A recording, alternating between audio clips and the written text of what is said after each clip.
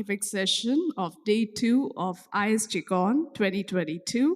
I'm your host, Khushbu Kapoor, and to start the very first session, which we have on the topic case-based discussion on fatty liver disease, we have our moderator here, Mr. Arun J. Sanyal. May I request him to please join us on the stage?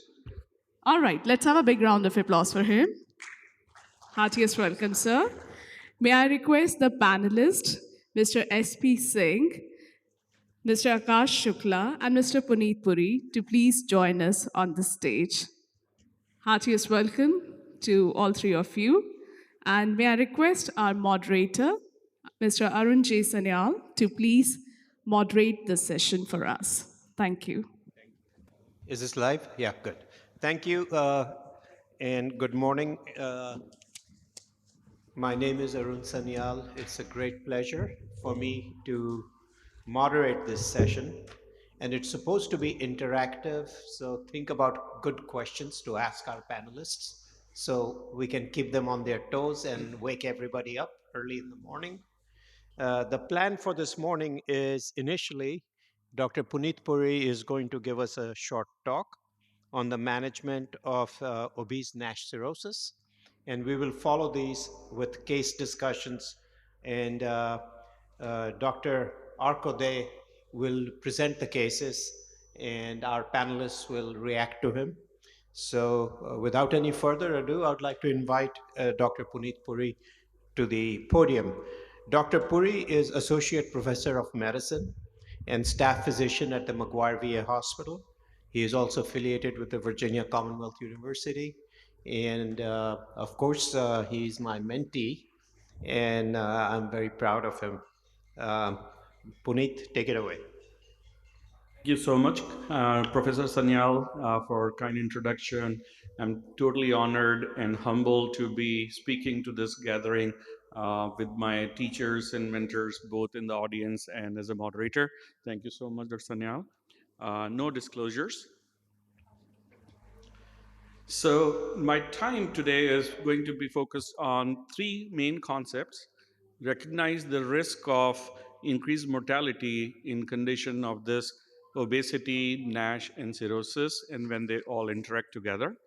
I'll focus both on liver-related mortality and overall mortality risks, and then also focus on sarcopenia and a subset of that, sarcopenic obesity and frailty, and how this may impact and strategies to encounter that. And last but not the least will be weight loss strategies for obesity, especially in the context of cirrhosis. So this is a deadly triad: NASH, cirrhosis, and obesity. All three of them independently are known to increase the risk of increased death and decrease in survival. So here are the data from the US cohort, followed for over 16, 17 years and modeled for excess mortality that showed that there's excess mortality with elevated body weight in this cohort of US individuals. As can be seen, the overall mortality is substantially increased from the baseline. Excess deaths per day are 1,324. When translated to a year, this is 500,000 increase in death due to obesity. This is also reflected in the excess mortality rate of nearly 1 in 5 or 20%. And this is also associated with decrease in expectancy in years of close to about 2.5 years compared to the other part. Now, two important things to note here. This is comparison between men and women. Generally, the trend for survival, women tend to live longer than men. Here, when they become obese, this is reversed. So excess death, both as shown in the pink here, as well as in the number of years, over 3 years compared to 1.5 or nearly 2 years in men. So it's very important that when it becomes obese women, they are at higher risk of dying compared to men. Now, this is a landmark study that was published in New England Journal. Dr. Sanyal was the lead author. And this shows the outcomes in NASH cirrhosis. And focus on the red arrows, since we are focusing on red arrows. F4 or cirrhosis shows increased risk of death from any cause, as well as hepatic decompensating events are higher in those that have cirrhosis compared to non-cirrhotics. And crude hazard ratios compared to cirrhosis versus any other stage, or F0, F2, is 5.6 folds higher, and crude hazard ratio for bridging fibrosis also is higher, nearly 3 folds. And this is similarly reflected in the hepatic decompensating events that also directly correlated with increase in mortality. Now, important to note, one of the key determinants of outcomes in those that have NASH cirrhosis is the risk of cancer, both to the liver and outside of the liver. And here we show, or Dr. Sanyal showed here, that F3 and F4 both, important to note, even F3 has higher risk of liver cancer with a hazard ratio of 9 folds compared to that of F0 to F2 fibrosis. And similarly, extrahepatic cancers were also higher in those with cirrhosis compared to non-cirrhotics. Now, this is a mathematic model I'll just like to walk you through for another important concept, and that is a model for the outcomes based on NAFLD simulators publicly available. And this is a 50-year-old male projected survival.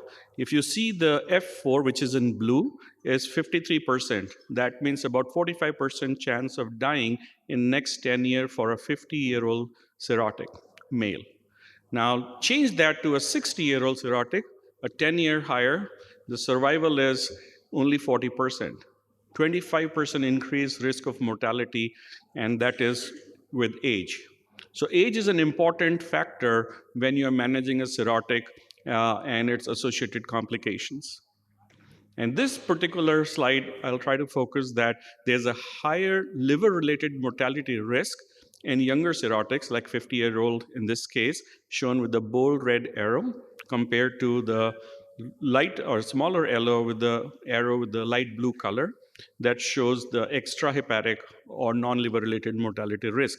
The background mortality, as you can see over time, is pretty comparable. But when it is a 60-year-old male cirrhotic, this reverses. The non-liver related mortality causes are higher than liver related mortality. So very important, again, which kind of patient you are dealing with, an older versus a younger. And this compares the two, as can be seen on F4, the blue bar, that the F4 in a 50-year-old male on the top panel compared to the F4 in the bottom panel, the risk of liver-related mortality is higher in a 50-year-old compared to a 60-year-old, and the reverse is the case, that there is a twofold higher risk of dying from non-liver-related causes in a 60-year-old individual compared to a 50-year-old. So again, emphasizing that outside the liver causes also need to be focused. Now, this is a big question. The general theory is that cirrhosis is irreversible. Is that the case? And here again, Dr. Sanyal showed in this landmark study, I think, a very profound data that suggests on the left panel, when the fibrosis stage was compared with the NASH CRN category, and another way of looking at it as Ishaq fibrosis stage. In both situations, those that where there is a regression in cirrhosis, it significantly improves the survival. Mind-blowing. About 84% chance of surviving with reversal of cirrhosis. Now, switching gears, one of the other important things that need to be looked at is the presence of nutritional status and the muscle status. And just for the operational terminology for frailty and sarcopenia, often they kind of coexist, but for sarcopenia, it is the phenotypic representation of muscle mass or muscle loss. And the frailty is the phenotypic representation of the function of the muscle. And these were the first time that these guidelines were published about a year and a half ago in hepatology. So just to point out that BMI is not as good as a marker for assessing muscle loss. And this is a representative case that shows that a BMI of 32, both on the left and right side, have two different skeletal muscle indices at L3 level when measured through the CT scan. In the left, this is decreased. Compared to the right, you can see the fuller muscles out there. So 70 versus 49. And it does impact the survival. So sarcopenia adversely affects the probability of survival in cirrhosis, almost twice increased risk in about 2 years of dying in those that have sarcopenia compared to preserved muscle mass. And this can be reversed. And one of the studies that came out from Cleveland Clinic did show that in patients with TIPS, where there was reversal or improvement in the muscle mass, the survival also concomitantly improved compared to those that remain sarcopenic. Now, when sarcopenia is present, it also impacts the MELD score. And this shows that the MELD of 15 in a non-sarcopenic versus sarcopenic, there's a remarkable difference in survival. In contrast, if you look at it, that presence of sarcopenia offsets that cutoff, and both MELD greater than 15 as well as less than 15 have similar outcomes because of the presence of sarcopenia. This emphasizes the point that sarcopenia is an independent risk factor for increased mortality in cirrhotics, more importantly, even in those that have low MELD score. So this led to further work, and this liver frailty index was developed by Jennifer Lai, and it included 3 components: the grip strength, the time chair stance, and the balance testing. Details are available in these respective papers as well as in the guidelines that I mentioned earlier. And this is developing all the 3 in this formula shown here. Based on the cutoff, it is either robust, pre-fail, or frail. And less than 3.2 is robust, while greater than 4.4 is frail. And again, Jennifer showed the similar thing before that I showed in the previous slide, that the MELD score, as shown here, the dark black line versus the light blue line, clearly with a difference in the MELD score of 14 versus 23 with robust and frailty, there is a significant difference in survival. However, a MELD of 14 with frail has a similar mortality as that of MELD of 23, which is robust. Very important point. So try to recognize in a cirrhotic early enough that if they are meeting these cutoffs, if they are in pre-fail, how can they be converted to robust? And this is another important outcome in this that Jennifer Lai showed, that if the patients are decompensated, regardless of that, in addition to that, if there is frailty, then there is 2 to 2.5-fold increase in their mortality, as shown here with the black bars, which are frail, compared to the gray bars, which are non-frail. And this is presence or absence of decompensating events like ascites or encephalopathy. So very important again, while we are focusing on obese NASH, we don't miss the boat for those that have risk inherent to the disease itself, which is cirrhosis. So these patients should be immunized to meet their all preventive measures, including the COVID vaccine, the screening for cancers, both liver-related and non-liver related, are important. Screening for complications such as varices and encephalopathy, and early recognition, and if so, present interventions for frailty and sarcopenia to minimize its impact on long-term survival, as well as to optimally control the metabolic comorbidities, including diabetes and obesity, as we know both increase risk of complications in death in patients with cirrhosis. To remind you, NAFLD is a multi-system disease, and shown here is that there is a 1.5 times increased risk in cardiovascular disease, kidney disease outside of the liver, and increased risk of cancer, both breast and colon cancer. And this study came out from our own group. Dr. Siddiqui led this trial that they discovered that patients getting evaluated for liver transplant had a prevalence of about a third of them had presence of coronary artery disease. Their lipid profile was similar in presence and absence of coronary artery disease, and there was an underutilization of preventive measures, both statins and aspirin, and there was no increased risk of complications associated with either of these two medications, emphasizing that we under-recognize and under-treat this extrahepatic complication, which is the most common cause of death, as we looked at 60-year-old outside of the liver in that case that I showed you. This is a study that came out from the Veterans Health Affairs System, where two cohorts of nearly 21,000 and 51,000 patients looked at the use of statins and its impact in those with cirrhosis. So there's the general fear that with statins there will be more worse outcomes, but both in statin naive as well as existing users, there was about 7 to 8% decrease in the risk of mortality incrementally, and more importantly, a 10 milligram per deciliter increase in baseline total cholesterol was associated with 3.6% increase in mortality, and this was reduced in those that had new initiation of statins that have previously not been treated. So use it to protect more.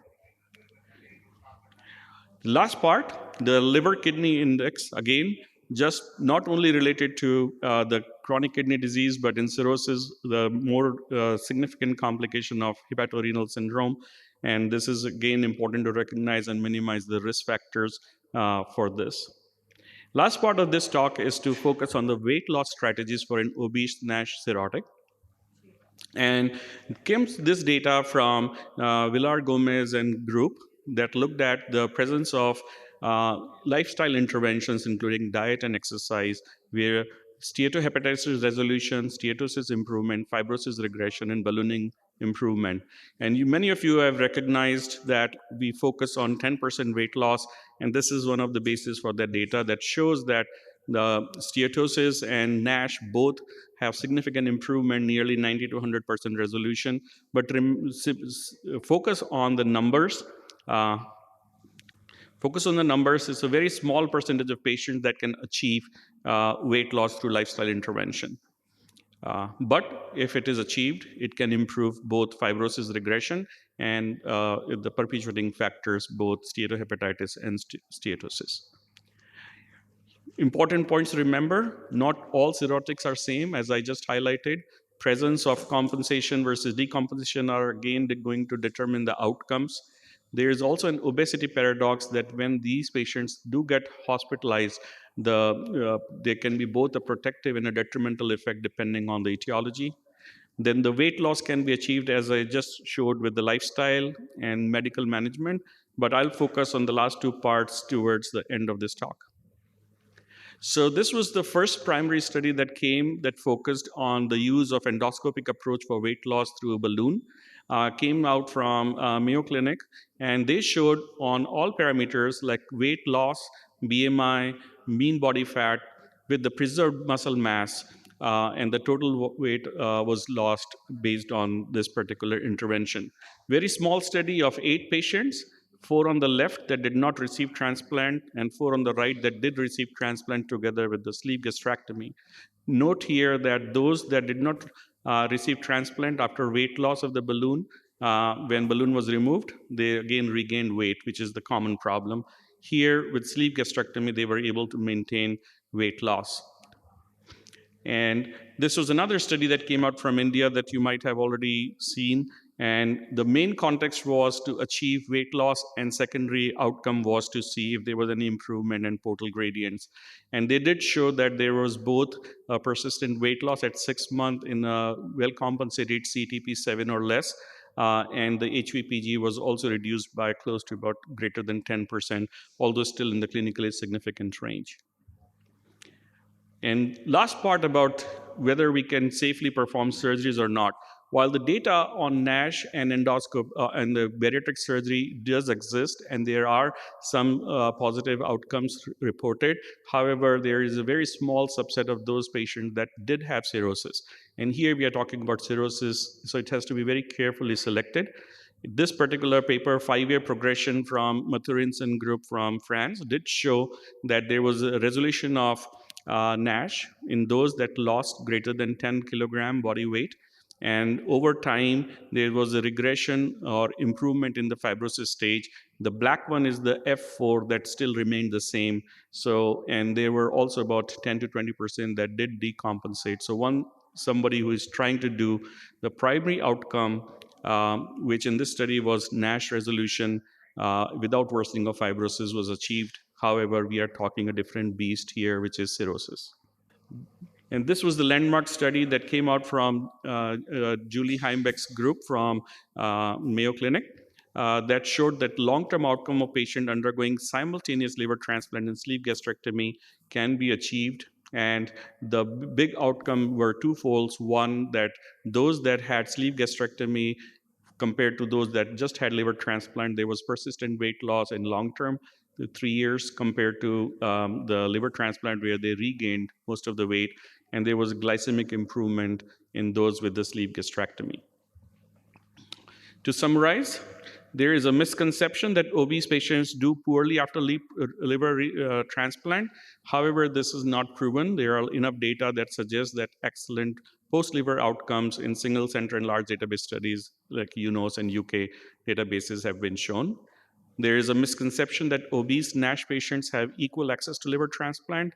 I think they do face the stigma, as well as they are underserved with low rates of evaluation and transplant, with the feel that they may not be an optimal candidate.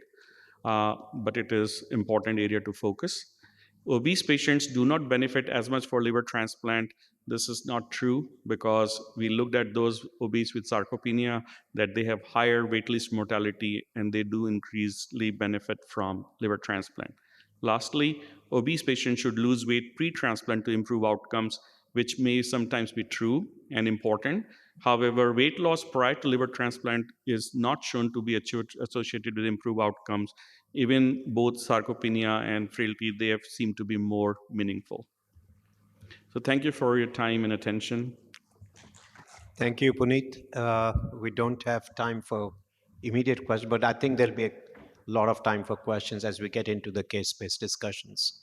So I would like to invite to the podium Dr. Arkode, who is currently an assistant professor at PGI Chandigarh, and he will present the cases, and I will ask the panel to react to the questions posed. So without much further ado, I'll just move on to the case. So we had this 49-year-old gentleman who was obese. He was known hypertensive for the past 10 years on irregular medication. And in 2019, that's around 3 years back, he consulted a bariatric surgeon.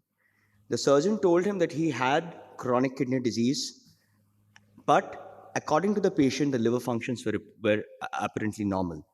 The patient was taken up for bariatric surgery, but the procedure was abandoned intraoperatively in view of the finding of a nodular liver surface. The patient went into a tiff with the treating doctor and the treating team there, and ultimately he left against medical advice, and we do not have detailed records of this episode.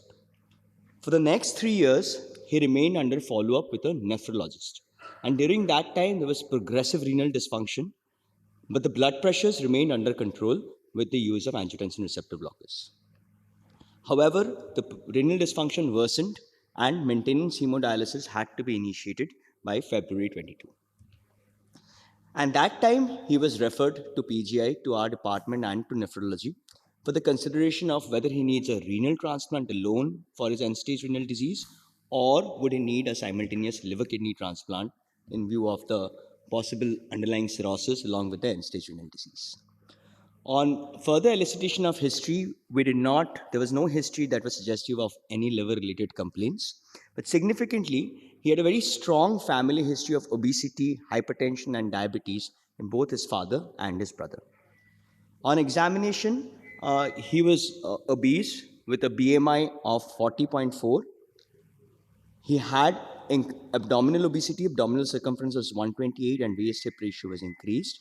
And he had dynapenia, the hand grip strength was low, around 21. His vitals were stable. General physical examination was largely unrevealing. Per abdominal examination, the liver was palpable with a span of 14 centimeters. It had a firm consistency, but on examination, the surface seemed regular. There was no palpable splenomegaly, and there was no clinically detectable free fluid per abdomen. Other systems were within normal limits on examination. When we went ahead with the workup, he had anemia. He had thrombocytopenia with a platelet count of 1.14 lakhs. His liver enzymes were deranged, but they were less than 2 times of the upper limit of normal, and AST was more than ALT. He had hypoalbuminemia with an albumin of 3.4. Creatinine was deranged, and the EGFR calculated as per the MDRD6 was around 22. Serum electrolytes were normal, and alpha fetoprotein was also normal. On etiologic workup, his metabolic profile revealed that HbA1c and fasting blood sugar levels were normal. He had a raised triglyceride, low HDL, and the LDL was also high. The thyroid function tests were within normal limit. On other etiologic workup, the viral markers were negative, autoimmune workup was negative, and iron profiles were within normal limits.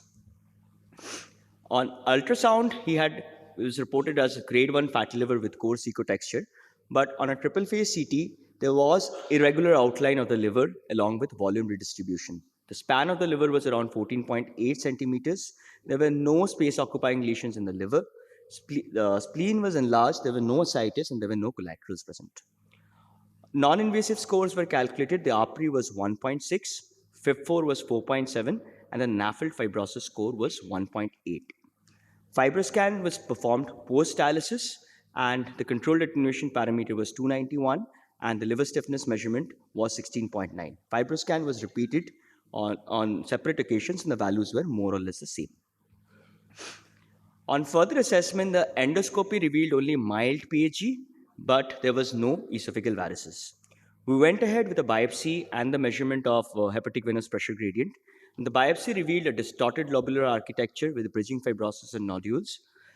There was macrovesicular steatosis, mild macrovesicular steatosis with occasional foci of lobular inflammation with some ballooned hepatocytes and pseudoresetting. The NAFLD activity score was only 3, and the fibrosis score was F4. The hepatic venous pressure gradient, the HVPG, was borderline at 10 millimeters of mercury. So the questions that I would like to ask, put to my panelist, the first is, how do you make a diagnosis of NASH cirrhosis in your day-to-day clinical practice? And do you think that a liver biopsy is necessary for making the diagnosis of NASH cirrhosis? So why don't we start with, let's start with Akash. We'll work our way down Good morning. We don't do biopsies routinely for all patients with NASH cirrhosis. Although the guidelines do tell you that the only way to diagnose NASH is liver biopsy, but I don't think it's a routine.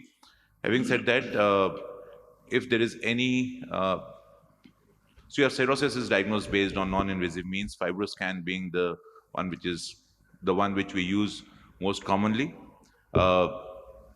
As a pre-screening tool, we use the APRI and the FIB4, but the final confirmation for us is FibroScan for saying that this patient is cirrhotic.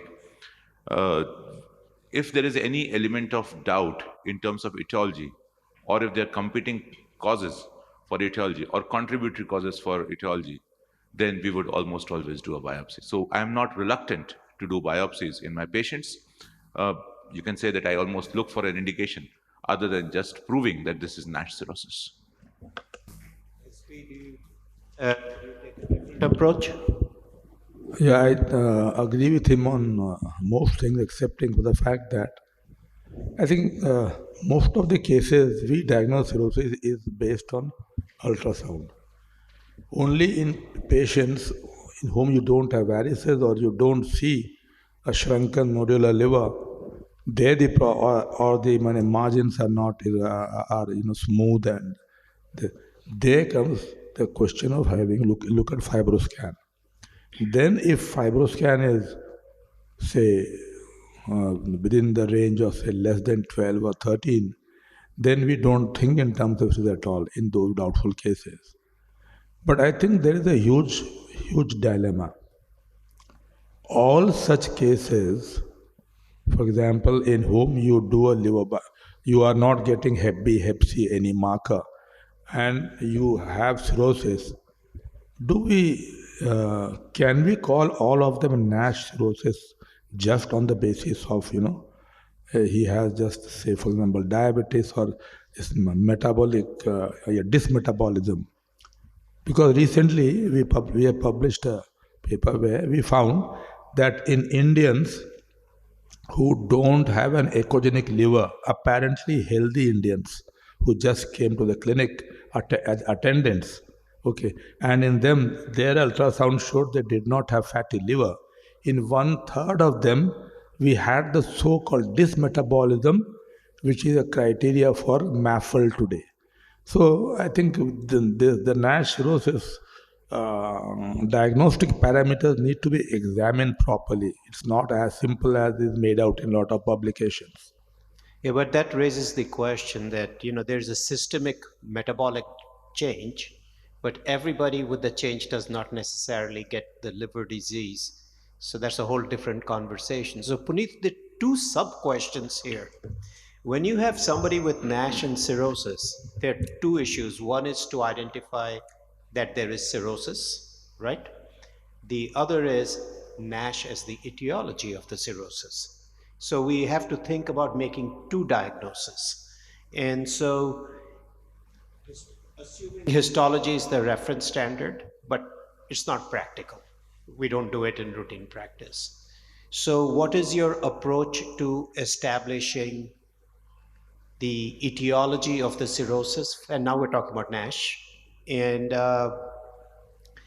do you separate out whether you have high likelihood, intermediate, highly likely, possible, probable, or is it just a yes and no answer for you?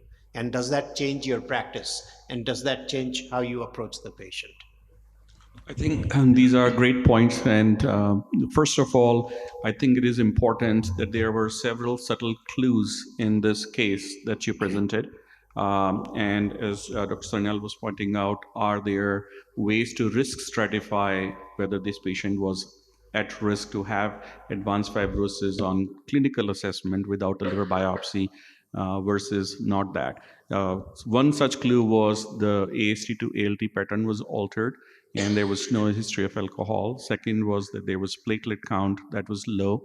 Third, that was the presence of your FIB4 that was 4 point greater, and the other two, both NAFLD fibrosis score and the APRI. And I would like to make a comment on NAFLD fibrosis score specifically because it's very heavily driven by the BMI. So you may get a very falsely elevated if those are discrepant and discordant, where FIB4 is low, intermediate, or normal, then it is important to kind of pursue additional testing, both ultrasound and FibroScan. And what Dr. Singh just pointed out regarding the absence of fat in those that you don't see echogenic liver. In cirrhosis, in histology, we do notice that there are a subset of patients that there's no steatosis present and the other characteristics of defining that this is fibrosis is present. So there is a belief and there are like a lot of work then that there is a gradual decline in presence of steatosis, which is not a good marker. Similarly, your lipid profile may not be truly reflective of whether you are in good control in metabolic side. If your like HDL is low, your total cholesterol is low, those are again poor indicators of markers of poor prognosis in patients with cirrhosis too. So the issue then is, one is if you can show fat in the liver, you've ruled out all the other common causes, but you have fat, you have the right phenotype, and you have something that looks like cirrhosis, you can reasonably confidently make a diagnosis that this is most likely due to fatty liver disease, alcohol or non-alcohol. And the issue becomes sometimes you lose the fat. Because it's well established that as you progress into cirrhosis, the steatosis goes down because the liver's ability, remember in insulin resistance, initially the whole body is resistant to insulin. The one organ that maintains sensitivity is the liver. And the liver is the first organ that sees the insulin coming out of the pancreas. So when you're insulin resistant, the pancreas responds by releasing more insulin. The liver sees that insulin, and it is the lipogenic effects in the liver are maintained. So you get increased de novo lipogenesis. But as you progress to cirrhosis, the insulin resistance spreads to include the liver. So now your de novo lipogenesis is going back down, your fat goes down. So then you have to rely on the clinical profile. So we published a paper 20 years ago, and now it's been repeated by many other people, where we took obese diabetic patients who had quote unquote cryptogenic cirrhosis. And post transplant, if you follow them long enough, 100% get fat back in their liver. NASH has just shifted. You wait a little longer. And it was actually the first demonstration that you could actually progress from fatty liver to steatohepatitis, because the old idea 30 years, 25 years ago was you either got fatty liver or you got NASH, and you just stayed in your track. But that was the first demonstration that you could actually move.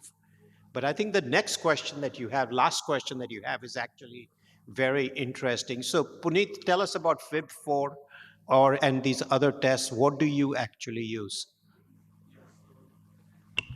So I think like we very heavily rely as our first test using FIB4 in distributing whether they are at low risk or at higher risk.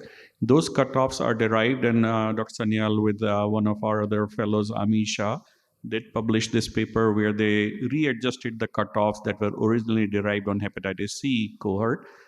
So the FIB4 of less than 1.3 indicates very low risk, F0 to F1, and greater than 2.67 indicates high risk of F3 or F4.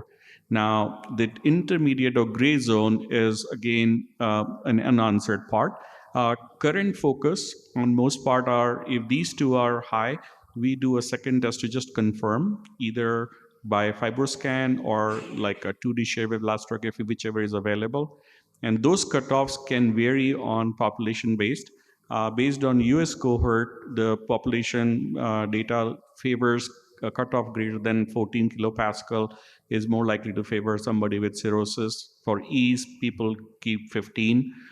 In our veterans population, which are like more obese and men, this is slightly higher. We see it closer to 16. Even 14 can be bridging or those. So that way we are able to risk stratify and decide on when there is discrepancy or equivocal test, an indeterminate range, both on FIB4 and FibroScan. Those are some areas that we choose a biopsy to further confirm, because you have, say, one of the tests pointing low platelet count, but others are not giving that number. Another important point in old people, 65 and above, FIB4 has to be kept that it is greater than 2. That is the cutoff. Less than 2 is more likely to be F0, F1. Akash, do you use it in a similar way, or do you have a different approach? So for FIB4, we actually use a cutoff of 1. We look at what is significant fibrosis rather than just looking at advanced fibrosis. We wrote it as a letter to editor in JHIP et al. And I think that is when we have validated this in our population. For EPRI also, I think we have found it to be pretty useful. It appears to be working better in our population as compared to what is published in the Western literature. We have found a AUROC of almost 0.79 to predict significant fibrosis. So when we have a combination of these two, I think we rarely miss out on patients. Of course, there will be a subgroup of patients with really normal transaminases, which we would be losing out. But there, I think the other modalities come into being. And we do use liver stiffness a lot now. And we try to actually, in our clinical practice at least, we try to get every patient's liver stiffness measurement done today. It also helps because we do get the cap value when we do the FibroScan. So that although doesn't really prognosticate the liver progression, but it does motivate the patient in losing weight. And on serial monitoring, you can actually show them which way they are moving. So SP, what is the uptake of, do you use the FAST score or Agile 3 or Agile 4 when you do the FibroScan, or you just look at the liver stiffness? Because we just look at the liver stiffness actually. we don't go beyond that. Yeah. Firstly. Because I think, at least in the West, people have sort of stopped looking at liver stiffness as a standalone uh, test, and they're combining it with the. So the FAST score is where you combine the CAP, the liver stiffness, and the AST, and you get a value. And if it's over zero 0.6, it identifies what we call at-risk NASH. So at-risk NASH is the patient who has increased risk of dying from the liver disease. So that's why at risk. So at risk is NASH with high activity, NAS of 4 or higher, and fibrosis stage 2 or higher. So it encompasses a lot, and there are 3 elements to it. So this is a composite diagnosis, and so the FAST score was designed for that. So just, I think, last month, we published in JHEP the validation of the Agile 3 and the Agile 4. So Agile 3 is designed to identify advanced fibrosis, F3 or F4, and then Agile 4 is for F4. And these are all, and I think Echosense is moving towards automating all these, so that when you do the FibroScan, if you input sort of some of the key things, it'll automatically give you all of those. I think those are going to be very helpful in refining the initial diagnostic approach, but then also the risk stratification and prognosis of patients. So when we're talking about things like FIB4, so I can tell you that at least in the US, people have stopped using all these other things, these first line biomarkers. FIB4 has sort of beat everybody out, and it's very robust, and it has its limitations with age and few things, but it actually continues. So there are 2 aspects to this, and so maybe I can ask Puneet again. How do you use the FIB4 for diagnosis, and how do you use FIB4 for prognosis? Because they're 2 different things, right? Because you're trying to understand 2 different things about the patient. Yeah, I think that's a very good question again. FIB4, by the way, was developed by one of our colleagues, Dr. Richard Sterling. That's his claim to fame.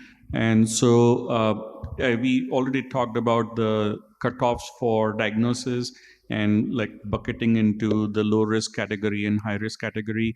And those that are like longitudinally followed, the FIB4 has shown to be both prognostically important in the decompensation risk of hepatocellular carcinoma as well as the death. So the paper came from the NASH CRN work that did show that this has a valuable outcome, and that should be followed over time. Our computer systems are built in to report the FIB4, so it is easy to take that into account and use that. In regards to the other, so I think that was the question.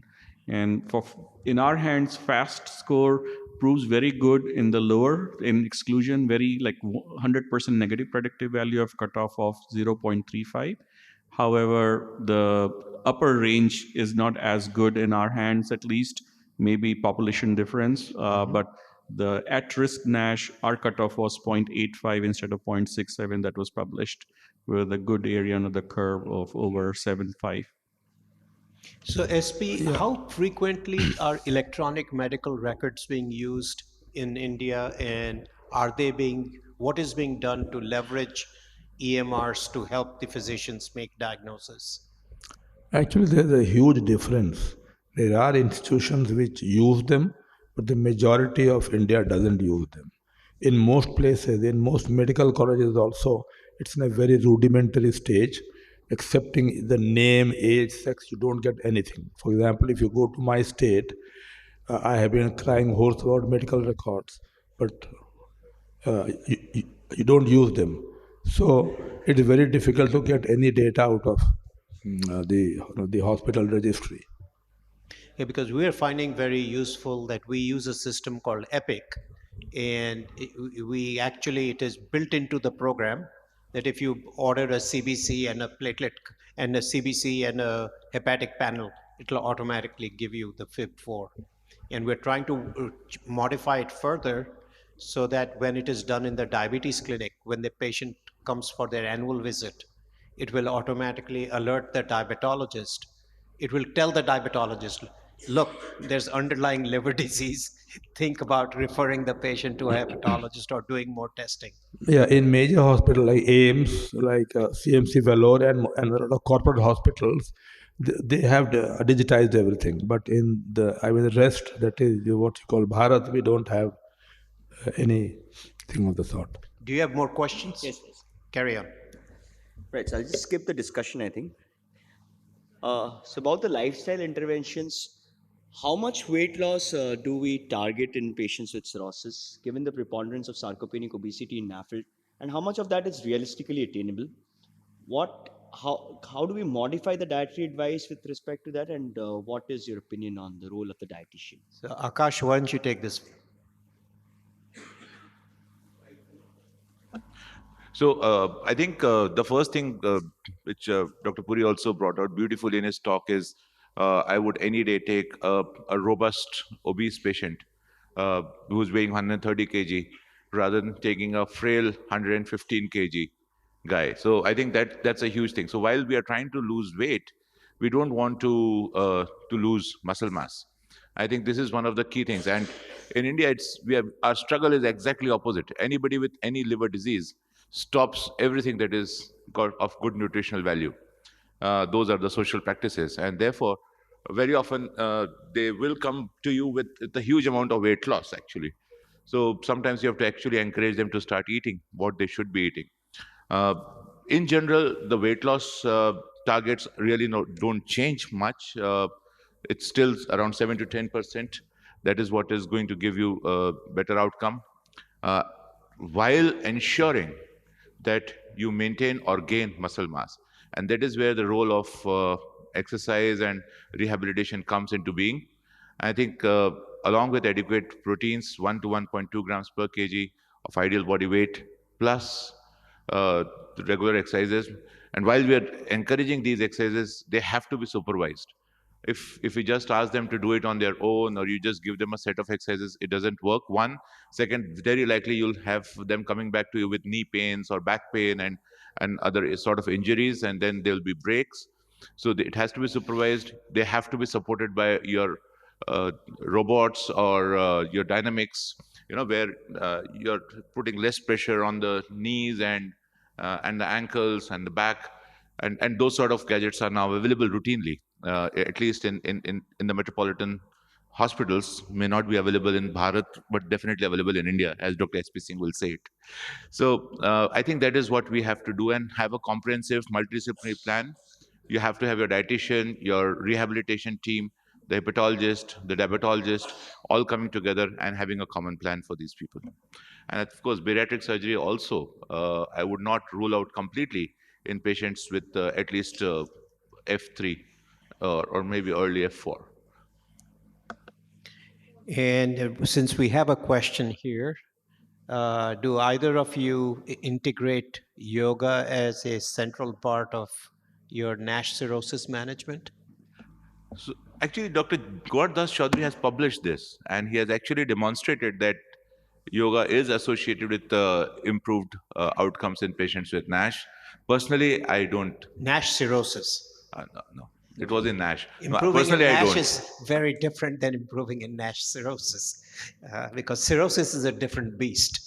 Right. in I and of think itself. this is a very good point. Right now, at the VA, the Veterans Affairs System, they have a concept called whole health, where emotional, behavioral, physical, and obviously patient-oriented things are there. So mindfulness is being strongly encouraged, and there are teams that can take charge.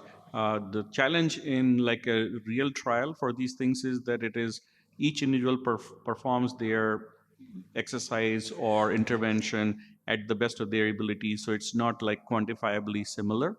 So the outcomes can be like judged, but other parameters like patient reported outcomes and overall like long term, like hard outcome like mortality, if benefits, probably yes, it may benefit with their eating behavior modification, it may help. So Well, let me ask you about two other things that may be actually more relevant to keeping your patient alive with cirrhosis.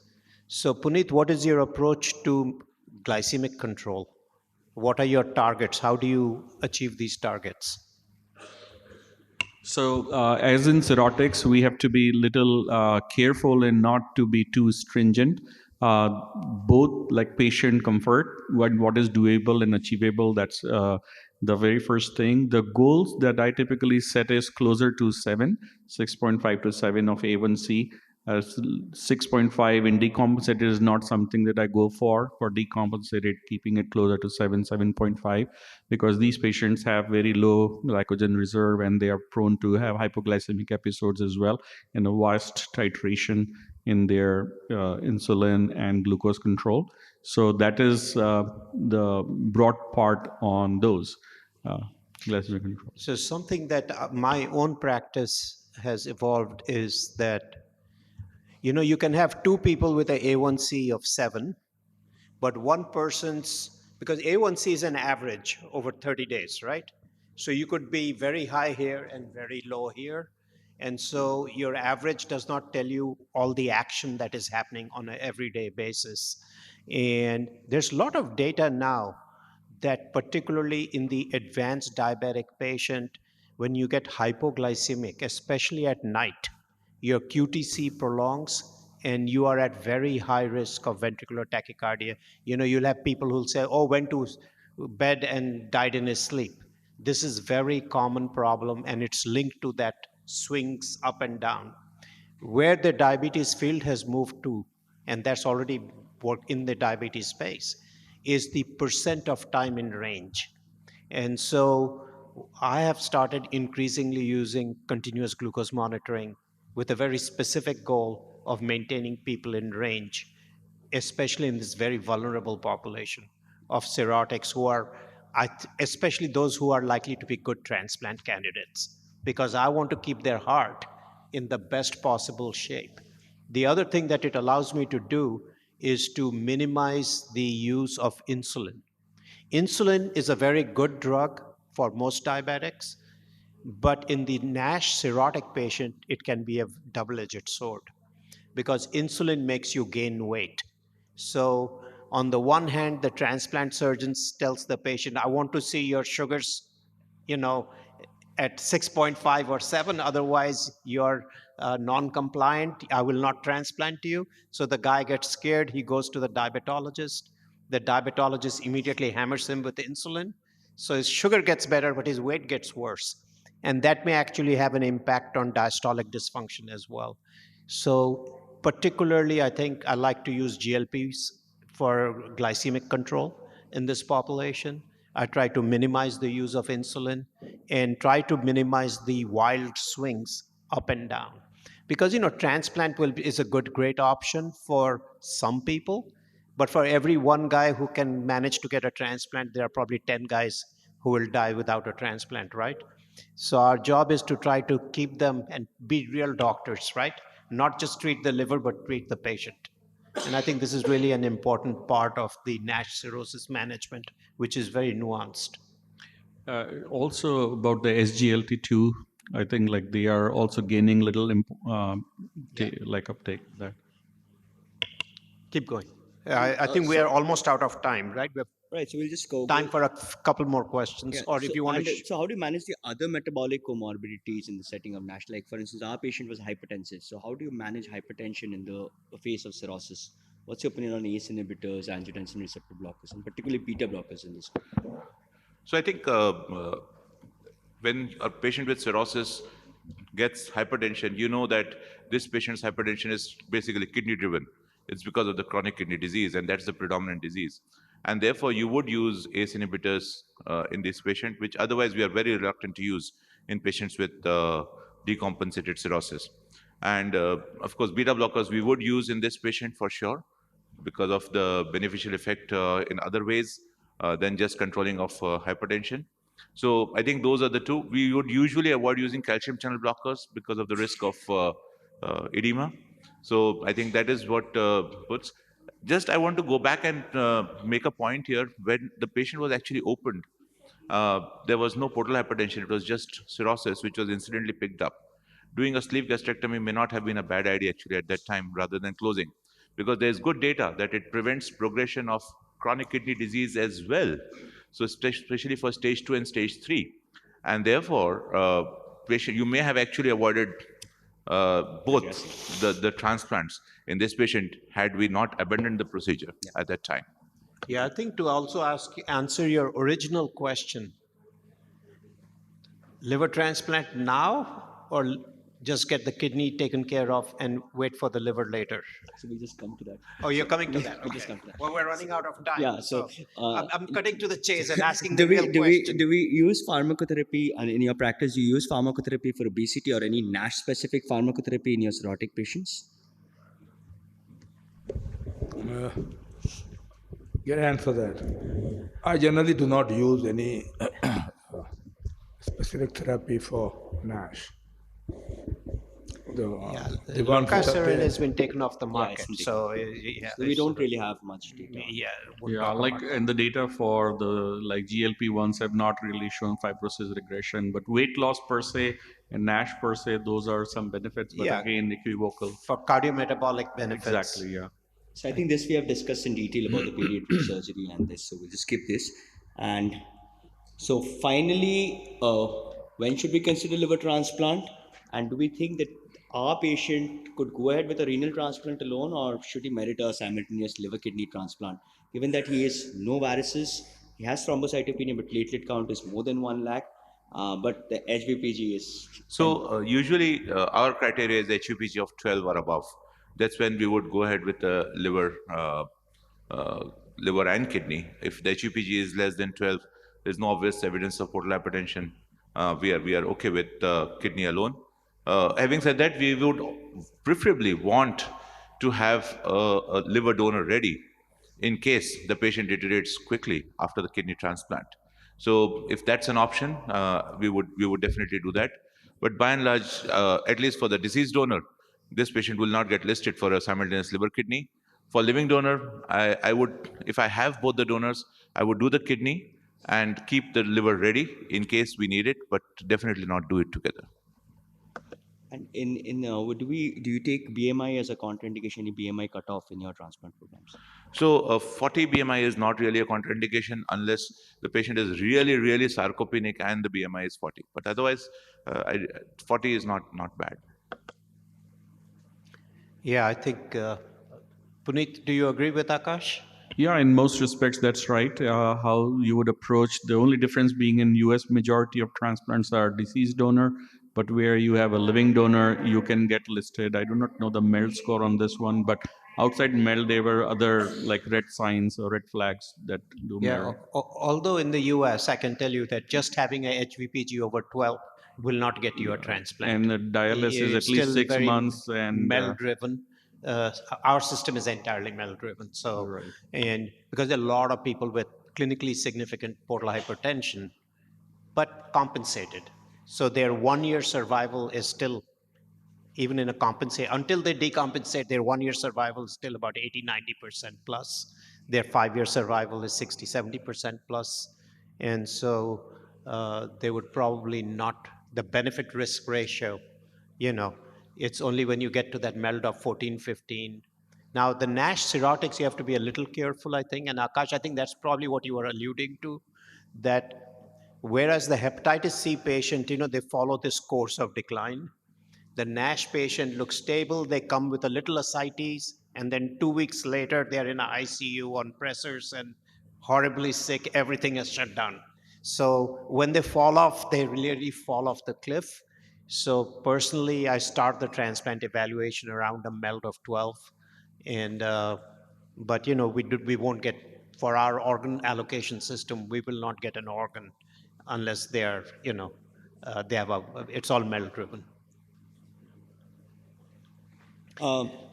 So in our patient, we went ahead with lifestyle interventions. Dietitian consult was taken, and he was given a hypocaloric diet of around 1,000 kilocalories and plant-based protein of around 1.2 gram per kg. Nowadays, in the CKD population also, who are on maintenance hemodialysis, that is the whatever renal damage has to occur has already occurred. They maintain a protein of 1.2 to 1.4 gram per kg, plant-based, low phosphate. We advised him exercise, brisk walking to the limit of tolerance. However, he was unable to lose body weight. He was on vitamin E 400 units, and there is some retrospective data with respect to this that vitamin E can decrease transplant-free survival as well as future decompensations in both diabetic and non-diabetic cirrhotics. After he was in our center, we take a HVPG cutoff of more than 10 for going ahead with SLKT. That's the definition of CSPH. He just had HVPG of exactly 10. And after discussion, the intragastric balloon was inserted for in order to stimulate body weight loss and to see if that could result in some regression of the fibrosis part. And it's now been 4.5 months. So he's almost lost 16.7% of his body weight. The BMI has come down from 44 to 36. Very interestingly, the post-dialysis liver stiffness measurement, that has also come down from 16.9 to 12.3 kilopascals. We'll wait a little bit more, and maybe then we will go ahead with further decision on exactly whether to take him up for SLKT or to go ahead with the renal transplant. Excellent case. Thank you, sir. You'll all agree that that was a great case. Thank you. Yeah, that was a Thank you great to the case. panel for a Thank you. great discussion. Thank you very much. Okay, that brings this session to an end. The panelist and moderator, may I request you all to kindly be here again at 2 p.m. after the lunch. And the other sessions and orations are going on at Hall A. So kindly join us at Hall A. Thank you so much. Once again, thanks to our speakers, moderators. We'll see you at Hall B at 2 p.m. Thank you. Well, very good afternoon, everyone. May I request everyone to please take your seats. Thank you so much. Heartiest welcome after the lunch break. I'm your host, Khushbu Kapoor. Let's move on to the very first session after the break. And this one is about NAFLD NASH. And our chairpersons for this session are Dr. Ramesh Roop Rai, Dr. Mohammad Yasin Muzu, Dr. Amit Goyal, and Dr. Sundaresan Santosh. May I request our chairpersons to please join us on the stage. Heartiest welcome to our chairpersons. We have Dr. Ramesh Roop Rai, Mohammad Yasin Muzu, Dr. Amit Goyal, and Dr. Sundaresan Santosh on the dais. May I request our chairpersons to kindly take it forward. Thank you.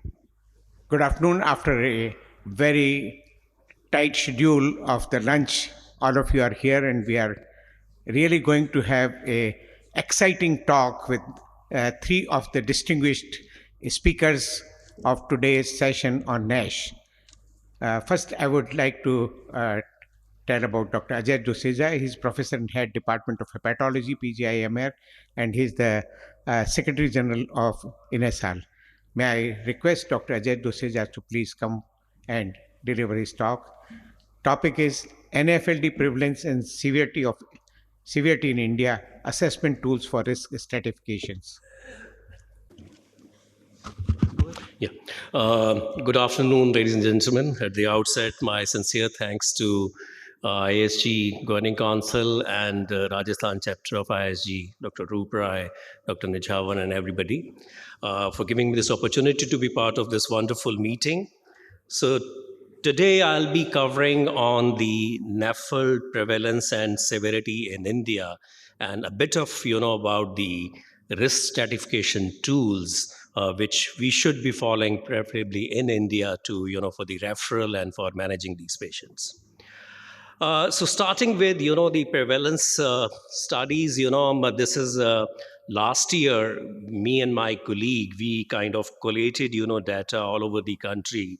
And we found that India had a variable kind of prevalence, which has been reported in different studies varying from around 9% to 53%. And this actually had, a lot of geographical variance, and I'll show you some data on that. Some rural and urban divide, which is there, And obviously, average risk versus the high risk prevalence obviously is different. And when it came to the severity, I think there was some initial data based on the presence of metabolic risk factors, and then we had some histological data, and lately we do have data on NITs telling us about the severity of this disease, and it tells us that NAFLD in India is an important cause for advanced fibrosis and cirrhosis and liver cancer. So as I said, I'll take off from here, and thereafter, last year, Shalimar, Amit, who's here, they did a wonderful job, and putting this as a systematic review and as a meta-analysis. They told us about the prevalence of all these, studies, and the message from this, meta-analysis again was that the prevalence in adults is close to around 38.6%, which is way higher than the 25% prevalence which is quoted by Zubair University's paper Global Prevalence. More surprising is children prevalence is around 35.4%, and this is based on data of around 50 studies, 23,000 adults, and maybe 3,000 children data. Again, urban more than rural, hospital-based prevalence more than community, and then there were some state-wise differences, and as I said, high risk more than the average risk. So now I'll show you maybe some of these studies. As I said, the lowest prevalence from India was quoted in this paper in 2010 by Abhijit's group from rural West Bengal, which said prevalence as 8.7%. But look at this. All these, around 1,900 subjects who were kind of screened in this study, 87% of them to begin with were either normal body weight or underweight. 47% of them were underweight. So total 87% of them actually were either normal or underweight. So within that, they found that it was only 8.7%. So the reverse in Chandigarh, when we screened our 1,000 blood donors, where 93% of them were overweight or obese, and we found that the prevalence was 53%. There are two extremes happening within the country, from 9% to 53%, depending upon, what kind of metabolic health, that particular population would have. So that's the variation, as I said, what we have in India. Then, as I said, high risk versus the average risk. So this is, one of the recent data from Medanta group. I think Koche had done this work, 600 diabetics. And they found that on ultrasound, the prevalence was 84%. And, as the number of metabolic risk factors, keep on adding, the prevalence of fatty liver will keep increasing. Rural versus urban, this is again a very good work from, again, AIIMS, where they looked at the prevalence of ultrasound prevalence of fatty liver in urban area 65%, but to the surprise, even in the rural part, they found a 61% prevalence of fatty liver disease. We also did a similar work in Chandigarh and around, both in urban and rural. This is yet to be published, and we found again 54% in the urban and 30% in the rural. So which is, even in the rural part of India, I think depending on the metabolic risk factors, I think the prevalence obviously is much higher than 8.7%, which was quoted in, 2010. Finally, again, this paper from, again, All India Institute, which actually looked at the family members of patients with fatty liver disease. There is always, both the environmental factors and the genetic factors we know are causative agents for fatty liver disease. So I think they would share both the environment and the genes. So within the family members, around 447, they screened and they found the prevalence was around 55%, which tells us that obviously they were sharing both the environmental and the genetic factors.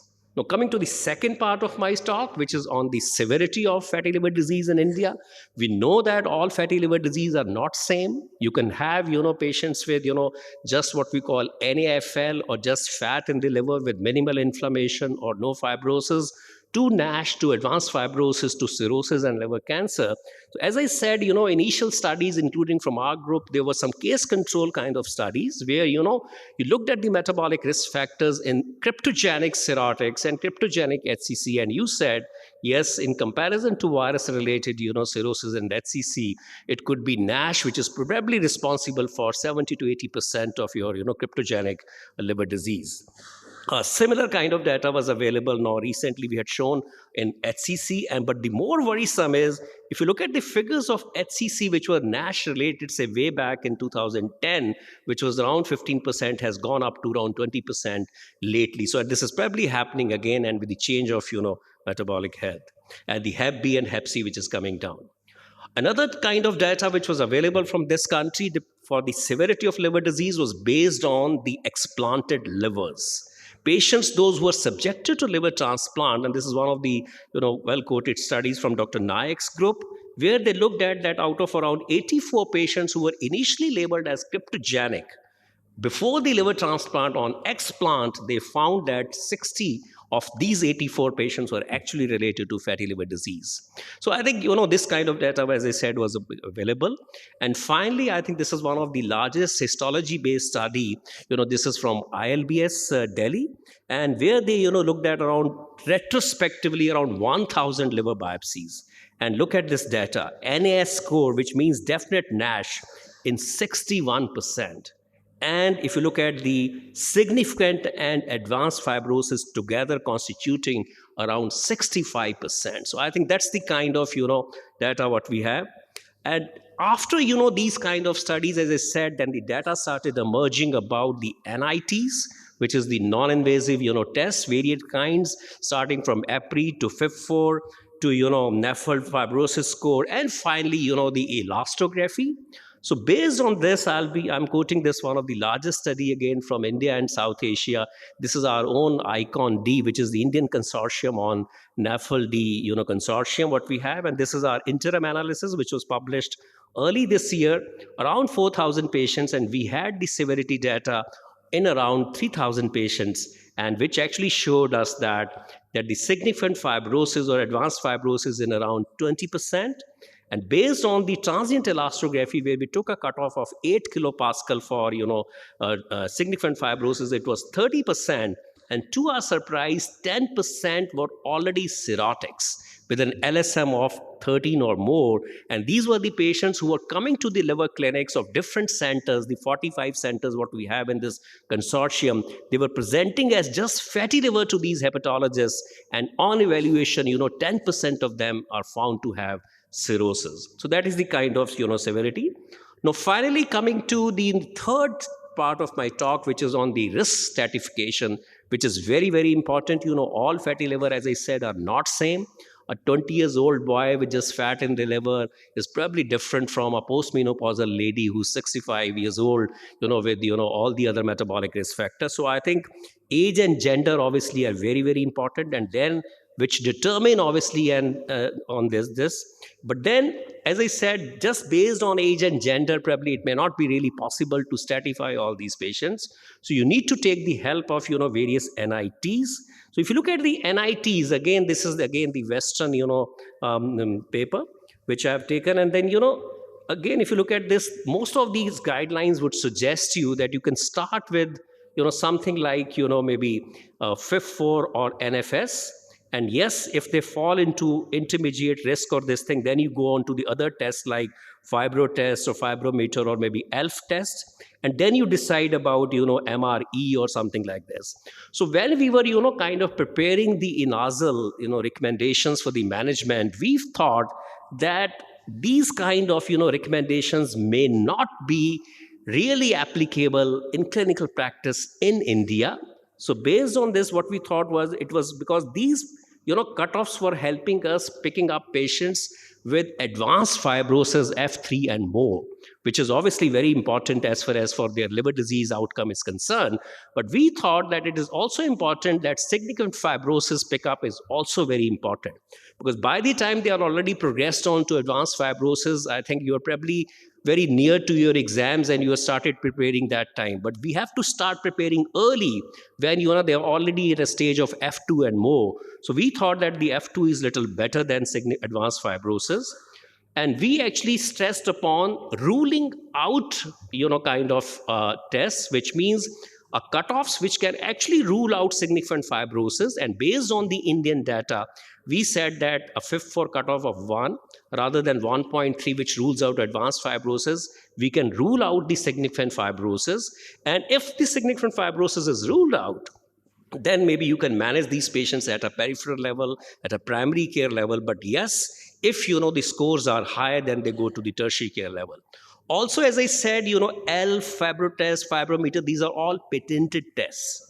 They are not available, they are costly, and so we actually suggested that we should follow the simple bedside tests which are available on your laptops and your mobiles, which is APRI and FIF4, and based on that you can take a decision of referral of these patients. Similarly, I think here in the high risk they were suggesting liver biopsy, and we looked at our data, including the ICON-D data. We found that the liver biopsy acceptance rate was not very high in this country. So we said that the liver biopsy only if there is discordance between the tests, rather than suggesting in everybody who is high risk. And finally, between the VCT and MRE, again we thought that the MRE may not be available in most of the centers in this country.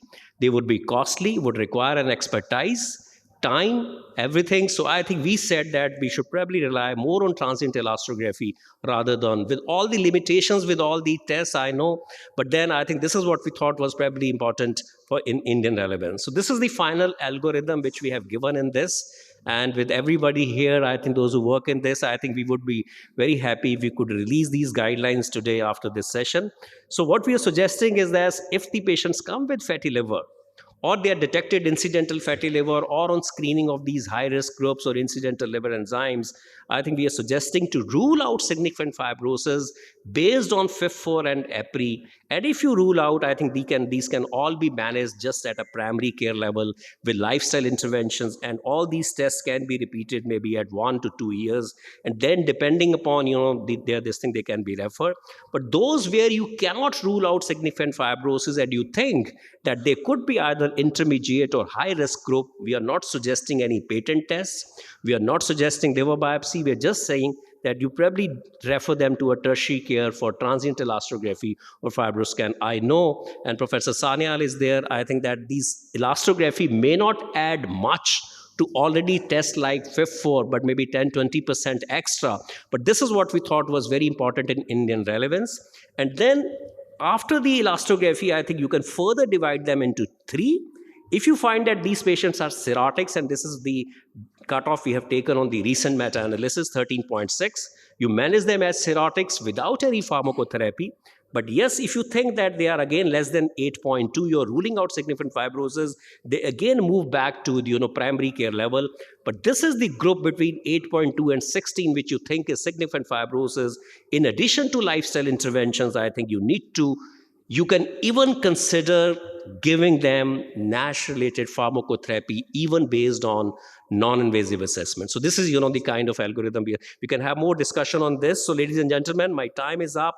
And I would like to summarize by saying that if you look at the pooled prevalence of NAFLD in this country, it's close to 38%, which is higher than, as I said, the global prevalence.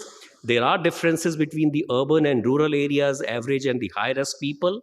When it comes to severity at presentation, I think based on the data, it looks like that more than half of these patients have histological NASH, 30% have significant fibrosis, 20% have advanced fibrosis, 10% cirrhosis, and of all cryptogenic cirrhosis and SCC, the NAFLD constitutes around 20%. And finally, for risk stratification, age, metabolic risk factors are very, very important. But follow the NITs, and in our setup, as I said, simple tests like APRI and FIF4 rule out significant fibrosis. And if you're not able to rule out, I think do a transient elastography and then take a call. How do you want to manage these patients? Thank you very much for your kind attention. Thank you, Dr. Ajay. We will be taking questions after this session. I would like to invite Dr. Arun J. Sanyal. He is the director of Sanyal Institute for Liver Disease and Metabolic Health. He will be talking on new drugs and rational combination therapy for NASH. Thank you, Dr. Sanyal. Hi, thank you. And it's a great pleasure and honor to be back here.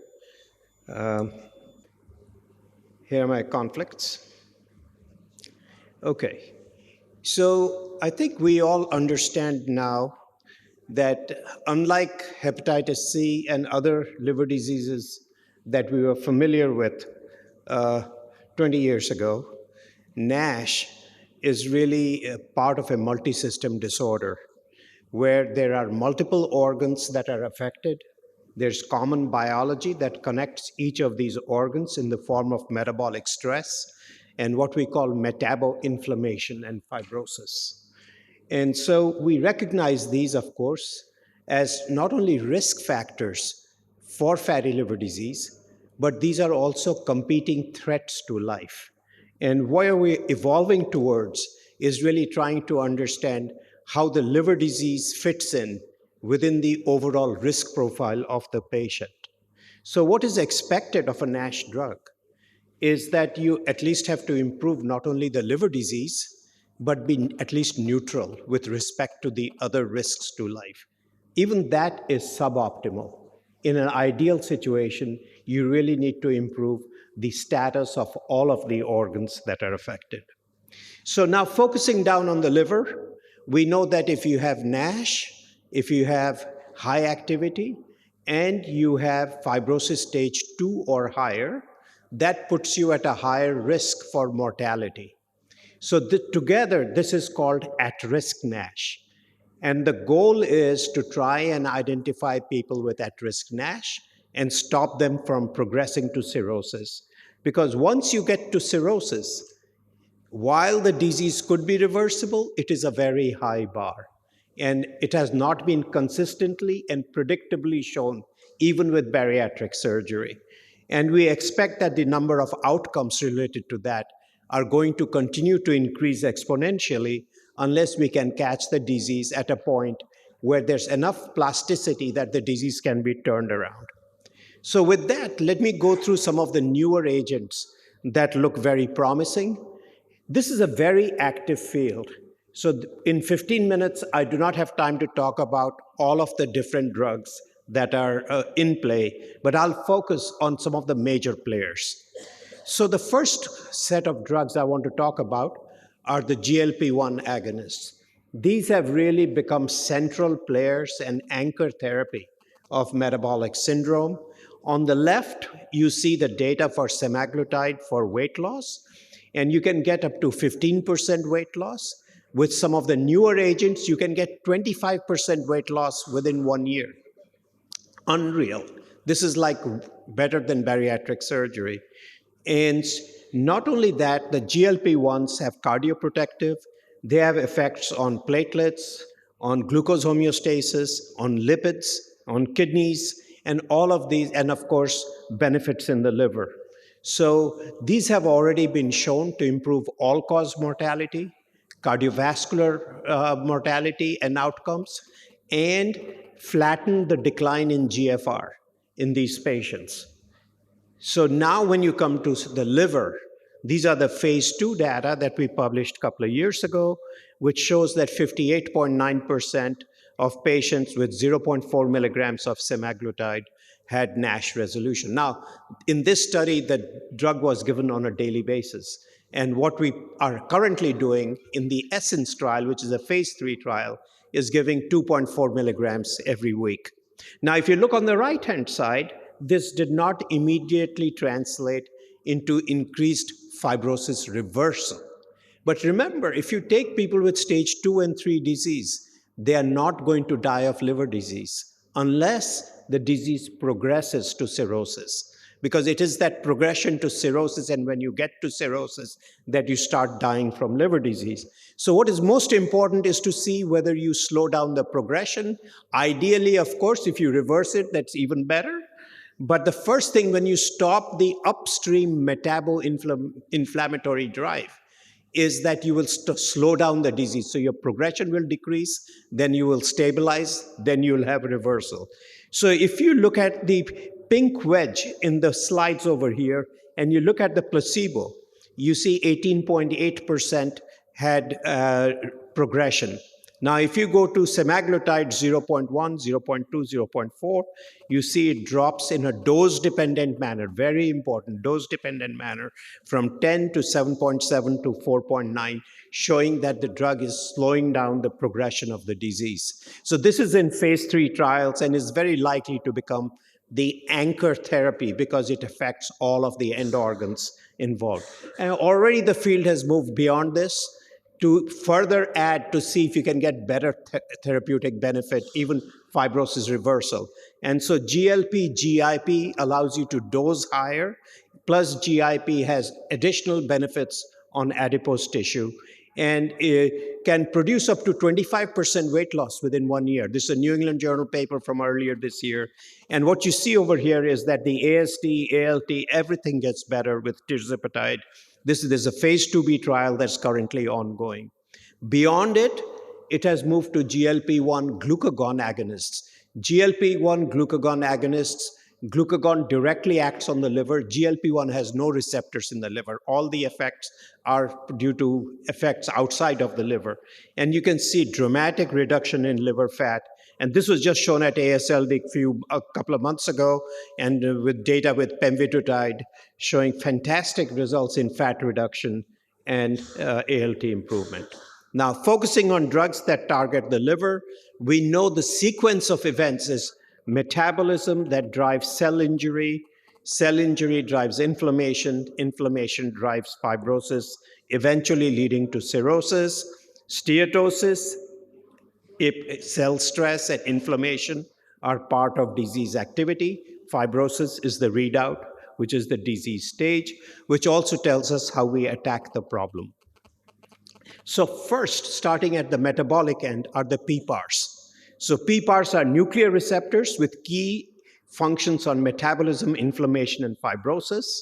And lanifibranor, which is a pan-PPAR agonist, affects steatosis, inflammation, fibrosis, macrophage activation, and in phase 2b, a well-powered phase 2b study significantly improved NASH resolution without worsening fibrosis, one-stage fibrosis reduction. They actually reversed fibrosis with 42%, and with a combined endpoint of both NASH resolution and fibrosis improvement, as you see in the green bar, 31% compared to 7%. And so this is in phase 3 as well, looks very, very promising. But potential limitation, it is a little heavy on the PPAR gamma, so you gain weight, there's some fluid retention, and hemoglobin drop due to hemodilution. Saroglitazar is a drug that you have in India. It's approved right here. And so you all know about saroglitazar. I think it's a little awkward and embarrassing that the phase 3 study has not been published. I'm going to just say it right out there. But what is published is shown over here. This is a pilot study that we did in the US. It's very small with only 16 patients. But look at this.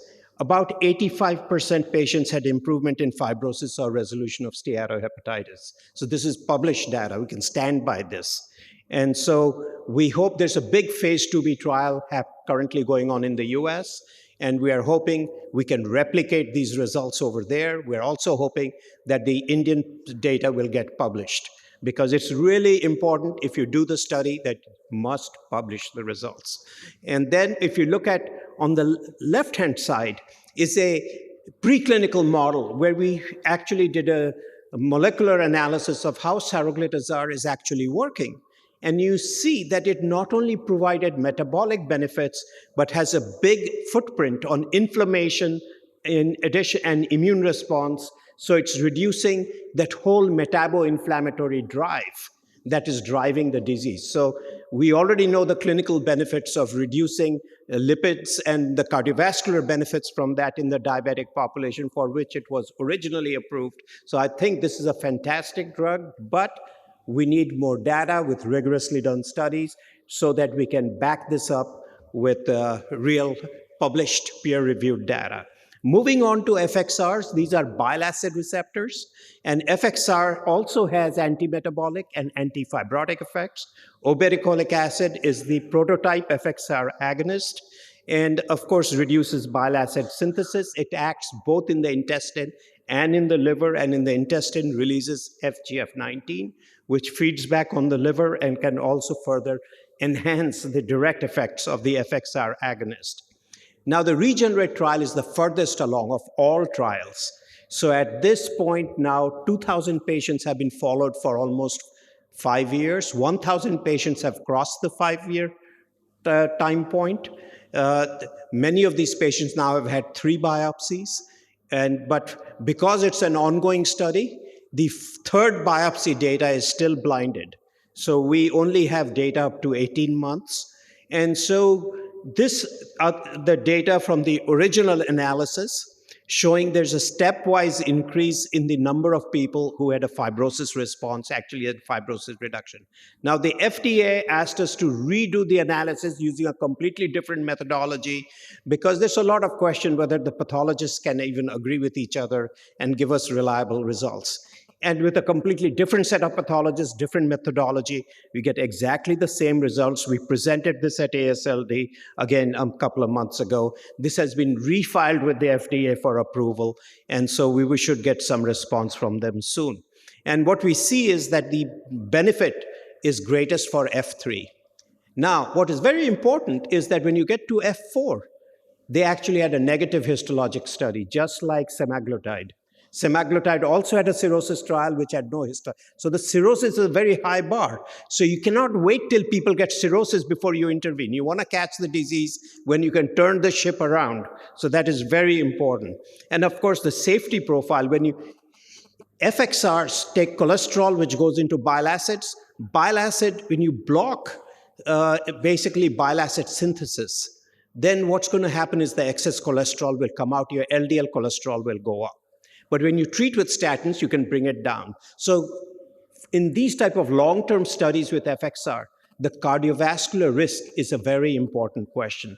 So we looked at core MACE, we looked at 4-point MACE, and we looked at 5-point MACE. These are the classic cardiovascular endpoints for approval. And we do not see any imbalance across these. Moving on, another very exciting molecule or class of molecules are thyroxine beta receptors. Beta receptors are liver specific relatively, and so they don't have the systemic effects and cardiovascular effects that you would normally get with thyroxine. And the liver effect is that it targets the mitochondria, increases fat oxidation, gets rid of dysfunctional mitochondria, increases mitochondrial biogenesis and healthy mitochondria, so you reduce oxidative stress, and so by that way benefits the NASH. And it also reduces, by burning off the fat, you reduce hypertriglyceridemia and cholesterolemia. These are the data that's hot off the press from 7 or 10 days ago. So this is the primary and secondary endpoint of the phase 3 Maestro trial. And you can see over here, resmetirom, 80 milligrams had 26%, 100 milligram had 30%, and placebo at 10%. So they met the NASH resolution endpoint with a very good p-value. Fibrosis reduction also, 24% versus 14%. And they had LDL cholesterol reduction by about 12 to 16%, whereas placebo was more or less flat. So this is, I think, going to be another very well-tolerated molecule. We have a lot of experience with this. This is going to be a very exciting new class of drugs. FGF21 is yet another class of drugs that is a hepatokine, but also an adipokine. It works on the brain as well as in the periphery, improves metabolic state and energy utilization, and reduces liver fat by both peripheral and central effects, and liver fibrosis by both direct and by upregulation of adiponectin. So these are exciting new data presented at ASLD with the Akero molecule. This is efruxifermin, and you can see a significant improvement in fibrosis, as well as in 76% of patients that had NASH resolution. So, just like we saw in hepatitis C, we started with interferon with very modest responses. We finally started getting into the 70, 80% responses. Now we have molecules that are getting us there. And this is going into phase 3. What is very exciting is that this is a cirrhosis study with efruxifermin showing 33%. Small numbers, which is 4 out of 12, actually had fibrosis reduction. And so it again goes to show that even at the level of cirrhosis, there is hope that in a larger study they can replicate this. So we'll have to wait and see. And lastly, this is a heat shock protein that is directed to hepatic stellate cells via nanoparticles. And this is the first study in stable hep C post-SVR with cirrhosis. And look at the number, about 43% of patients actually had fibrosis reversal in stable cirrhotics. So this is now ongoing in NASH. These trials are going on. So where we land at the end is you go from metabolic overload to cell stress to inflammation to fibrosis, but it's like a Christmas tree. As you go down, the number of pathways keep increasing. So there's a redundancy of pathways. So the further down you get, if you only hit one target, while the other targets are still active and your upstream drivers are in play, you're not going to get benefit. So that's the rationale. When you combine, you need to still have a metabolic anchor with something further downstream for selected patients who will not respond to frontline metabolically directed therapies, because the best outcomes are seen when the root cause is treated or with agents with pleiotropic effects. So with that, I'll stop. Thank you.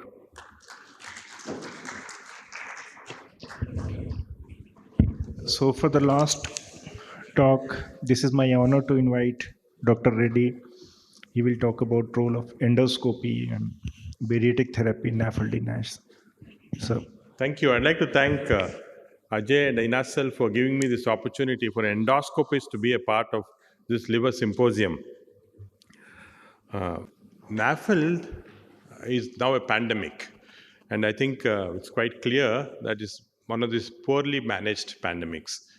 The pharmaceutical industry is spending billions of dollars to try and get at drugs, and I think we just had a fantastic talk from Arun telling us about the various developments in this field.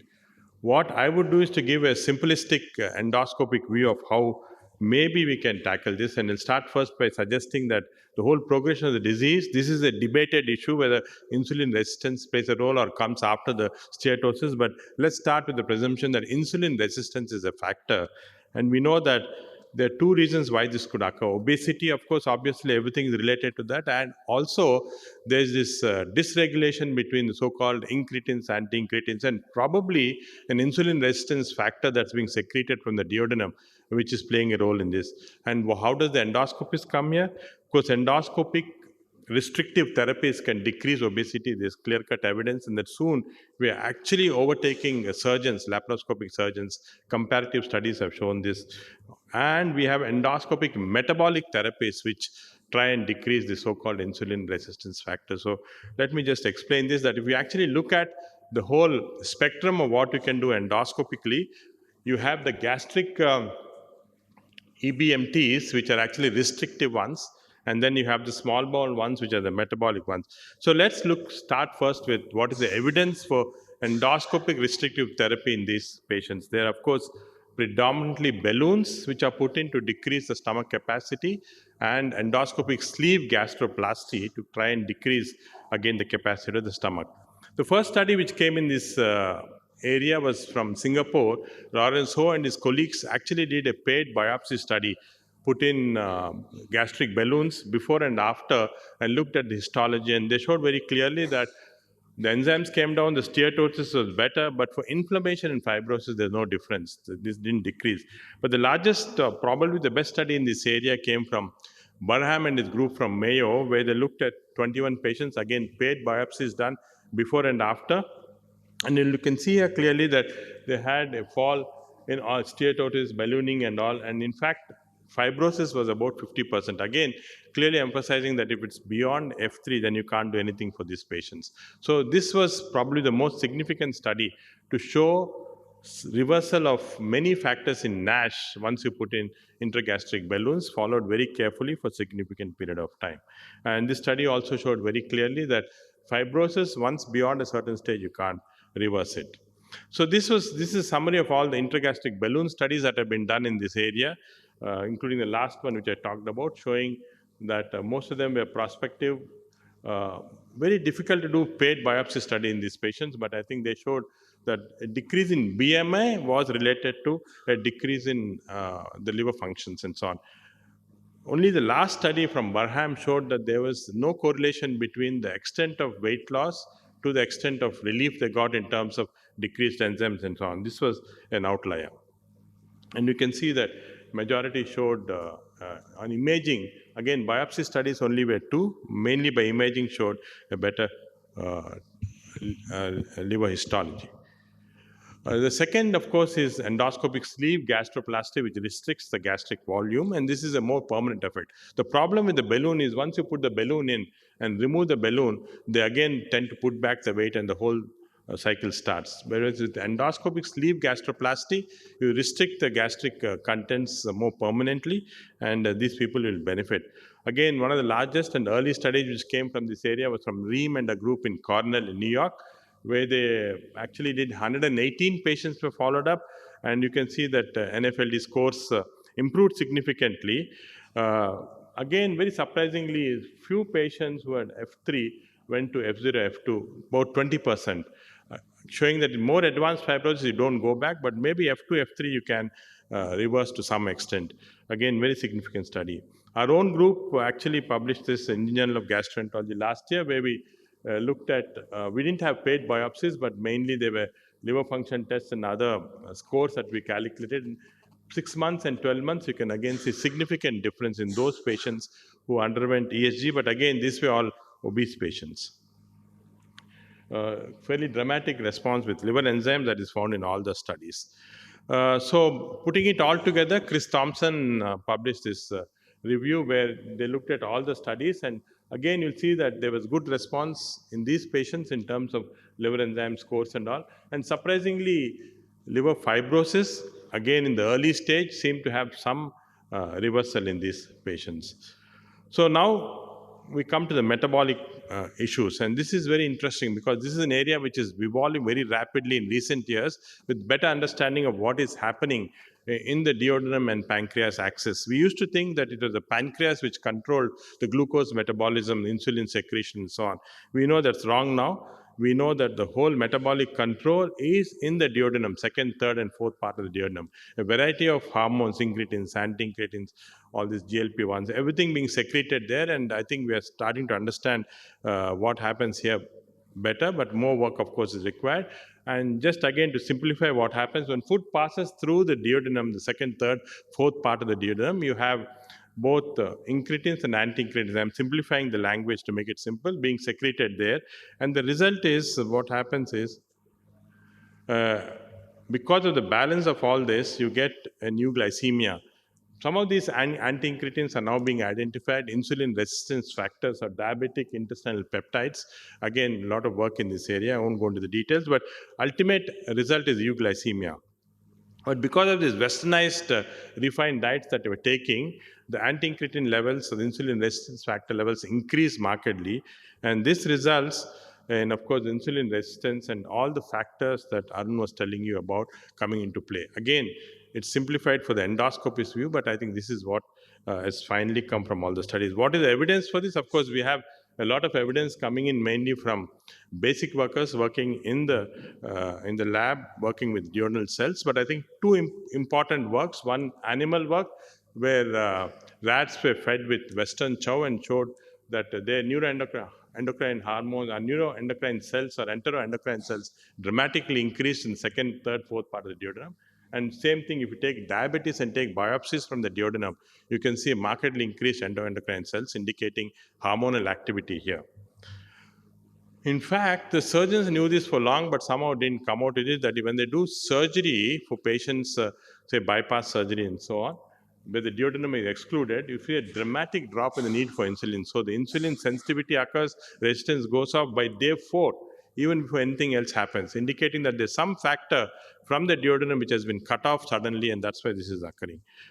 But I think the most important work in this area came from Cummings and his group, published analysis of surgery, where they took patients who were severely obese, type 2 diabetes, looked at them carefully, and what they did was a Roux-en-Y gastric bypass done for the morbid obese patients. These patients started with hyperglycemia, but when they did a Roux-en-Y gastric bypass and started feeding them, the food bypassed the duodenum and went directly into the jejunum. That was the only difference that was happening.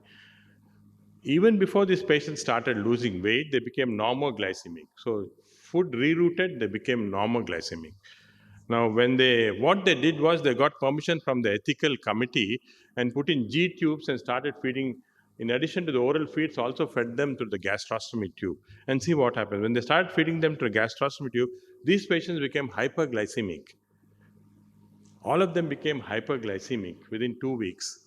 indicating that food in the duodenum was stimulating some factor giving rise to this insulin resistance. And finally, when they removed this tube and started normal feeding, they became again a normal glycemic. I think this is a very important study which shows the importance of the duodenal nutrient passage strongly influences insulin sensitivity. This is independent of weight change, and that's why some of the results we're getting in endoscopic metabolic therapies are independent of the weight change. One of the early studies that came in this area was from South America, where they were using this endobarrier sheets which start from the duodenum, go into the jejunum. This was actually for obesity they started using this. And what they found was this didn't decrease the weight much. This malabsorptive technique didn't decrease the weight much, but decreased the A1Cs, diabetes. And also when they looked at, this was a study published this year, when they looked at the liver parameters, FLI, ALT, AST, and all, you can see again a dramatic decrease in this, indicating again exclusion of the duodenum resulting in something to do with the metabolic phenomena. But unfortunately, again, this is very temporary. Once you remove these tubes, the patient gets back his original phenomena. So more permanent method seems to be to destroy the duodenal mucosa by the technique of duodenal mucosal resurfacing technique, which is there for some time now. Unfortunately, not in clinical use, but about approximately 300 patients have been treated with this, where the technique is to lift the submucosa and then using hot water balloon destroy the mucosa. And this is, I think, just endoscopically how this is done. I had an opportunity to work with Jack for some time to look at this procedure. And of course, this looks rather crude. You're using 80 to 90 degrees hot water in a balloon and destroying the mucosa going up to second to third to fourth part of the duodenum. More than 9 centimeters of the duodenal mucosa is destroyed. And although it looks initially after the procedure, the mucosa is very ulcerated, you can see that after 3 months, the normal mucosa comes back, but the enteroendocrine cells do not come back. So there's a difference in the histology in these patients. The first studies on this, the REVITA-1 proof of concept studies, they're actually done for type 2 diabetes, but they noticed that the ALT levels were also coming down. And based on this, the REVITA-2 study, which included both the European and Brazilian patients, was published. And look at the column down here. If you concentrate, you can see that these patients, there's a median change in the fat density measured by MRI, significantly more in European population compared to the Brazilian population. Of course, again, why this happened, a lot of discussion on this, I don't want to go, but overall, this procedure resulted in significant reduction in hepatic fat. Again, this is, Arun was a part of this group study which was published where he showed, this again shows very clearly the concept that the whole thing is a metabolic stress related, and doing duodenal mucosal resection seemed to reset the whole thing. So not only you have an improvement in your liver indices, but anti-inflammatory, antioxidant capacity increases. So it's a whole basket of metabolic things that are occurring in these patients. But what about actual fibrosis in NASH? And this is, I think, a very important study from Jack group, which actually looked at a small group of patients. They did paired biopsies before and after, and did DMR. And unfortunately, they did not find much effect. It was a negative study showing that the efficacy was not much. Again, very important to remember that I think for fibrosis, these endoscopic metabolic therapies may not be good enough. They're not good at reversing, especially when you go beyond a certain stage. And this was a very, very important negative study that I think as endoscopists we should look at and quote often. I think what is happening also is that there's much more interesting, easier techniques to ablate the duodenal mucosa. One of these techniques by Barham and his group is actually initial human trial has been done in Australia using electroporation, and our group also is doing it on animal work, and you can see fairly complete destruction of only the duodenal mucosa, rest of it is there in 3 weeks' time. The new DMR techniques that are coming up, laser technique, using RFA is being also developed, simpler techniques, so you don't have to use the difficult hot water technique, and these techniques may simplify the procedure to make it easy. So if you actually summarize what happened in this metabolic area, again, 2 simple studies that have come, again showing that there's decreased in hepatic enzymes in these cases, non-invasive techniques to show a decrease in liver fibrosis, but again, we don't have paired biopsy study. I think one of the most difficult things in this area is to do studies where you can do sham studies again showing paid liver biopsies, because the whole effect may be secondary to a weight loss and not because of all this endoscopy. It is very difficult to demonstrate it. But let me conclude by giving you a simple endoscopy's eye point. It is people with NASH, with obesity, probably all the drugs coming in, we are going to compete with that, but probably endoscopic gastroplasty plus or minus DMR may be helpful, whereas those with so-called NASH, lean NASH may actually land up with just DMR. It's interesting to do a study. I was talking to Ajay. Maybe you should take patients with lean NASH and see if DMR is going to make a difference. Then the whole concept of this metabolic endoscopy would come true. Thank you again for giving this opportunity. Thank you, sir, for an excellent overview of the thing. And you have shown that, yes, F3, F4 is really a difficult thing to bring it down, and probably lower fibrosis scores can do it. So it's a great learning for all of us and all the new techniques which you have shown over here. If there are any questions from the house, we'd like to take them first, and then we'll take up questions from the dais. So to keep the ball rolling, the first question I would like to pose to Dr. Arun Sanyal is that in epidemiology, we always see that if you add on the metabolic factors, the NAFLD and NASH is becoming more prominent, and the progression is also high. So that's a change in the when we say MFLD and then we say NFLD, what really is going to change in our minds and in our understanding? Can we give the, please? I think the first thing to remember is that the NASH is just one of the phenotypes of metabolic stress to the liver. So fat accumulation is the hallmark. And when you get fat with visible histological injury, we call it NASH. In the future, we will probably have non-invasive tests to capture both the injury and the metabolic overload to the liver. But that's the root cause. In many ways, if you were to draw analogy to hepatitis C, the fat is like the virus, which causes the injury and inflammation. And the consequence of that injury and inflammation is fibrosis, which progresses over time. And the regenerative response that occurs to replace the injured cells that are dying eventually lead to sort of mismatch and generation of hepatocellular carcinoma.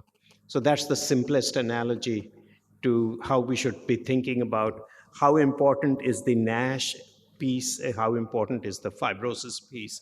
They are not separate things, they're interrelated. The fibrosis doesn't happen in a vacuum. The fibrosis occurs because there is underlying metabolic injury that is producing an inflammatory response. Sure. Your mic, the mic, can we?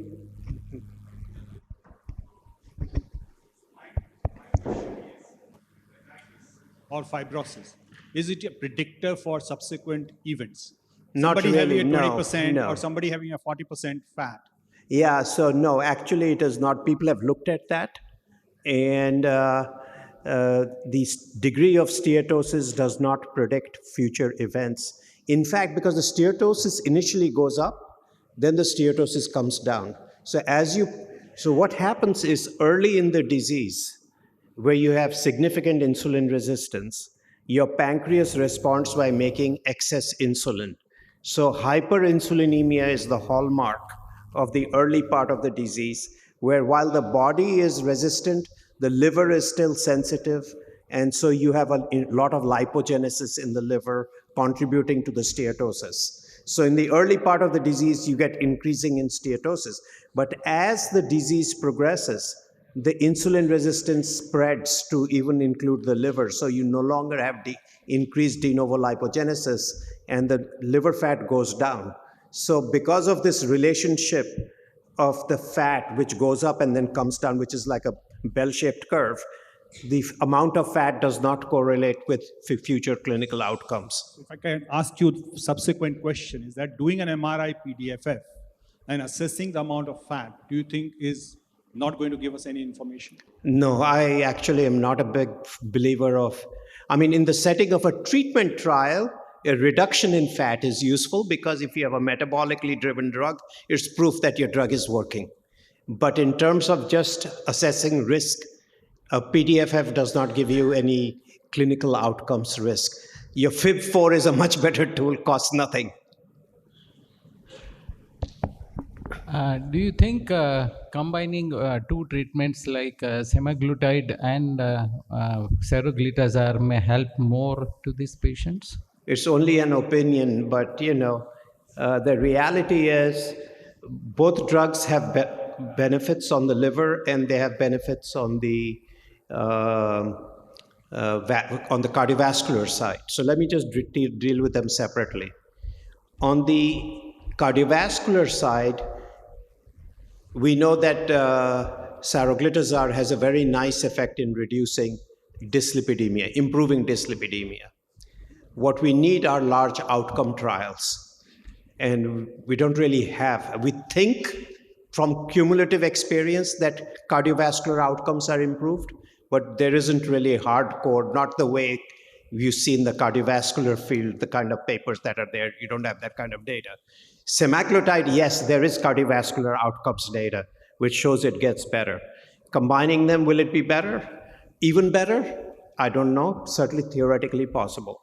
From a liver piece, the only reason to combine them would be if you can get added benefit on the fibrosis, which is a big question mark at this time. So, oh, is it for me? Yeah, yes, sir. So, this is for you.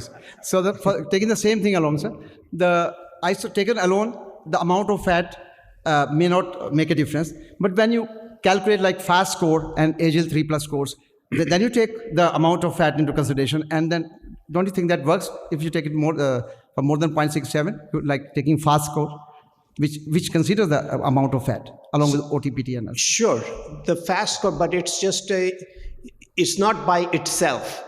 So the FAST score is based on the CAP, not on PDFF, just to be clear. But and it is not the CAP alone. It is CAP plus liver stiffness plus AST. So yes, when you do a FAST score, that's a different conversation because that has other things in it as well. But just liver fat alone does not give you that prognostic information. And it's really to diagnose. FAST is good for diagnosing people with stage 2 disease who might have steatohepatitis. It probably starts failing. It doesn't do so well when you have cirrhosis. I have a question from Dr. Duseja this time. Perfect. Ajay. May I request all of you to be here in the evening at between 6 to 7 to listen to more about the NASH this evening, the evening's pre-dinner symposium. So kindly join us. Yeah. Dr. Duseja, if you see the data, yes, sir. The prevalence of fatty liver disease is rural versus urban is not very much different, which is against our conception, the diet, physical activity, obesity, all those things. So what are your thought process? Why it is happening? Are we selecting the wrong population? We are screening the wrong population. Our selection is not appropriate while we are screening for fatty liver disease in village population, or some other factor you feel, or the dietary change is there? So I think I quoted two studies where, which looked at rural versus urban. The Delhi study didn't find much difference, 65%, 61%. But at Chandigarh, it was, say, half of it, 54% versus 30%. And we did look at the differences in their metabolic profile, even genomics, their dietary, physical activity, and there was difference between the rural and the urban population for this difference. Even in your meta-analysis, I think the final crux was rural less than urban. So I think that's and there is difference in their metabolic, the kind of physical activity, the diet, Genomics, we did a very small work on this. We didn't find any differences, but then I think there was difference in their metabolic health and especially physical activity and the kind of diet. So I think probably we need more data, and the the rural West Bengal study also tells us that rural is far less. Even though their cohort was so-called lean or underweight, but still I would say I think the rural is probably less than the urban. Yeah. Please come. Yes. I have a question to Dr. Sanyal. So you have shown us that regenerative data has come. So can we assume that OCA becoming a first-line therapy in the management of NASH and NFLD? Because SEMA, tirzepatide, and other new drugs also coming. So I think OCA will have definitely a role to play in NASH. Whether it will be first line, I actually am not sure that OCA will be first line, because the GLP-1s have such an amazing effect on weight loss. They defat the liver, very high rate of NASH resolution, and we have to see in phase 3 how much fibrosis improvement there is. Now there may be a ration. So OCA, you have 10 milligram and 25 milligram dose. The big significance we've seen so far is with 25 milligram, and primarily for fibrosis. But OCA has some tolerability issues. It also has increase in cholesterol, which has to be managed. So it is possible that for people who have, sort of very aggressive bridging fibrosis covers a lot of ground. There's bridging and there is bridging. So particularly for those who have lot of bridging, getting close to cirrhosis, very active disease, there may be a role for combination. Or for OCA in that subpopulation, it might be a very good first-line agent, but not for all patients, because the earlier part of the disease, particularly in stage 2, your cardiovascular risk is your primary threat to life. As we were talking about, they are competing threats to life. The lines cross when you get to stage 3. That's when the liver starts becoming the primary driver of death. So I think there may be a specific population where OCA will be first line, but for the larger pool, I think the GLP-1s or saroglitazar or lanifibranor, those are drugs with that profile, which have both cardiovascular and liver benefits, are likely to be first line. So will there be a place for fixed dose combination of OCA plus statin? Well, somebody has to do the study. So theoretically, yeah, so somebody has to do the study, and work out all the details of creating a fixed dose combination. Creating a fixed dose combination is a complex process, from just the chemistry to how you put it together. It's a whole process, as you know. And sir, last question. The semaglutide has come. Tirzepatide has shown more weight reduction than the SEMA. So out of these two, which one will be more promising in future? I think tirzepatide is definitely much more powerful and potent as a weight loss drug. The liver data, we have to see the data. In God we trust, everybody else needs data. So tirzepatide has to show us the data, but it does definitely cause more weight loss. So there may be, and then eventually, if all other things being equal, it will also be a cost issue. That, it may be that a certain level of benefit above which the cost, you have to look at the incremental cost and incremental benefit and decide what is the best option for the patient. Thank you very much, sir. Thank you, sir. BC, the time has, buzzer is come. Very, very small question. Is there any data or your experience on use of GCSF in NASH? In NASH, no, not that I am aware of.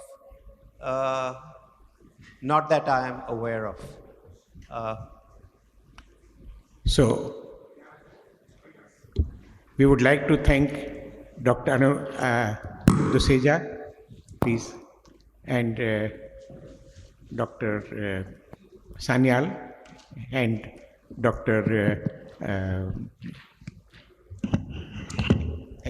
Sorry. Well, before we move further, we have a release of NAFLD guidelines. So may I request Professor Ajay Duseja on the stage. He is Secretary General, NASL, and convener of NASL NAFLD Task Force. May I request you, sir, to please take it forward.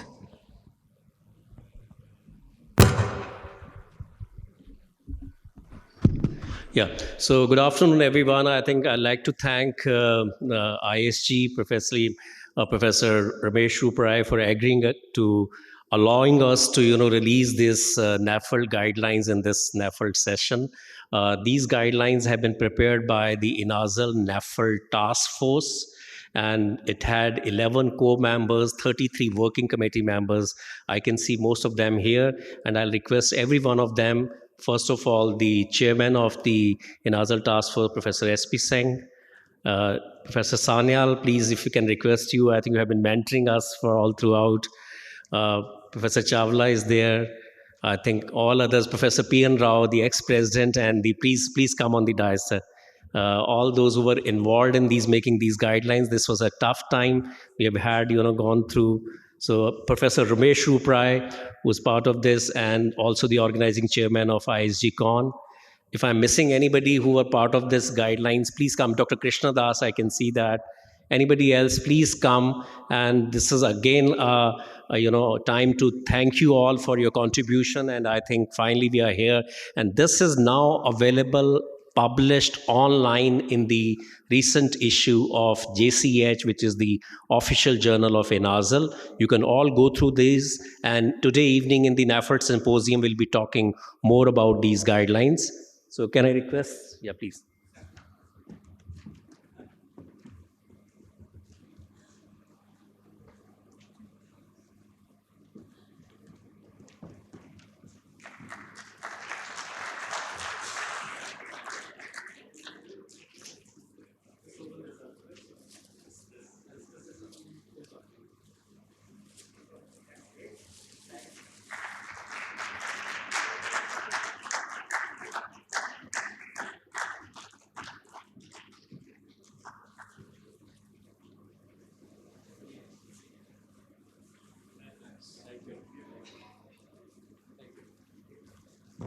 Thank you, everyone. Thank you very much. Thank you. Thank you so much to our chairpersons and speakers for such an insightful session. Let's move on to the next part of our scientific session, which is state-of-the-art lecture. And may I request the chairpersons to please join us on this stage. I would like to request Dr. Shravan Bora and Dr. Anshu Srivastav to please join us on the stage to take the next session. It's state-of-art lecture, and we have chairpersons Dr. Shravan Bora and Dr. Anshu Srivastav. Kindly take the session forward. Thank you. So good afternoon, everybody, and welcome to this session. Thanks to ISG for offering us this opportunity to chair this session. My co-chair, Dr. Anshu Srivastav. The topic of this lecture is 25 years of pediatric liver transplantation in India, improving the outcome and enhancing the access for all. The speaker for this talk is Professor Anupam Sibal, who doesn't need any introduction. He is a group medical director and senior pediatric gastroenterologist and hepatologist at Apollo Hospital, Delhi. He is also president of Global Association of Physicians of Indian origin. He is also clinical professor at Macquarie University, Sydney, Australia. Professor Sibal has also served as a member of Institute body PGI Chandigarh from the year 2009 to 2014. His major achievement is in the field of transplant hepatology. He helped set up first successful liver transplant program in India as early as 1998 at Apollo Hospital, Delhi. Since then, he has been very active in transplant hepatology, and because of his untiring efforts, Apollo Group has conducted more than 4,000 liver transplants, including nearly 500 pediatric liver transplants. Professor Sibal has got 124 publications to his credit, and he has also edited a book in pediatrics entitled Gastroenterology and Hepatology and Nutrition, published in the year 2015.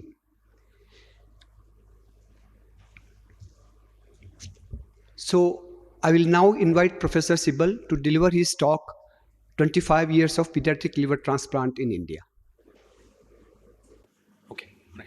Good afternoon, everyone. I'd like to thank the leadership of ISG for this kind invitation. Thank you to Shravan and Anshu. I have a 25-year journey to cover, which I hope to travel in 17 minutes with you. If we look at the indications for pediatric liver transplantation, the spectrum's expanded considerably, and we now transplant for chronic liver failure, acute liver failure, malignancies, and metabolic disorders that produce liver failure. But quite important is a new group of inborn errors of metabolism where there is no liver failure, but liver transplantation improves the quality of life or saves life.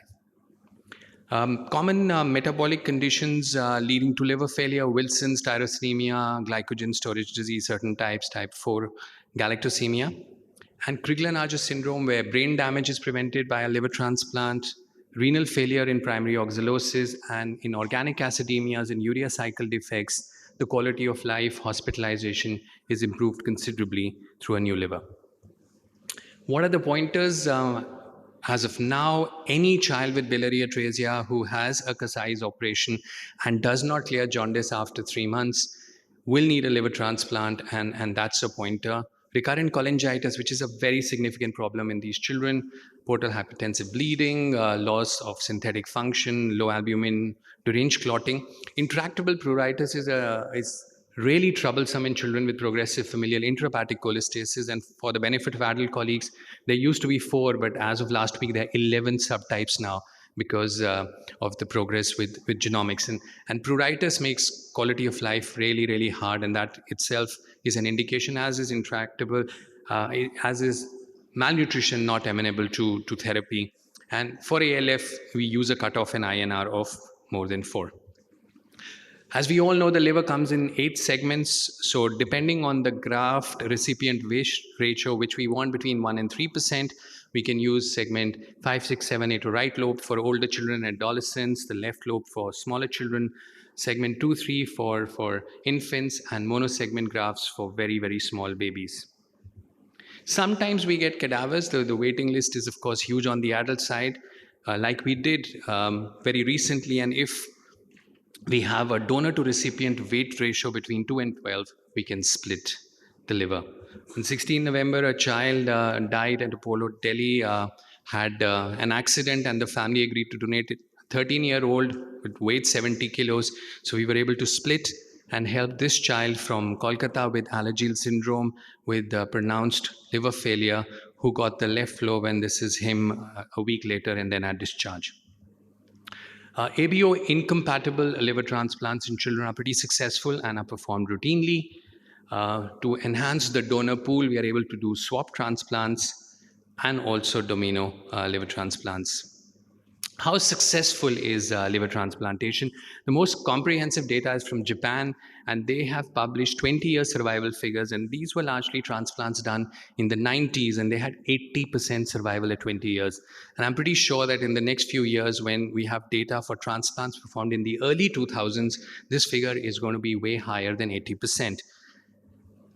European data, over 30 years, survival 5 years improved from 74% in the first decade to 83%, and post-2010, 85%.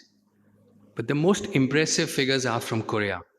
5-year survival, first decade, 81.5%, moving up to 92%, and since 2012, they have reported 98.6% survival.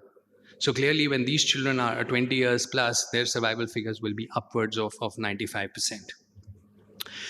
Turning to India, when we first started talking about liver transplantation in 97, questions were asked: is there a need? Why in India? Is it even possible? A paper published from Lucknow at that time showed that 30% of children and that presented to SGPGI satisfied internationally accepted criteria for liver transplant. And if we look at the Western data of 1 to 2 pediatric liver transplants per million population, about 1,200, at least 1,200 pediatric liver transplants are needed every year. Well, we could send them abroad, but when we started, the closest program was at Singapore at 90 lakhs and Pittsburgh was 2.25 crores. How many families can afford that money? And then the cost, the long waiting period, and of course being the last priority. But then there were those who argued, we had children dying from pneumonia and gastroenteritis, so should we be investing in trying to save a few children from liver failure? But then by that logic, India should never have embarked on a space program, and we've all seen the benefits of that. So we decided at Apollo that we'll embark on a program seeking no governmental support at all.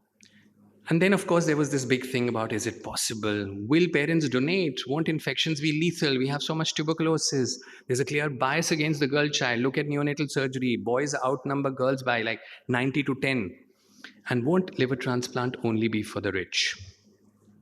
So we performed the first successful liver transplant in India in November 1998 at Apollo, Delhi. We waited for a couple of years, then published this, and a year later we published the first case report of a successful liver transplant for acute liver failure. But I have to confess that the first decade was very hard. No one had faith, neither the medical community nor the community at large. So patients would get referred to us when they had like 5 days to die. So they were not fit. And of the ones that were fit, more than half the families were not keen on a liver transplant. So in this agonizing long period of 9 years, we could only transplant 18 children and 88 adults. So there were lots and lots of obstacles, and it was like banging your head against the wall. But finally, the wall did break, and for us, it broke in 2007. The initial cohort of those 100-odd patients, they went out into the community, and we started getting referrals earlier. Families were willing, and we were able to transplant 482 children and 3,505 adults post-2007. So what has contributed to success? Clearly better surgical experience. And now being involved in the program for 25 years, when a surgeon's done 500, you can tell. When he's done 1,000, you can tell. 1,500 tell, 2,000 tell. And when it's 3,000, the residents are so delighted because they have to do nothing in the ICU. So experience counts. Improvements in intensive care, standardized post-transplant care, imaging, 3D, 3 Tesla MRI, CUSA, but also innovation. Like, for example, now we are able to reduce the left lateral segment to fit into the size of the belly by using a portal pedicle for resection. And we recently published in Pediatric Transplantation, sometimes you get portal vein thrombosis during the operation by using the umbilical vein and putting in a stent to prevent a thrombosis from developing during the surgery. Groups in India have published a lot of innovative work. Mohammad's group has published in terms of novel hepatic outflow reconstruction, donor robotic hepatectomy.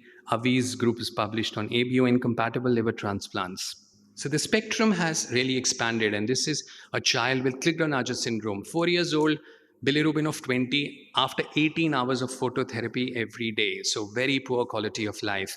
And she underwent a liver transplant, white eyes for the first time in her life. We published this as the first case report for Crigler-Najjar syndrome in India. And sometimes we're also able to bring some extra smiles in, like this kid wanted to meet Salman Khan, who happily obliged. This child underwent a liver transplant for maple syrup urine disease, a very devastating condition that causes mental retardation. And this child started sitting up after a liver transplant. And Avi's group also published a series on this. Because this child came in from Khartoum in Sudan for a renal transplant, and we discovered that this child actually had tyrosinemia. And so doing a kidney transplant would not help because the new kidney would also get affected. Luckily, he came with twin sisters. One's an engineer, one's a doctor. One gave a right lobe, the other gave a kidney. And this child, after a combined liver kidney transplant, ready to go home after 2 weeks. Size is no longer a barrier. This child from Tanzania weighed 3.8 kilos when we transplanted her. This is her 4 years later. We take on high-risk kids. Look at this child, skin and bones with a huge belly, Caroli syndrome. This is her 2 years later. This is her 5 years later. Sometimes you need to retransplant, as this child, who's actually of Syrian descent but lives in Jordan and got referred to us from Dubai. Turning to some of the other questions that I raised, Gandhiji had said a man can never be a woman's equal in the spirit of selfless service when nature has endowed her. This is so true. Men were not willing to donate. So in our first 7 years, 70% of the donors were moms or grandmoms. But of course, of late, this trend has changed, and now we have fathers coming forward, and it's a 50-50 proportion. What about the bias against the girl child? It was very evident. When we started, first decade, 72% of the transplants were boys. Now it's 51% boys, 48.3% girls. So clearly there's growing awareness. In India, as of November, since the first transplant we performed in both adults and children at Apollo Delhi, 22,879 liver transplants have been performed. Of these, 77% are living related and 23% from the south largely are deceased donor. Pediatric is about 1,900, but deceased donor is less than 4%. We have 282 liver transplant centers in India, 31 centers that do pediatrics. Of these, 2 centers do more than 40 a year, 5 do between 11 and 30 a year, and 10 do less than 24. There are also 10 training programs in pediatric gastroenterology and hepatology, and you'll be pleased to know that if you go onto PubMed, there are 332 papers on pediatric liver transplantation from India. We've been fortunate to run a very busy program. We run the world's busiest solid organ transplant program since 2012. In 2022, we performed 1,641 solid organ transplants, including 247 livers. So our cumulative experience is now, by next week, will be 4,100. We perform our 500th pediatric liver transplant next week. The commonest indication is biliary atresia, more than 50%, and then a whole spectrum of conditions. Outcomes in kids less than 7.5 kilos, when we published this, we had 100% survival. We have close to 90% survival for a variety of indications. And in a series of editorials published in Indian Pediatrics that goes on to 32,000 pediatricians every month, we've kind of chronicled the journey. The first editorial was in 1999 when 1 transplant had been done. 7 years later, 29 transplants had been performed, 13 at Apollo, 16 in other centers. When we completed 15 years, 350 pediatric liver transplants had been performed. In our last editorial, it finally reached a figure of 150 pediatric liver transplants per year. ABO incompatible was established, and of course, survival figures of 90%. Turning to space again, well, India's launched satellites for 37 countries. We've launched more than 100 satellites in a single mission, and we can bring down a satellite if we so desire. The film Gravity cost $100 million to make, but the Mars Orbiter mission, the first mission in the world to be successful in its maiden attempt to reach the orbit of Mars, cost $74 million. I'm showing this because we understand frugal innovation. That's why we've transplanted patients from 50 countries, including 500 from Pakistan, 100 from Philippines. I'm now going to turn in the last 2 minutes on building a bridge between those that have no resources and those have resources. We know we live in 2 Indias. We have families that go to Disney multiple times a year, and we have families that struggle to make basic needs. We have kids who can afford everything, and we have kids who can't get 2 square meals. So we've been very fortunate that we have now built an ecosystem. We engage with temples, zakat, through mosques, church, gurdwaras, charities, crowdfunding, paid forward, individual donors that help us whenever there is a need, because there is so much need. This child came to us at the back of a vegetable truck because the family couldn't afford for a bus fare from Srinagar.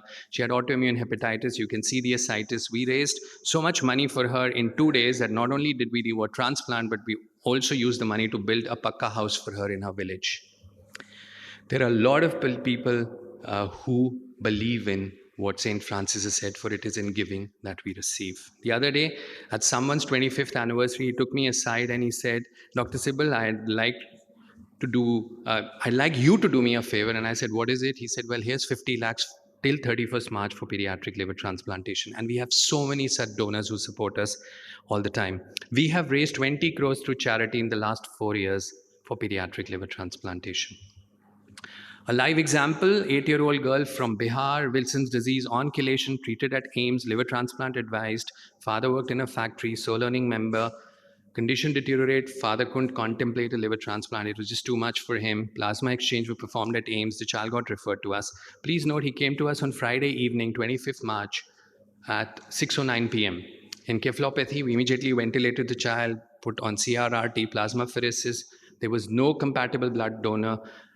Only the mother was a donor. She was ABO incompatible. So we decided to do an emergency living donor liver transplant, ABO incompatible, over the weekend.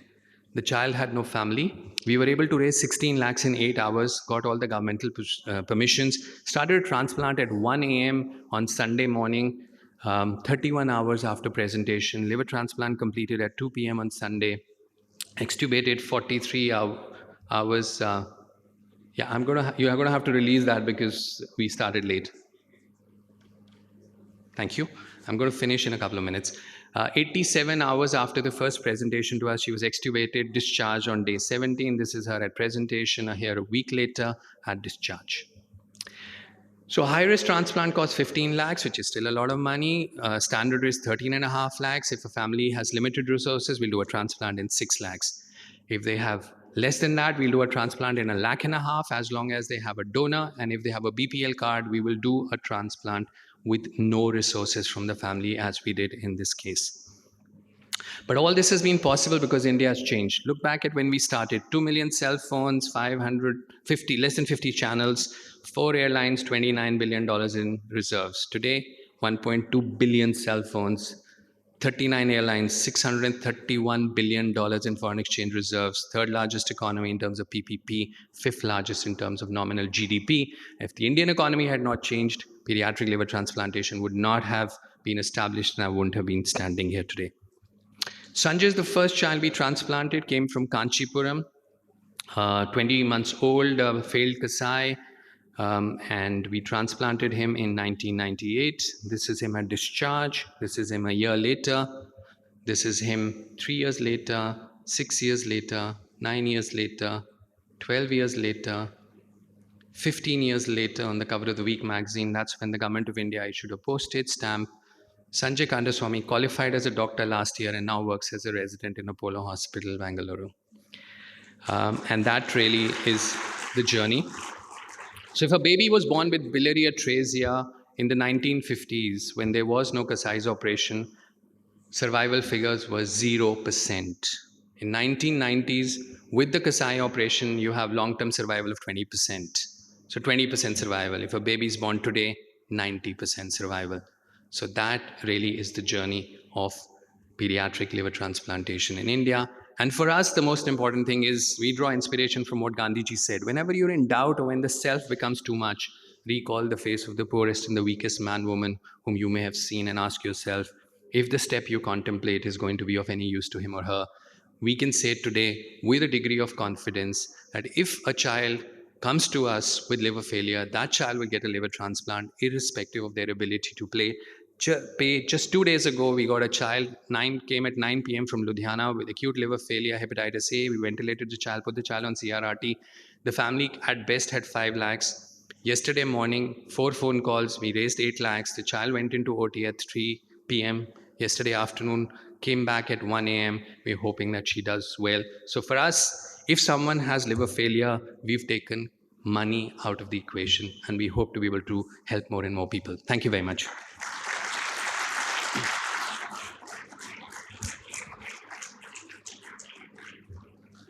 Thank you, Anupam, for the excellent lecture. And I really pray and keep my fingers crossed that we continue to have this optimism and more centers are able to provide the resources for our children. And I'm not sure whether we have time for questions, but if there is any pressing question, I would. So there are no questions. Everybody is just very happy. Okay, then we'll call this session to an end. And thank you once again. And thank you, my co-chairperson.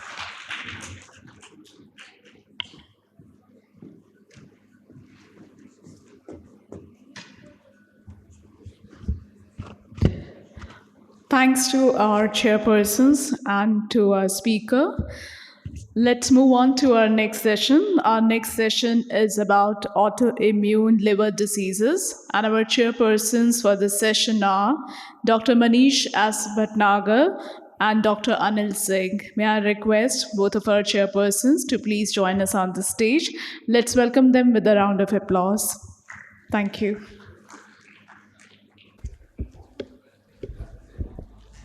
Good afternoon, and many thanks to ISG Con Jaipur for this opportunity. And it's my pleasure to be here with Dr. Singh for this very important session on autoimmune hepatitis, which is something which we all know is becoming increasingly evident in our clinical practice. And we have two excellent speakers to talk about this. Dr. Arka De, who's an assistant professor at PGIMR Chandigarh, who will be talking about initially the management and assessment of response, followed by Dr. Sunil Taneja, who will talk about management of the non-responders. Dr. Arka De, please.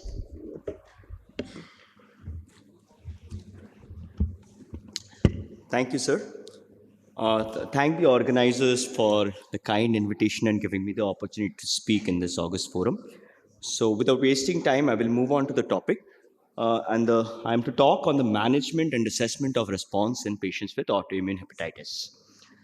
After the introduction, I will be delving with some of the important diagnostic aspects, including serum IgG, what antibodies to test, how to test it, do we need biopsy, how to interpret the biopsy, the role of the diagnostic scores. And then I will be moving on to the first-line management in uncomplicated patients, response assessment, and whether we can withdraw immune suppression and what is the risk of relapse in these patients. So autoimmune hepatitis is uncommon. It's being picked up more and more nowadays in the Indian patients and in the Asians, but as such, it requires a very high index of suspicion. The point to note is that it can present with a full range of syndromes, ranging from chronic hepatitis, flares, acute liver failure, acute and chronic liver failure. It can even present with burnt out cirrhosis. And in adults, almost 1/3 of the patients do have cirrhosis at presentation. It is very important to consider autoimmune hepatitis as a differential in all patients who present with acute or chronic liver disease, particularly in the setting of hypergammaglobulinemia. And the reason why we really need to pick up autoimmune hepatitis is because it is exquisitely responsive to steroids in the vast majority of the cases, and the treatment is often gratifying. Now, the management is as much of a science as an art. The art I cannot tell, but I will try to delve into the science of the management of autoimmune hepatitis. So the serum IgG levels are elevated in almost 85% of the patients of autoimmune hepatitis, even in the absence of cirrhosis. But almost 1/3 of the patients may have normal IgG levels, particularly in acute presentation. A raised IgG level is a very, very distinctive feature of autoimmune hepatitis. And when the IgG levels are raised in the absence of IgA or IgM elevation, it is particularly suggestive of autoimmune hepatitis. Now, one of the caveats when we interpret the IgG levels is that the normal range that is described in the literature of IgG is extremely wide. And many of those patients who apparently have a normal IgG, they have it in the upper range of normal, and that value decreases dramatically with treatment. Therefore, a normal IgG level should not preclude the diagnosis of autoimmune hepatitis. And monitoring the levels are also very important while we assess the treatment response. With respect to the autoantibodies, as we all know, this is a key part of the diagnosis, but it may be negative again in 20 to 30% patients who present acutely. And overall seronegative AIH would be around 10%. Which autoantibodies do we test? The ASLD in the recent 2019 guidelines, they say that in adults, the first antibodies that we look for are the anti-nuclear antibody and the anti-smooth muscle antibodies. And in children, in addition, we also look for the LKM. The reason is that children may present with type 2 AIH also, which will have LKM. Now, if these antibodies are negative and we are still strongly suspecting an autoimmune etiology, in that case, additional autoantibodies like SLA, LKM3, liver cytosol, or atypical P-ANCA may be carried out. Now, the method of testing for these antibodies is the main Achilles heel in the diagnosis of autoimmune hepatitis. And the reason is that we still now, the gold standard remains indirect immunofluorescence. And indirect immunofluorescence is difficult to standardize and it is not widely available. When we are doing the indirect immunofluorescence, the pattern of immunofluorescence is not very much important. It is the titers rather which are more important. And the diagnostic scores of this indirect immunofluorescence has been incorporated in the diagnostic scores that we do.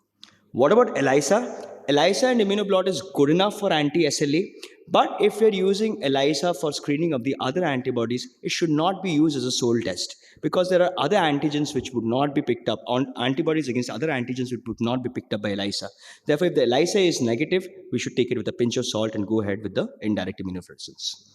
However, these autoantibodies are not useful in monitoring the treatment response. They're paramount for diagnosis, but not in monitoring the treatment response, except possibly SLA, which may indicate a poor prognosis and a need for lifelong immunosuppression. What about liver biopsy? Unlike today what we discussed in the morning about NASH, where liver biopsy is not necessary, in autoimmune hepatitis, liver biopsy is an absolute prerequisite for the diagnosis according to most expert societies. Liver biopsy helps us in excluding other diagnoses. It helps guide treatment decisions, whether to treat or not to treat, as we will discuss later. And it also provides us with prognostic information. It is important to realize that there is no pathognomic histologic feature which is diagnostic of AIH. And the histologic spectrum often varies with the presentation of the disease. Coming to some of the changing concepts in the interpretation of the histology. Classically, we have been told that the typical histologic features of autoimmune hepatitis include a lymphoplasmacytic infiltration, interface hepatitis, lobular inflammation, emperipolysis, and rosetting. Now, over here we can see that there is interface hepatitis with the infiltration of the lymphoplasmacytic infiltrate in the portal tracts, which is spilling over into the lobules beyond the limiting plate. And here we can identify the plasma cells very easily by the presence of the large eccentric nucleus with a cartwheel arrangement of the chromatin and the perinuclear halo. But what I would like to highlight over here is this rosetting. The hepatocytes arranged in a rosette pattern, often surrounding a centrally visible lumen, and emperipolysis, in which the hepatocyte is engulfed an intact leukocyte, usually a lymphocyte. Rosetting and emperipolysis are no longer considered in the histologic diagnosis of autoimmune hepatitis by the International AIH Pathology Group. So the International AIH Pathology Group, in the recent guidelines on the diagnosis of AIH, published in Liver International last year, they have now classified AIH as likely AIH, probable AIH, and unlikely AIH. And there they're mainly focusing on the lymphoplasmacytic infiltrate, interface hepatitis, portal-based or lobular inflammation. And they do not take rosetting or emperipolysis to be indicative of AIH because it is very, very non-specific and basically indicates ongoing liver injury and repair. In the acute presentations, the lymphoplasmacytic infiltrate is more of a lobular distribution. It could be restricted to the areas in a central lobular distribution only around the central veins, which we call central perivenulitis, or it could be a submassive necrosis or bridging necrosis. Lymphoid aggregates are again common in patients of acute autoimmune hepatitis who present acutely and is seen in almost 1/3 of the patients, but this is again not taken in the diagnostic criteria by the international group. What about the diagnostic criteria and the scores? This is the simplified diagnostic criteria that we commonly use in our day-to-day clinical practice. It gives scores for the autoantibodies depending upon their titers, on the IgG levels, whether it is more than normal or more than 1.51 times depending upon the score, and it requires a compatible histology in the absence of viral hepatitis. And definite AIH is defined as a score of more than 7, whereas probable AIH we could label it when the score is 6. Now, the point is that it has got a higher specificity, very high specificity, but the sensitivity is kind of low as compared to the comprehensive scores. Therefore, we may tend to miss atypical cases, particularly seronegative cases, in which case we should try to use the comprehensive scoring pattern to label these patients. Another point is that these scores have never been prospectively evaluated. This is the comprehensive diagnostic score, and like I said, this is generally used when we are not able to use a simplified diagnostic score because of an atypical presentation or because the autoantibodies are negative. Nonetheless, despite the presence of these diagnostic criteria and scores, I would like to emphasize that clinical judgment is paramount for making the diagnosis of AIH. Remember that when we are talking about the sensitivity or the specificity of these diagnostic scores, what was the gold standard against which they calculated the sensitivity or the specificity? The gold standard was taken as clinical judgment. So despite the availability of the scores, clinical judgment would remain paramount. A discussion between the histopathologist and the clinician is often helpful in the difficult cases. And the diagnosis requires compatible histologic findings supported by other features including an elevated transaminases, elevated IgG levels or positive antibodies, and the exclusion of other etiologies including viral, hereditary, metabolic, and drug-induced diseases. Coming to the treatment of uncomplicated cases and response assessment, who to treat? This is the area which has undergone a paradigm change over the last 10 years. If you look at the ASLD guidelines of 2010, they used to advocate treat patients who are clinically very symptomatic or have got very bad histology. ALT levels are more than 10 times or ALT levels are more than 5 times with IgG levels being more than twice. But nowadays, the treatment is becoming more liberal and more and more patients are going to meet the criteria for treatment. So the EASL in 2016 said that all patients who have evident inflammation on histology with a histologic activity index of more than or equal to 4 merits treatment. And it was only those patients with decompensated cirrhosis or cirrhosis which is burnt out, not showing any features of inflammation, or who may be very elderly, they are the ones in whom treatment may not be required.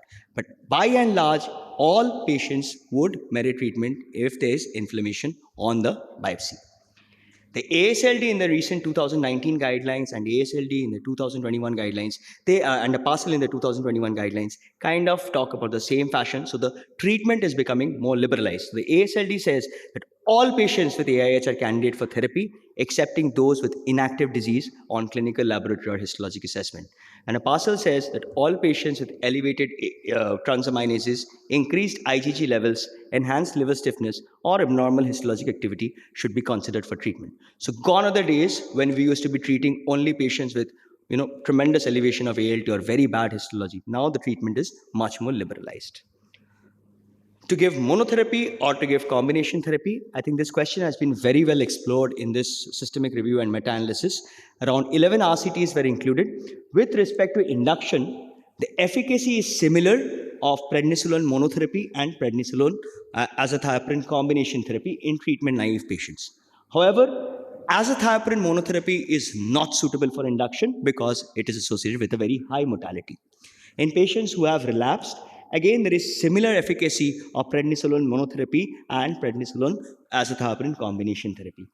What about maintenance of remission? For maintenance of remission, prednisolone plus azathioprine is better than prednisolone monotherapy alone. Azathioprine alone is better than prednisolone alone. But prednisolone plus aza combination is not better, is similar to that of azathioprine monotherapy.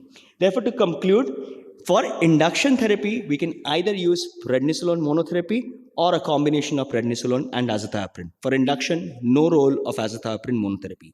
For maintenance, we can either use a prednisolone plus azathioprine combination as maintenance therapy or azathioprine alone as maintenance therapy. And these are superior to prednisolone monotherapies.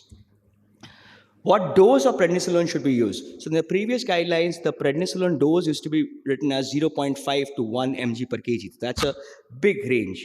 So should we use a higher dose of 1 mg per kg or should we use a lower dose of maybe around 0.5 mg per kg? So this was a multinational European retrospective cohort of all AIH patients that have been treated from 1978 to 2017. So almost 50 years. 9 centers, 5 countries, and they defined high-dose prednisolone as the initial prednisolone used being more than 0.5 mg per kg. That was around 280 patients. And they defined low-dose prednisolone as initial prednisolone less than 0.5 mg per kg per day. They did not find any difference in the rate of normalization of transaminases or the likelihood of normalization of transaminases between patients who received more than 0.5 or who received less than 0.5 at the initial stage. And obviously, the median dose of patients who were started on a higher dose of prednisolone initially, the median dose of prednisolone that they received was much higher. Therefore, this is what the EASL suggests. The ESL in the text still writes 0.5 to 1 mg per kg per day, but this is the new suggested dosing regime. And they suggest starting with around 1 mg per kg of prednisolone, that's 60 mg, tapering it down by 10 mg approximately every week. And this is what the Apasal in 2021 has suggested, starting of prednisolone with 20 mg, that is around 0.5 mg per kg of body weight. The ASLD guidelines are again in a similar tone. It says 20 to 30 mg per kg is what we start off with. So around about 0.5 mg per kg. The thing that has again changed is that all these guidelines are now advocating that the initiation of azathioprine should be delayed for maybe around 2 weeks or till the bilirubin is definitely less than 6.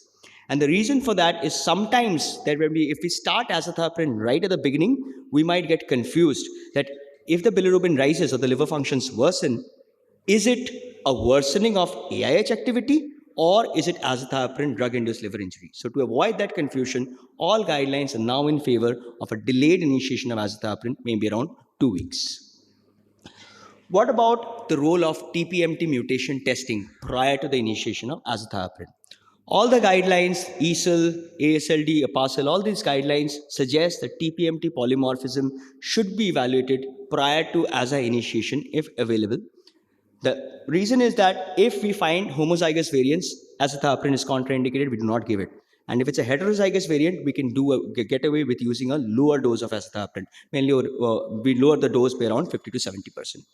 However, is this relevant in India? So in India, TPMT polymorphism is extremely uncommon in Indians and Asians. And this is a bit of data from the IBD cohort from PGI. And over here, we can see that TPMT polymorphisms were seen in less than 5% of all the patients. Whereas this interesting polymorphism, NUDT15 polymorphism, or the Nudix hydrolase polymorphism, this was present in more than 10% of the patients. Another point to note is that round about 27% of all the patients had leukopenia, but only 24% of the patients who had leukopenia did have these underlying variants. Therefore, polymorphisms could account for only maybe about 25% of the cytopenias that we were observing. And the odds of developing leukopenia was not significant with TPMT, but it was significant with NUDT15 polymorphism, the Nudix15 polymorphism. Therefore, if available, Nudix15 polymorphism, NUDT15, may be more relevant for testing purposes in Indians. And we have large data from AIG of almost 1,000 patients, which also speak in the same direction.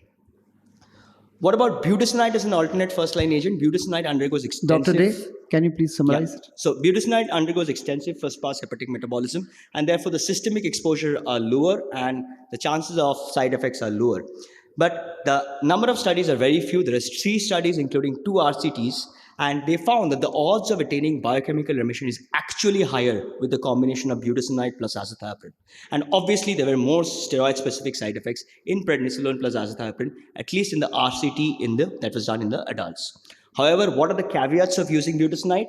There are no studies that report death or LT, no data on long-term histologic and long-term outcomes. Cirrhosis and ALF were excluded. Therefore, budesonide should not be used in patients with ALF or in cirrhosis because obviously the advantage of the first pass metabolism would be lost. Budesonide is available as tablets of 3 mg or 6 mg. Therefore, tapering and tinkering with the dose becomes a little more difficult with budesonide because we are only able to decrement in 3 mg increments. Both ASLD and Apasal now recommends budesonide and azathioprine as an alternate first-line agent in children and adults who do not have cirrhosis or ALF. Coming to the treatment outcomes, treatment intolerant non-response and incomplete partial response will be taken up by Dr. Taneja. Complete response is still attainable in uncomplicated patients, the vast majority, almost 70-80% of the patients. And our ideal aim should be a complete clinical, biochemical, and histologic remission. Clinical and biochemical remission is very prompt, occurs within weeks, but the histologic remission lags behind. And how do we follow up? Complete blood counts are important to look for aza-toxicity, the aza-related cytopenias. Bilirubin, AST, ALT, this is initially done every 2 weeks, maybe during the induction therapy. And once the remission is attained, then during the maintenance phase, it can be done at longer durations of around 3 months.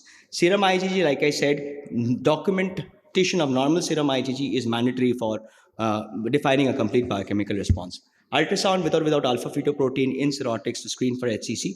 As far as FibroScan and liver stiffness measurement, we've got good data that it can be used for follow-up of these patients. However, initially, because the liver enzymes are high, the LSM values can be falsely elevated. Therefore, the ASLD says that wait for 6 months of starting of treatment before you do your FibroScan values.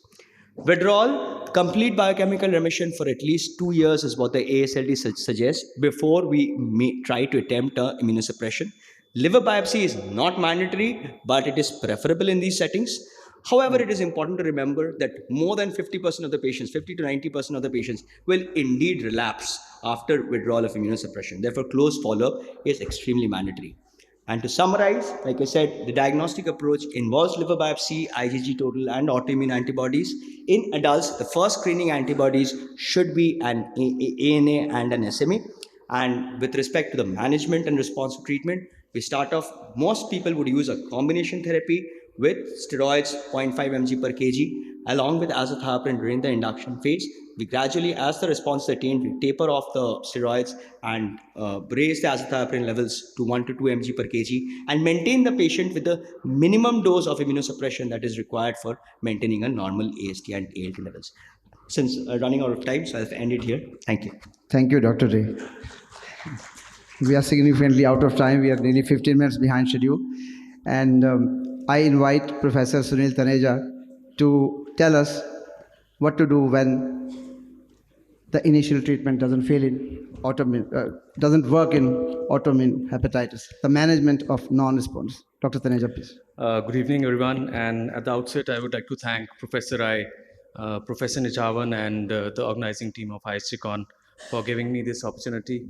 The stage has already been set by Dr. Arka, and I'm going to talk about non-responders in AIH. And we all know that AIH is a complex and heterogeneous disease. You know, it can manifest as early as 2 years and as late as 8th and 9th decade. And this can be the first presentation. And this disease is characterized by hypergammaglobulinemia, autoantibodies, certain HLAs, and typical histology, which can be seen when you biopsy these patients. And one of the criteria is response to immunosuppression. So you can have mix and match of these features, and these combinations and permutations can be seen, which leads to different presentations of these this group of patients. So what are the typical presentations? You can have this chronic presentation, and some of them would be asymptomatic. This is largely the patients which we see in our clinical practice, and response to immunosuppression in these two groups is pretty good. The other three groups, which are less common, includes acute autoimmune hepatitis, you have a fulminant group, and you have acute on chronic liver failure, where the response to immunosuppression is not very good, and they may end up getting a transplant in the end. So this slide has already been shown. I just want to focus on this, that the treatment varies with the kind of manifestations the patient will have. If they have cirrhosis, you might just start with steroids initially. If they have acute severe AIH, then you might start with high-dose steroids, and you can also use combination of steroids plus AZA if they present in a chronic or asymptomatic form. The response to treatment will also depend upon the kind of manifestations they have and the kind of presentation they have. So difficult to treat autoimmune hepatitis, it can be divided into two groups. One is the treatment intolerant. Treatment intolerant is that they will not tolerate the first-line drugs and they tend to develop side effects to therapy. The second group is the patients who have incomplete response. There would be some response, but not a complete response. And the third group is non-responders, which will not respond to the first-line drugs. So I'm going to talk about these three groups. So let me just talk about the endpoints of treatment. Intolerance is any adverse event possibly related to treatment as assessed by the treating physician, leading to potential discontinuation of the drug. Non-response, this is the International Autoimmune Hepatitis Group criteria recently published. Non-response is defined as less than 50% decrease in the AST/ALT at 4 weeks of treatment. And complete biochemical response is when you have complete normalization of the enzymes, normalization of the IgG, at 6 months, and partial biochemical is when you don't achieve this complete biochemical response. Remission is histological, and if you can demonstrate an HAI less than 4, then you can say that they are in complete remission. And this response to treatment is seen in around 65% of the patients. They will get into remission directly. Incomplete response is seen in around 15%, treatment failure in around 10%, and intolerance to drugs is seen in around 13%. And if you try and stop treatment in this group where remission has been achieved, majority of these patients can have relapse. So you have to understand that they would require long-term treatment, and stopping rules are very strict, and you have to be very careful when you have to plan to stop treatment in patients with autoimmune hepatitis. So what are the second and third line drugs if you don't have response to the conventional first line drugs? This is the list of drugs which are being used in patients with autoimmune hepatitis. That includes CNIs, tacrolimus and cyclosporin. You can use mycophenolate mofetil. There is some data on mTOR inhibitors, 6-mercaptopurine, and there is emerging data on the use of monoclonal antibodies, especially rituximab, and some experimental data which is there on B-cell activating factor inhibitors. These are again monoclonal antibodies. This is experimental data, but this is emerging. So let me just show you the data on the individual drugs. This is a recent data published from Bern by the Annalisa group, and they had 144 patients with AIH, out of which 35% patients received MMF, and the criteria which they used was intolerant or incomplete response to therapy. So 80% received because they were intolerant to the treatment, and 10% because they had insufficient response. And look at the response with this second line drug. 81% in the intolerant group versus 30% in the insufficient response group. So the bottom line is that if they are intolerant to the first line drugs, they might respond better to the drugs which are the second and the third line drugs. But if they have incomplete response or no response, again the response is it's not very good to the second and the third line drugs. And another important thing is here is that in the patients who have incomplete response, you tend to go on increasing the steroids also, and they would require higher doses of steroids to achieve remission. So very important paper recently published from 19 centers from United States, Europe, China and Canada, and they included 2,200 patients. The second line therapy was given in 302 patients, and I'll just focus on this group. 121 patients received MMF and 80 patients received tacrolimus. Out of this, ASA intolerance was seen in around 40%. Side effects to steroids was seen in 15%, and non-response to standard therapy was seen in 50% of the patients. So let's look at the results. Response to treatment. Again, the response to treatment is much better in patients who are intolerant to the drugs. This was up to the tune of 90%, whereas complete response in patients who have partial or no response initially is again very low. It's varying from somewhere between 34 to 55%. So you have this meta-analysis also which confirm these findings. This is a meta-analysis of 12 studies, and the median follow-up patients was 34 months. The pooled response rate in this was around 58%. The response rate in patients who were intolerant was around 80% as shown in the previous study, and the pooled response rate in non-responders is low. So if you have non-responders, that is incomplete response or null responders at the beginning of the treatment, the response to treatment is not very good. You have to remember this. So what about CNIs? Again, data is similar to MMF only. So I'll just show you one meta-analysis. 20 studies, total patients were 279. CNI remission rate in patients who had insufficient response was around 53%. The response was better in patients who were intolerant to the standard treatment, that is around 67%. And remission rate when CNI was used as the second line drug after the steroid or the ASA drug combination, this was around 52%. And when it was used as a third line drug after MMF or after steroid and ASA, the response rate came down further and it was around 26% only.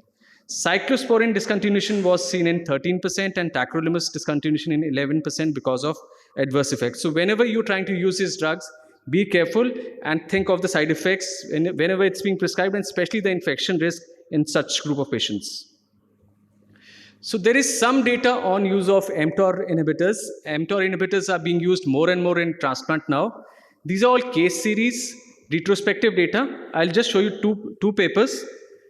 This is the data on sirolimus. 5 patients with steroid refractory autoimmune hepatitis were treated with sirolimus.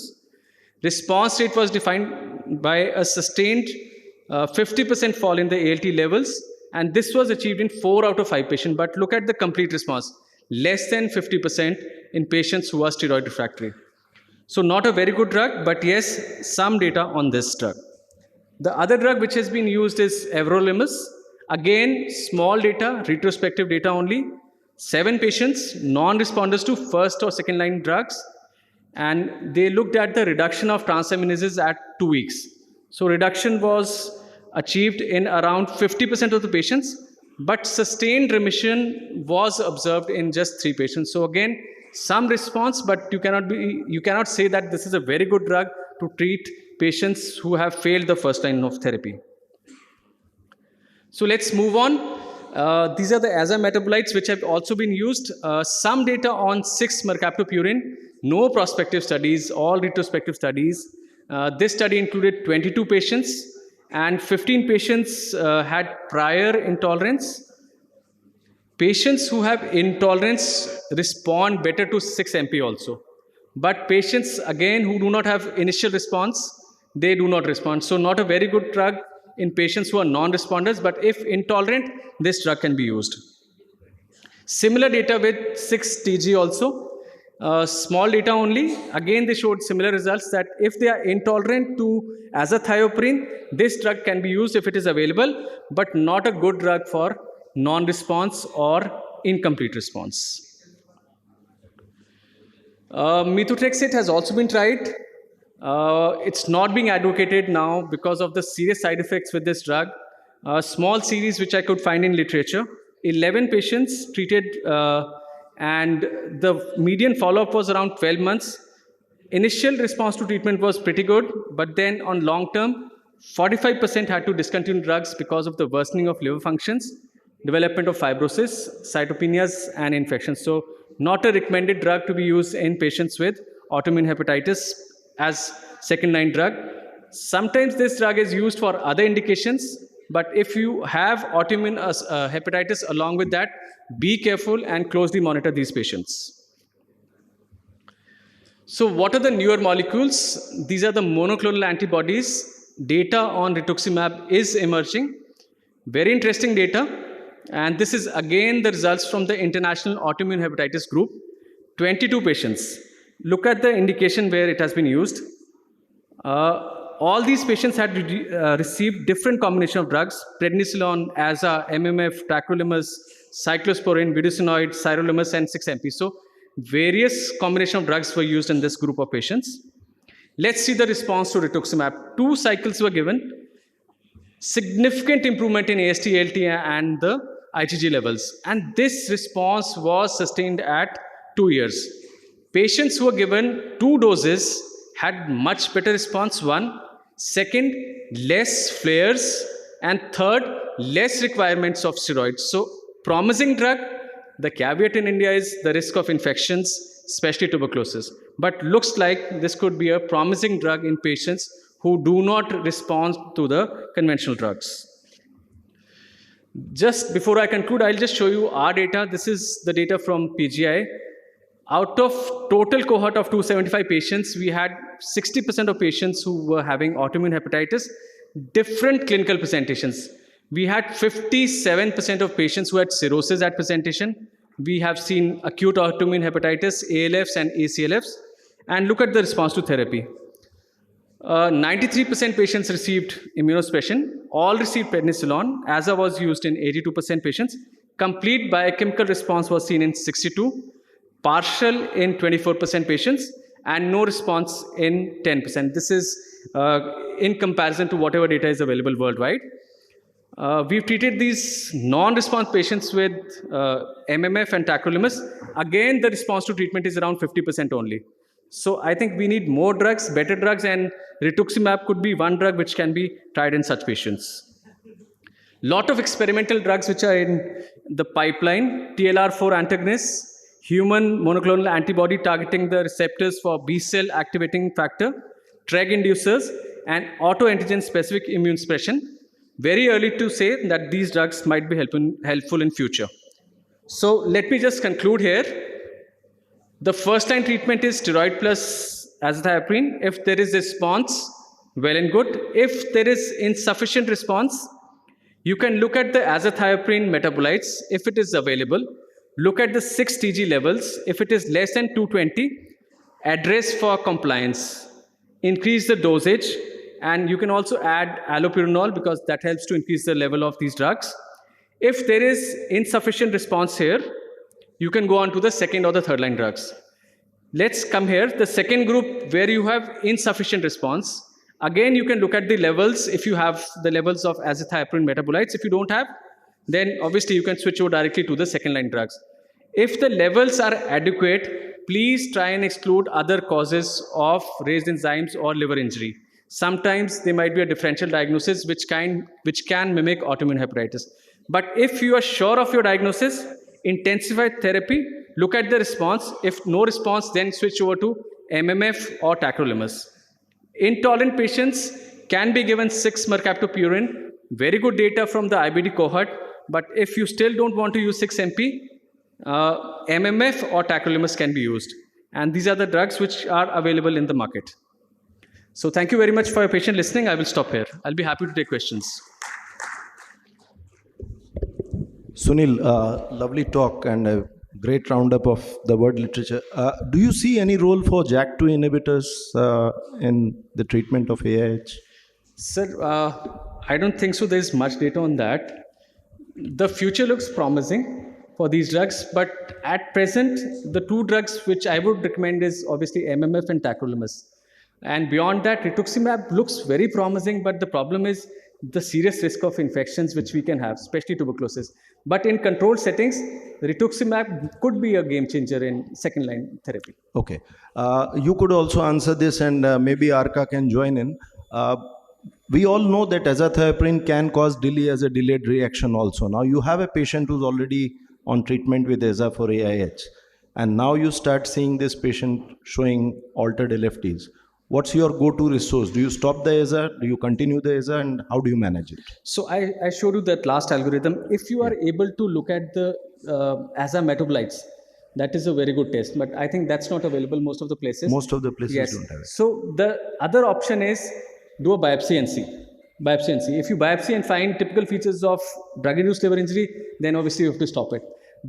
What in clinical practice I would do is, if in spite of increasing the immunosuppression, both AZA and steroid, if the patient is not improving, I would like to stop AZA or bring it down and then see.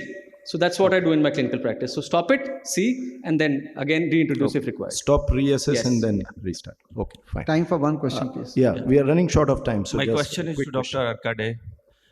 In this liberalized era of treatment for AIH, based on the prerequisite of having liver biopsy, my question is how to select patient who either are not eager to have one or don't have the facility.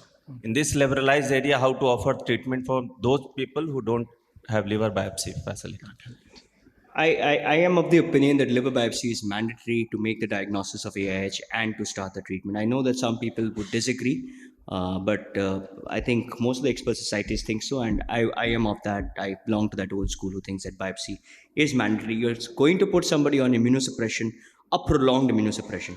When we are talking about withdrawal of immunosuppression, at least 2 years of biochemical remission. Even after that, if you withdraw, most will relapse. So essentially, it could be a lifelong low-dose immunosuppression for the patients. To do that without doing a biopsy, AIH has got so many mimickers. Acute viral hepatitis could be mimicking an AIH.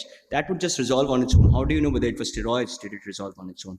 So to rule out that, I think biopsy is... I think if you go by the guidelines, there's no debate on that, at least as of now. But we are the person which are having difficulty in this situation. Another same other way around.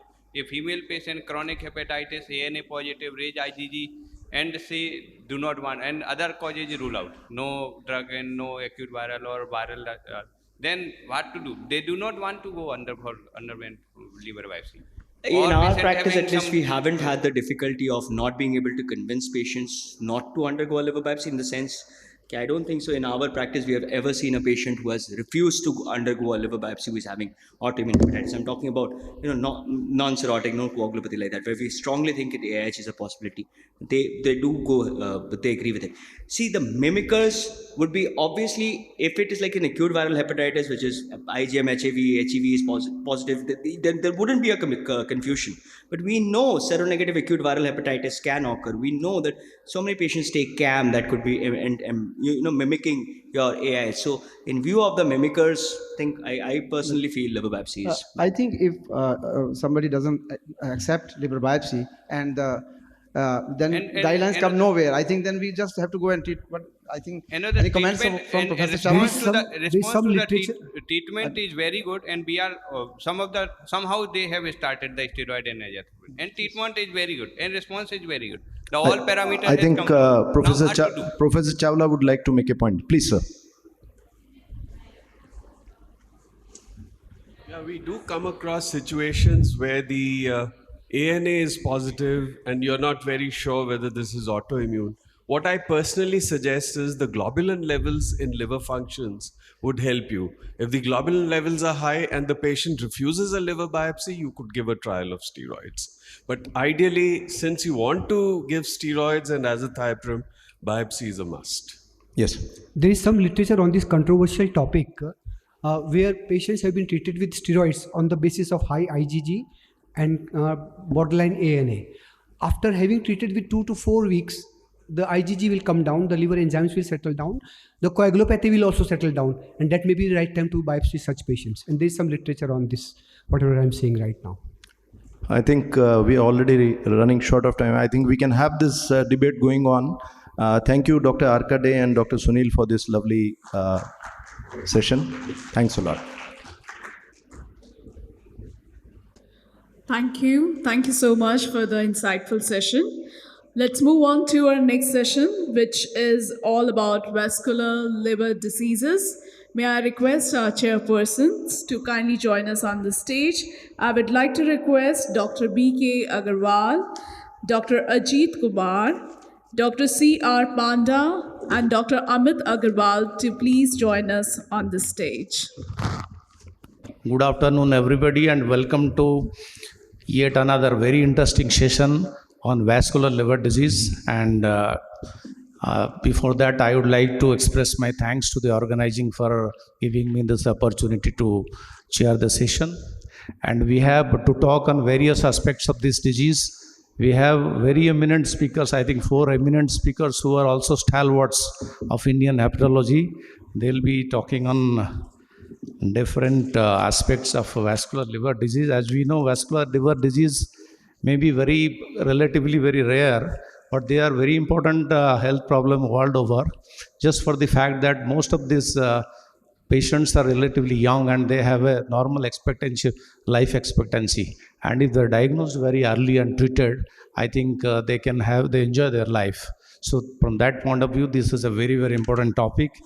To start the lectures, I would like to invite first Dr. S.S. Baijal to start his talk. He will be talking on, I think, portal vein recanalization and cirrhosis, when, whom, and how. Dr. Baijal, please. Thank you, sir. And I must thank the ISG once again for giving me a chance to be here. The topic allocated to me was portal vein recanalization, when, whom, and how. And I'm still not sure whether I've got the answers of all of them, but I'll share with you what I was able to uncover and some of our experience as we went across these many years of tackling this problem. The first thing that came to us was that we've got to understand a couple of things in portal vein tumor thrombosis, non-tumor thrombosis, and that is, where does the thrombus lie? That's very important. We've got to decide the extent of occlusion, and we've got to be able to uniformly categorize our patients into groups, and therefore minimally occlusive less than 50, partially more than 50, and of course complete is complete. Has it been stable over time? If we have the opportunity of temporally being able to see the thrombus and how it has behaved, and of course the extent, whether it's limited to the main portal vein or it goes down to the SMV and splenic, and hence the need for classification. There are these 4 classifications that are available in literature. Of these, Dr. Sareen's classification is a very detailed one, actually addresses virtually every point that is important to be considered. Prashant, Dr. Bhangui, who is in our hospital in the liver transplant team, has made his classification based mainly on transplant categories and transplantability. But the most often used is the first one, which is also the simplest, the Iredell's classification, which is less than 50, more than 50, complete portal vein or splenic vein, and then grade 4 is if it goes along into the SMV. And therefore, how do we treat all these patients? Obviously, like I said, it's based on the age of the thrombus, if we can age it. The presence of symptoms, obviously understandable, as we would do for any disease process. And now the patient's transplant status as a cirrhotic patient. If there is intestinal ischemia or a concern about it, we must start early anticoagulation. I think there is not very much doubt about it. All the teams actually play a role, and a multidisciplinary discussion always makes sense. In 2020, there was a suggestion that anticoagulation in chronic portal vein thrombosis should be given if there is inherited thrombophilia, progression of the thrombus documented. Is there a history of bowel ischemia or currently a concern for bowel ischemia, or if the thrombus extends into the SMV? And of course, in the last one, which is the newest group, is PVT in patients awaiting transplant. The recanalization rates are not so poor with anticoagulation alone. And it's from 2/3 to 3/4 of all patients if you put them into a single pool. And that's actually there because in complete portal vein recanalization, the recanalization rates are poorer. So it's about 50%. And hence the overall percentage has come down. If you were to exclude complete portal vein thrombosis from this, then the chances of recanalization with anticoagulation go even higher. The other important thing to understand is that there is a very good outcome of stopping the thrombus where it is with the use of anticoagulation. And we've seen up to 1 year, you can see a response as it comes. Of the drugs that we would use, we're very comfortable with the heparins. It allows us to manage the coagulation. It also it allows us to very quickly alter the drug schedule so that in case invasive procedure is to be done, it can be hurried through. And there's a lot of data behind it over so many years of time. The newer anticoagulations are not recommended in child C. They are addressed as to be used with caution in child B, and actually there is data to push for its use only in the child A group. So therefore, what would be the indications now of trying to treat these patients with portal vein thrombosis? A recent portal vein thrombus, which is complete or partially occlusive. If it is symptomatic, potential candidates for liver transplant, and even if it is small but progressing, or it is small but in the SMV, these could be patients whom we would consider for going ahead in starting anticoagulation and moving further aggressively if there is further progression of clinical symptoms or of the thrombus. The medical therapies we discussed and the role of TIPS has actually come in, and it's being pushed more now in the setting of patients who could potentially be liver transplant candidates because it would assist in recanalizing the thrombosed portal vein. So what was initially thought to be a relative contraindication is now turning into an indication for doing TIPS. And the success rates are surprisingly high. But of course, the indications for doing it stay. Along with the patient being a transplant candidate, the other scenarios would be not just to treat portal hypertension, but to treat the clinical setting complications of portal hypertension, be it bleeding or be it ascites. There's some randomized trials coming out of China, both of which have actually addressed the situation of the use of TIPS in portal vein thrombosis in patients who are bleeders. And they've said that the addition of TIPS in the strategy proves to be superior rather than just staying with endotherapy and beta blockers alone. It has a better result in the control of the bleed, but may not affect overall survival. So therefore, the current guidelines recommending TIPS in cirrhosis and portal vein thrombosis would be an inadequate response or a contraindication to anticoagulation. If there are portal hypertension induced complications which are refractory to medical management, and even if you have chronic portal vein thrombosis, it's still a good situation to really consider if you can actually achieve a TIPS, which is now becoming technically very doable.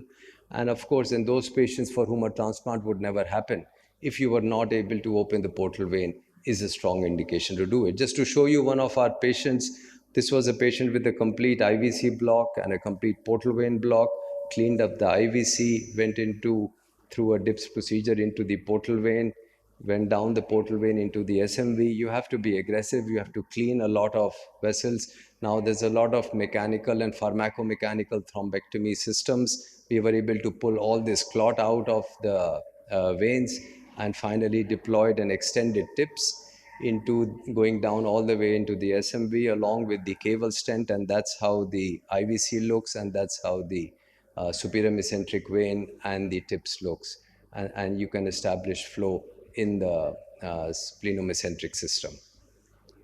The other situation which I was talking about is the PVR TIPS. This is a portal vein recanalization assisted by a TIPS. This data came out from this first 11 patients in whom a transsplenic access was used. Complete portal vein thrombosis was there in 8 out of these 11 patients, and all of these were hence denied listing for transplant. Portal vein patency was evaluated and it was successful in all 11 patients with no major complications, and of these 3 patients finally reached transplant at the time this paper was published. The same group again presented their data of now more than 60 patients, and again the technical success rate had now moved to 100%. Recanalization was achieved and they were able to follow up for 16.7 months in mean, but 23 patients, that's nearly 40%, all of them reached transplant to have a successful transplant the way the surgeon deemed to do it. Just to show you one of our patients in this situation, there was extensive portal vein thrombosis going from the main, left, right, and down to the SMV. If you look at the images from caudal to cranial, there's not too much of portal vein there. There are bits and smatterings of some flow in between, but majority intrahepatic and extrahepatic is all missing. We did the transjugular trans-TIPS procedure into the portal vein. There's extensive thrombosis all the way down on the portal side. There's not a structured vein there, but it shouldn't deter us from really going down the SMV, find the SMV down and balloon and aspirate. The large amounts of compressions on the balloon which is going from the portal to the splenic side is also showing a chronicity which lies underneath, and therefore we have to use mechanical ballooning along with mechanical methods. We use thrombolytics during the procedure as well as suction, and now there are a lot of devices which actually help us suck out the clot. We worked both ways down. We used 2 accesses from the jugular side and went one into the splenic vein, one down the SMV. Now you can see that there is some clearance that is showing up and things are beginning to flow better. The SMV is flowing better up. A few days later, we looked at this patient on CT and we again see that there is a residual clot there at the junction of the splenic vein with the portal vein. So went back in again through the jugular axis. We saw that there was a clot there, and you can see retrograde filling of a lot of tributaries from the splenic vein, saying that there is no great forward flow. Did a combined ballooning, and this time we added then 2 stents, one in the SMV and one in the splenic vein. It shows now that the forward flow is accomplished. We purposefully left a portion of the portal vein in between uncovered because this patient was to go to transplant. So we were very careful to finish the splenic and the SMV stents in the retropancreatic portion, leave the main portal vein, and you have a TIPS high up placed above so that it would not come under the surgeon field. And they got the portal vein in that in-between part, which they were able to clamp, divide, did the transplant, the TIPS went out with this liver, and they were able to put in a graft. So if you look at the Baveno classifications, The Bavino 7 has talked very clearly again and repeating the points that we've just covered. Recent, complete or partially occlusive are patients in whom anticoagulation is definitely recommended. Symptomatic PVT, yes, we must do it. And potential candidates for liver transplant, anticoagulation is a good thing to do. The goal of anticoagulation is definitely to arrest the clot and see whether it would lyse spontaneously with time. In the smaller amounts of thrombosis, if there is thrombosis involving the SMV or if it is seen as progressing, one should definitely get on the anticoagulation. We've got to maintain anticoagulation until portal vein recanalization or at least for a minimum of 6 months. For patients who are awaiting transplant, continue it even after recanalization happens, and considered after recanalization and all others if you are to balance it with the risk of bleeding in a patient who's not heading into transplantation. TIPS would be recommended in patients with thrombosis of the portal vein trunk without recanalization on anticoagulation, and especially in those patients who would otherwise never get transplanted. Just to show you a 4-year-old child, one of our patients who was again heading into a transplant situation but didn't have a portal vein. We did a transhepatic puncture and you can see that the portal vein is looking very thrombosed there and there's not much. We dug our way through the chronic portal vein block into the splenic vein side, did a lot of ballooning, went down the SMV as well and cleaned up, and now we can see that there is some forward flow. We placed TIPS stents and we were careful to finish the stent lower end just where the left and the right portal veins take off so that we had the entire extrahepatic portal vein available for the surgeon who would thrombose, who could then transplant. This patient was again an adult patient this time with an LDLT. If you would see the video, this patient had nothing inside the liver, but there was a small nipple which you could see from the splenic vein, which is pointing towards the this point. So that was the small bit we said is actually the inflow to the portal vein, and we thought that's enough. So we decided to come transsplenic. We came through the spleen, and when we did the splenic vein angio, you would see that you see the stump and the huge bunch of collaterals and nothing flowing towards the liver, but it was enough to give us a roadmap to know where to go.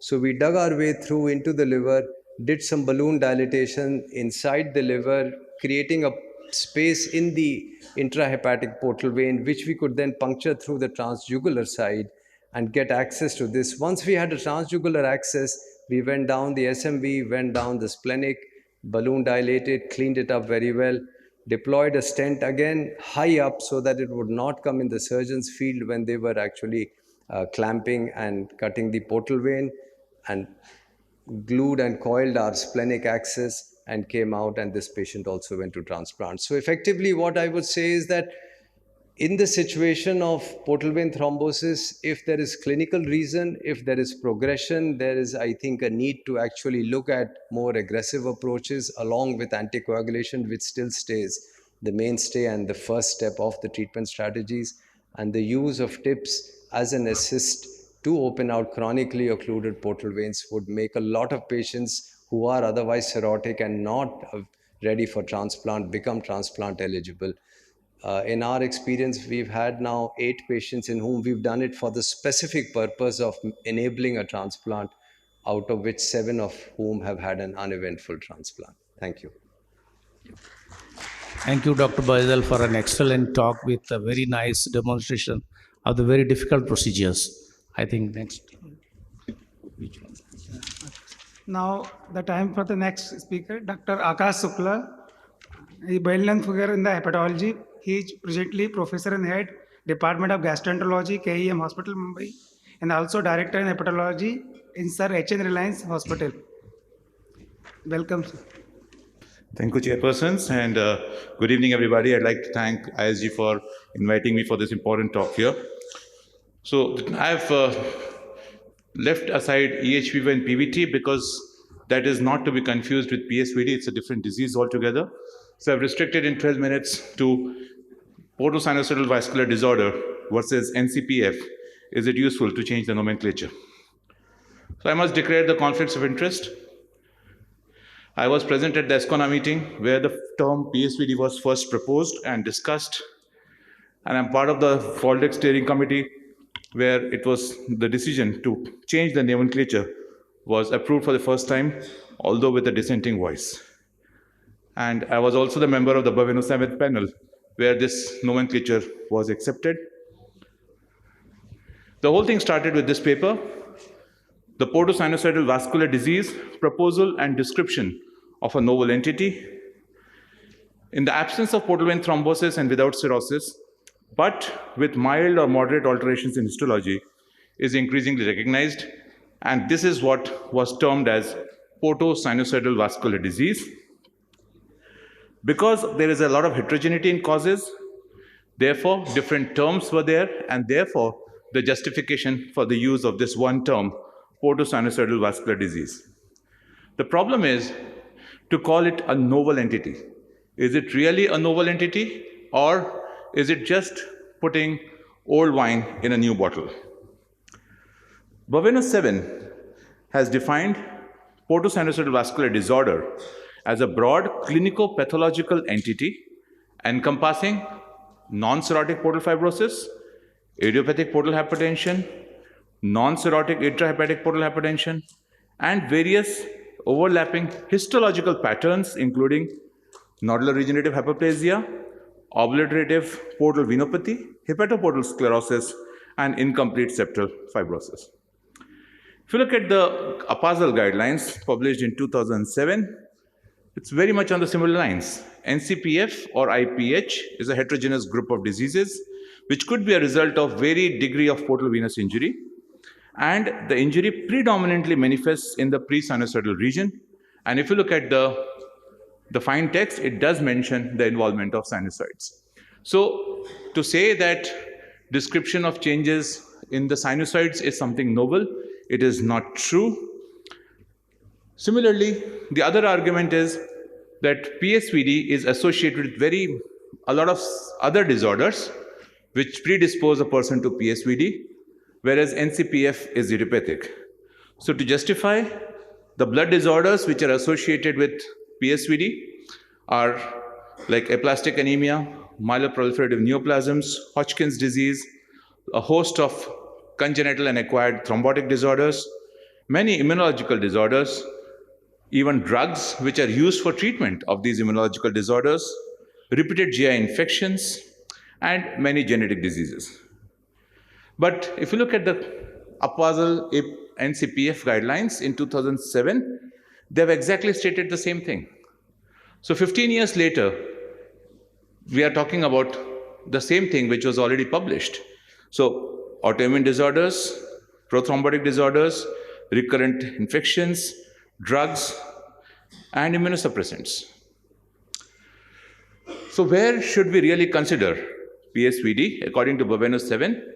Whenever there are signs of portal hypertension with atypical features of cirrhosis, like HVPG being less than 10, liver stiffness being less than 10 kilopascals, smooth liver surface or no atrophy of segment 4, or if you see hepatic veno-venous communications, although none of these are pathognomonic, or liver blood test abnormalities or portal hypertension in a condition which is known to be associated with portosinusoidal vascular disorder, or unexplained liver blood test abnormalities even without signs of portal hypertension.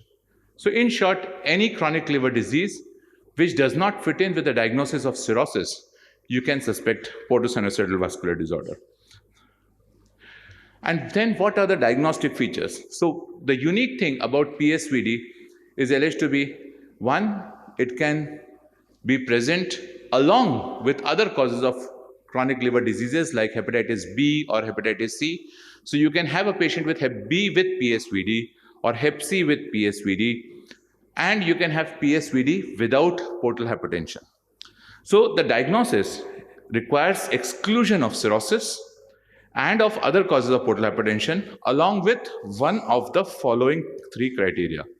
At least one feature specific for portal hypertension, at least one histological lesion specific for portosinusoidal vascular disorder, or at least one feature not specific of portal hypertension together with at least one histological lesion compatible may not be specific for PSVD. And absence of portal hypertension does not rule out PSVD. Similarly, presence of common causes of liver diseases like alcohol, viral hepatitis also does not rule out PSVD, and both can coexist. Presence of portal vein thrombosis does not rule out PSVD, as patients with PSVD are more prone for portal vein thrombosis. If you look at the studies on NCPF and APASL 2007 consensus statement, around 1/3 of patients with portal hypertension could be because of NCPF or IPH. Cirrhosis needs to be excluded. Liver stiffness should be lower than cirrhosis despite presence of portal hypertension in NCPF. There are at least 3 Indian studies on that.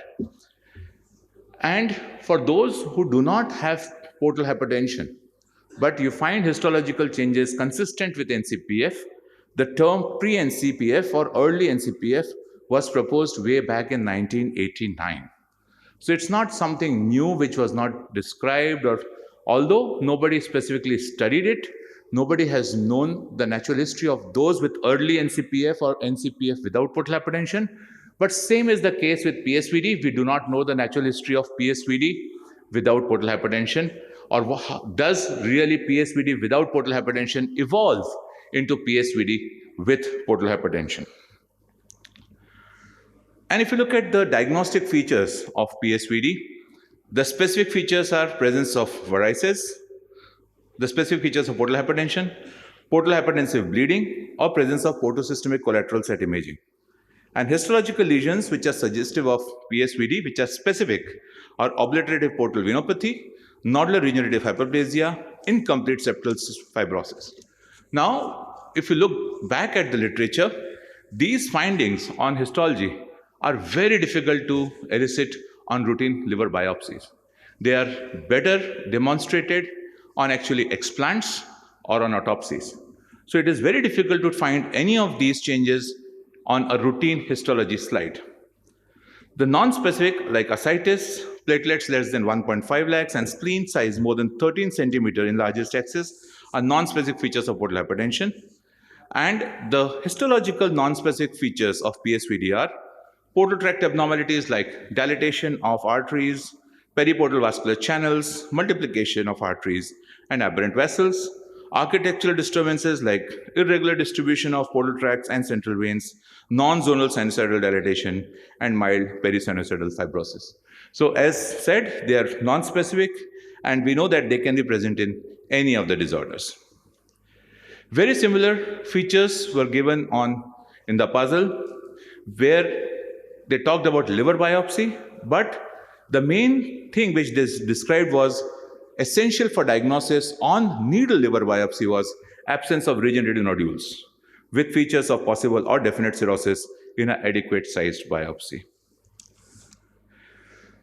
The other changes which are all listed here were already described, and therefore there is nothing new which this PSVD definition adds to our knowledge. The 3 subtypes, NRH, focal nodular hyperplasia, and incomplete septal cirrhosis, are already described very well with non-cirrhotic portal fibrosis. If you look at the management of PSVD, there is insufficient data on which therapy should be preferred, whereas in APASL, we know for NCPF, EVL is recommended for large varices for primary prophylaxis, while BRT or decompressive surgery may be an option but is not recommended for primary prophylaxis. The other thing was the paper published in J. et al. In 2014, which said that involvement of sinusoids is something novel in patients with PSVD or idiopathic portal hypertension. But I must bring back the memories of 1970 and 1971, where Professor B.N. Tandon and Professor Sama, they published in that era, 50 years ago, exact same changes which were published in J. et al. 7 years ago. And now we cannot call them as novel changes. These were very well described with the exactly same pictures in animal models and on histology in patients with NCPF. So in Baveno 7, they talked about increased risk of PVT in patients with portosinusoidal vascular disorder, and it is associated with worse outcomes. And these patients require anticoagulation, which is exact replica of what was told in the APASL 2007 guidelines for management of idiopathic portal hypertension and NCPF. So to summarize, my dear friends, the term PSVD is introduced and its diagnostic criteria is given by Easel and Baveno, but it is not a novel entity. It is something which we are very familiar with, and we have been using the term non-cirrhotic portal fibrosis for this entity. The novel thing about PSVD is the acceptable diagnosis of PSVD in presence of other liver diseases like hepatitis B and hepatitis C, and can be even diagnosed in the absence of portal hypertension. This is something which is unique, which we really don't know whether it can coexist with NCPF or not. The other features are all which supposed to be newly described to justify the new nomenclature are very well established in NCPF. It probably makes sense for the West to change their nomenclature from idiopathic non-cirrhotic portal hypertension to portosinusoidal vascular disorder, because INCPH is actually just an idiopathic non-cirrhotic portal hypertension, whereas we now know that there are certain diseases which can predispose, and we understand the pathogenesis of development of this disease much better, and therefore the term idiopathic should probably go away. And in that sense, those who are using the term INCPH, it probably makes sense to shift to portosinusoidal vascular disorder. But even for them, because of the sheer heterogeneity of these disorders, including coexistence with other diseases like hepatitis B, hepatitis C, NASH, or alcohol, I think the term should be portosinusoidal vascular disorders rather than portosinusoidal vascular disorder. So it should be plural, it's a group of disorders rather than being a single entity. But of course, only time will tell whether this holds true or not. So just by renaming something, I don't think we can change its natural history, its behavior, or we can change anything about it. But we really need to think why this nomenclature has taken place. And therefore, we must, I think, stick to our NCPF for our guidelines. Thank you very much. Thank you, Dr. Akash, for an excellent talk and clearing many doubts and over this new nomenclature. But I think in the West also they accept that it was earlier known as idiopathic portal hypertension. They also agree that same features, everything is same. So we'll take questions and answer after the session is over. And next, I would like to call upon Dr. Shalimar, who will be talking on optimizing care of patients with Budd-Chiari syndrome. Dr. Shalimar, as you all know, is a professor of gastroenterology, All India Institute of Medical Sciences, New Delhi. Dr. Thank you, Shalimar, sir, please. for the kind invitation. At the outset, I would like to thank the organizing committee for giving me an opportunity to talk on a very dear topic, that's optimizing care in patients with Budd-Chiari syndrome. Budd-Chiari syndrome, or hepatic venous outflow tract obstruction, is defined as obstruction of hepatic vein or the inferior vena cava, or a combined obstruction of these two vessels. So how does this disease present clinically? And for the postgraduates sitting over here, important point to remember, Budd-Chiari can present as a fulminant, an acute on chronic, or a subacute presentation. How do you differentiate when you see a patient of Budd-Chiari? Remember this, tender hepatomegaly in an acute liver failure patient suggests Budd-Chiari syndrome. It's not a garden variety of acute liver failure you're dealing with. Similar in an acute presentation, tender hepatomegaly again, that gives you a clinical guide you're dealing with a Budd-Chiari syndrome. The rest of the symptoms in acute would include typical ALF features, and in an acute, the presence of AST-ALT more than 2 to 3 times, and a subacute presentation with typical cirrhosis-like presentation. Clinical exam, leg ulcers, dilated veins on the anterior and posterior abdominal wall, presence of ascites. This will suggest you an IVC obstruction. Presence of ascites suggests you a hepatic vein obstruction. Important point for the postgraduates to remember that this is a high protein, high SAG ascites. In contrast to patients with cirrhosis who got a low protein, high SAG ascites. Hypercoagulable states are present over here. But they are usually absent in a patient with decompensated cirrhosis. Again, reiterating the point, presence of hepatomegaly takes you to a diagnosis of Budd-Chiari syndrome. Natural course, as the name suggests, obstruction to the hepatic veins, backflow, venous stasis, damage to the liver cells, necrosis, ultimately leading to cirrhosis. How do you diagnose? You got typical imaging options in terms of ultrasound, CT or an MR venography, and conventional venography for diagnosis of this syndrome. What do you see on ultrasound? Do remember that you may find the hepatic veins may not be seen. You may see a thrombus within it. You may see intrahepatic collaterals seen over here on a Doppler. A Doppler is almost 90% sensitive and specific for making a diagnosis. Your first line of investigation for diagnosis is a Doppler. CT done helps you characterize the site of block again. A variegated appearance or a mottled appearance is very typical of a Budd-Chiari syndrome. Hyperenhancing caudate lobe, which is seen over here as the area between the IVC and the portal vein. You may see multiple nodules. Nodules are quite common in Budd-Chiari. They may be regenerative nodules or they may be a tumor. Venography helps you delineating. This is the gold standard. And you may see the stenosis as what I showed in the previous images, or a spiderweb network which is produced by the collaterals. A typical imaging of an IVC narrowing and a complete occlusion. This is for hepatic vein, which is totally narrowed out here, and what you see is something like a sinusoidal pattern, what you see when you do an HVPG, or you may see a lot of collaterals. Coming to liver biopsy, do you do a liver biopsy in a diagnosis of Budd-Chiari syndrome? It's not needed. When you are in doubt and you don't know what is the etiology, you may consider doing a liver biopsy. If you do a liver biopsy, you may see dilated and congested sinusoids and zone 3 hemorrhage and necrosis. But remember, biopsy is not needed for making a diagnosis of Budd-Chiari. Natural course, you got symptoms, you got blocks.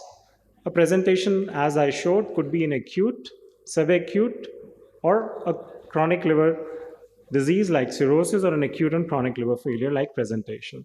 And these may present clinically to you with ascites, presence of bleed, encephalopathy, sepsis, and cancers. So if you intervene over here and lead to a normal physiological flow, you may prevent all these complications from occurring. So how do we manage? You manage a patient symptomatically with the management of ascites, which is the standard, treatment of varices, which is also similar to what's there in cirrhosis. The important difference out here is you're relieving the obstruction. That's based on radiological intervention. That's based on surgical interventions in transplant. You treat the etiologies and you screen such patients for development of complications like tumors. Okay, let's run through what these is.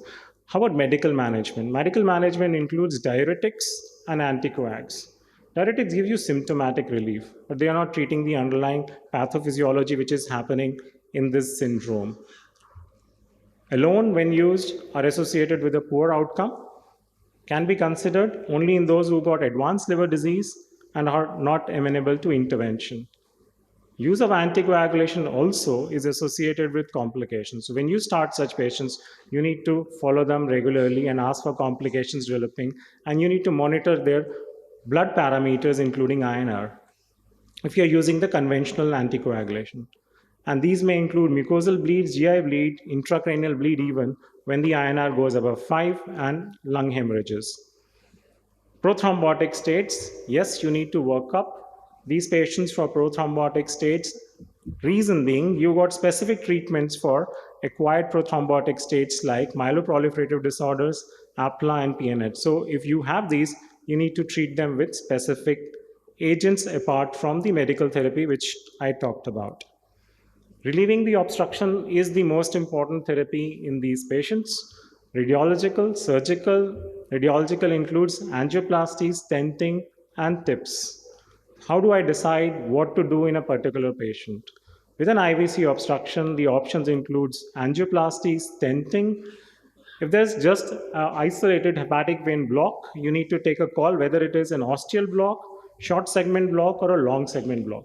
This helps you in deciding what kind of intervention your patient will undergo.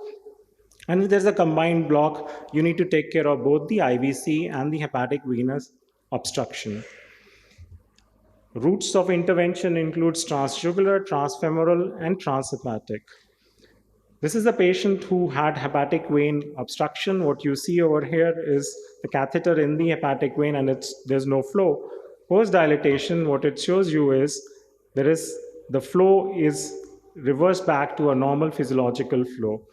Same thing being shown over here is a patient who had an HV block, and a stent is being placed, and post stenting, look at the flow. So this is the flow which is being restored back. So you're restoring back the physiological flow with interventions. The first image shows you an IVC block. The blood should have flown in the IVC from here up to the right atrium, and it's flowing through another collateral out here. IVC angioplasty being done, and see what happens post angioplasty is the blood flows normal physiologically. It's another patient who underwent an IVC stenting, again showing you IVC block over here, post stenting over here. Now, post stenting, the contrast flows physiologically back to the heart over here. Do I subject a patient just to an angioplasty or stenting? A combination of angioplasty and stenting for a short segment stenosis is better, as shown in this only randomized controlled trial in Budd-Chiari syndrome from China. TIPS is what Professor Bejel showed you an excellent video. It's a connection between the hepatic vein and the portal vein, and this is what is being used when you got a long segment hepatic vein block, where TIPS is of good use in such patients. All interventions come with their own complications which you need to follow, and they may include hemiperitoneum, stent blocks, capsule rupture, portal vein rupture, liver lacerations, biliary puncture, and even hepatic artery punctures can occur. ALF, a sinister presentation, high mortality, 40% of your patients are going to die. A proportion of these patients, though a small fraction, can still be managed with radiological interventions and transplantation. ACLF, again, presentation with a high mortality of almost like half of your patients may die. What we showed over here is that those patients who underwent intervention had a similar outcome in those patients who had a severe liver disease-like presentation but without ACLF.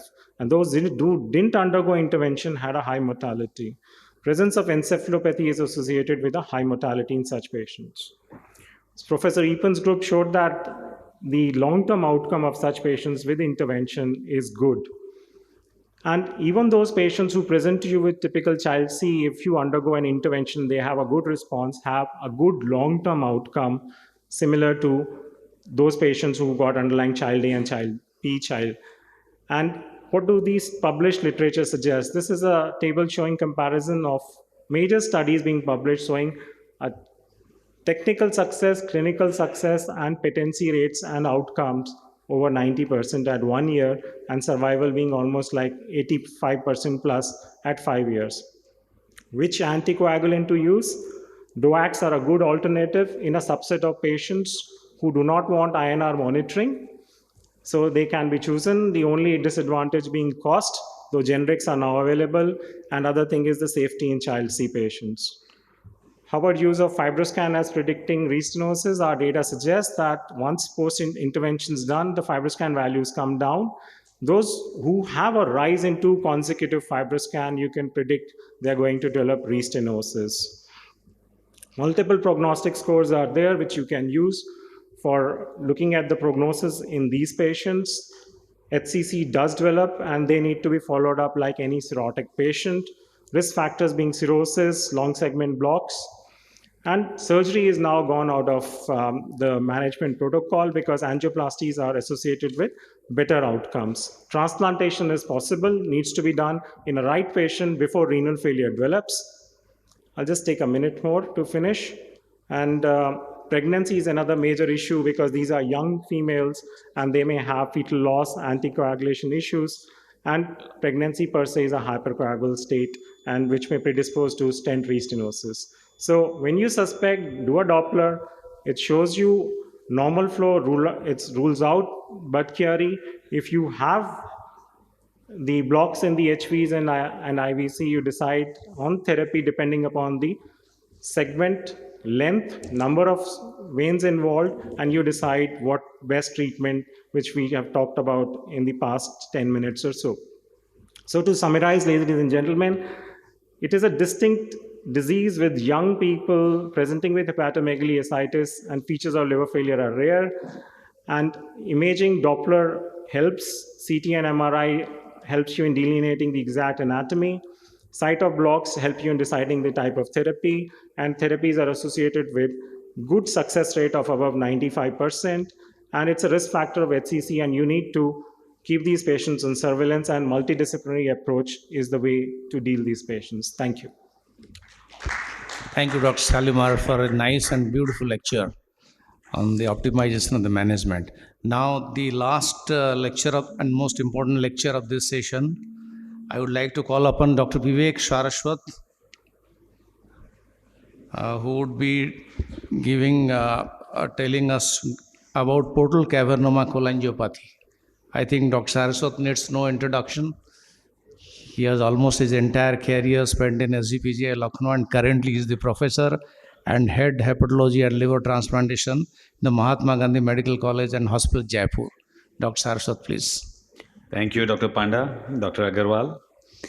At the outset, I'd like to thank the organizers for giving me this opportunity and this platform to talk to you about the endoscopic management of biliary obstruction in portal cavernoma cholangiopathy. In the next 10 or 12 minutes, I'll take you through these steps, some of these pictures which show the various appearances that we associate with portal cavernoma cholangiopathy. Now, what exactly is this entity, portal cavernoma cholangiopathy? In 2013, published in 2014, the INASL held a consensus meeting in which this whole area was reviewed thoroughly, and the definition proposed is that PCC refers to abnormalities in the extrahepatic biliary tree, including the cystic duct and the gallbladder, in a patient with a portal cavernoma. These changes may also include the first and second generation biliary duct branches within the liver. Essentially, there must be a cavernoma present. Typical changes of PCC on cholangiography should be present. Each one of these is important, and I'll come to them by and by. And other causes of which may give similar biliary changes like bile duct injury, PSC, cholangiocarcinoma, etc. should be absent. Now, a portal cavernoma essentially is an attempt to bridge a block in the portal vein, and the collaterals that develop tend to envelop the common bile duct and the extrahepatic biliary tree. 90% of blocks in the portal venous system are at the junction of the SV-SMV, where the cavernoma is concentrated, although 5% of the blocks may extend to the hepatic hilum, and another 5% extend down into the SV-SMV. In general, about 10% of these patients have blocks in all systems, portal, splenic, and SMV, and thus have no major shuntable vein, which can pose a problem in their management.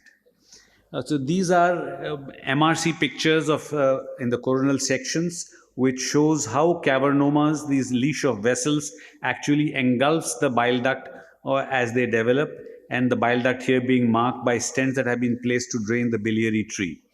These can be extrahepatic as well as intrahepatic cavernomas. Similarly, on ERCP, you can have changes which are typical of PCC in the form of stenoses or strictures, indentations and contour abnormalities in the biliary tree, which includes dilatations upstream to areas of stenosis and strictures, and in fact, very ectatic intrahepatic bile ducts generally prominent on the left side. So these are also seen on MRC. Similarly, you have this marked displacement. The lower bile duct is markedly displaced by cavernomas, and apart from this displacement, you have these ectatic dilated segments that can be seen. However, not all changes of biliary tract obstruction in a patient with portal cavernoma may qualify as PCC. This is a patient in whom a cavernoma was present. You can see the stricture here in the extrahepatic bile duct and this gross dilatation, but the indentations, contour abnormalities, displacement, angulation, etc. are missing, and a brush needle biopsy of the stricture showed a cholangiocarcinoma. So these things need to be ruled out before you make a diagnosis of PCC. A brief word about the natural history of this condition. About 80% of patients with these typical cholangiographic abnormalities may be asymptomatic, and less than 1 in 5 have symptoms or complications of PCC. Generally, the progression one notices is that as the collaterals compress the bile duct, areas of stenosis due to collateral compression induce cholestasis. When microlithiasis can be seen, crystals can appear in the bile, as some Spanish workers have shown, but these are generally in asymptomatic stage. As the biliary obstruction becomes more persistent and long-lasting, calculi appear in the biliary tree, and these may be the first symptom of biliary obstruction related to calculus formation.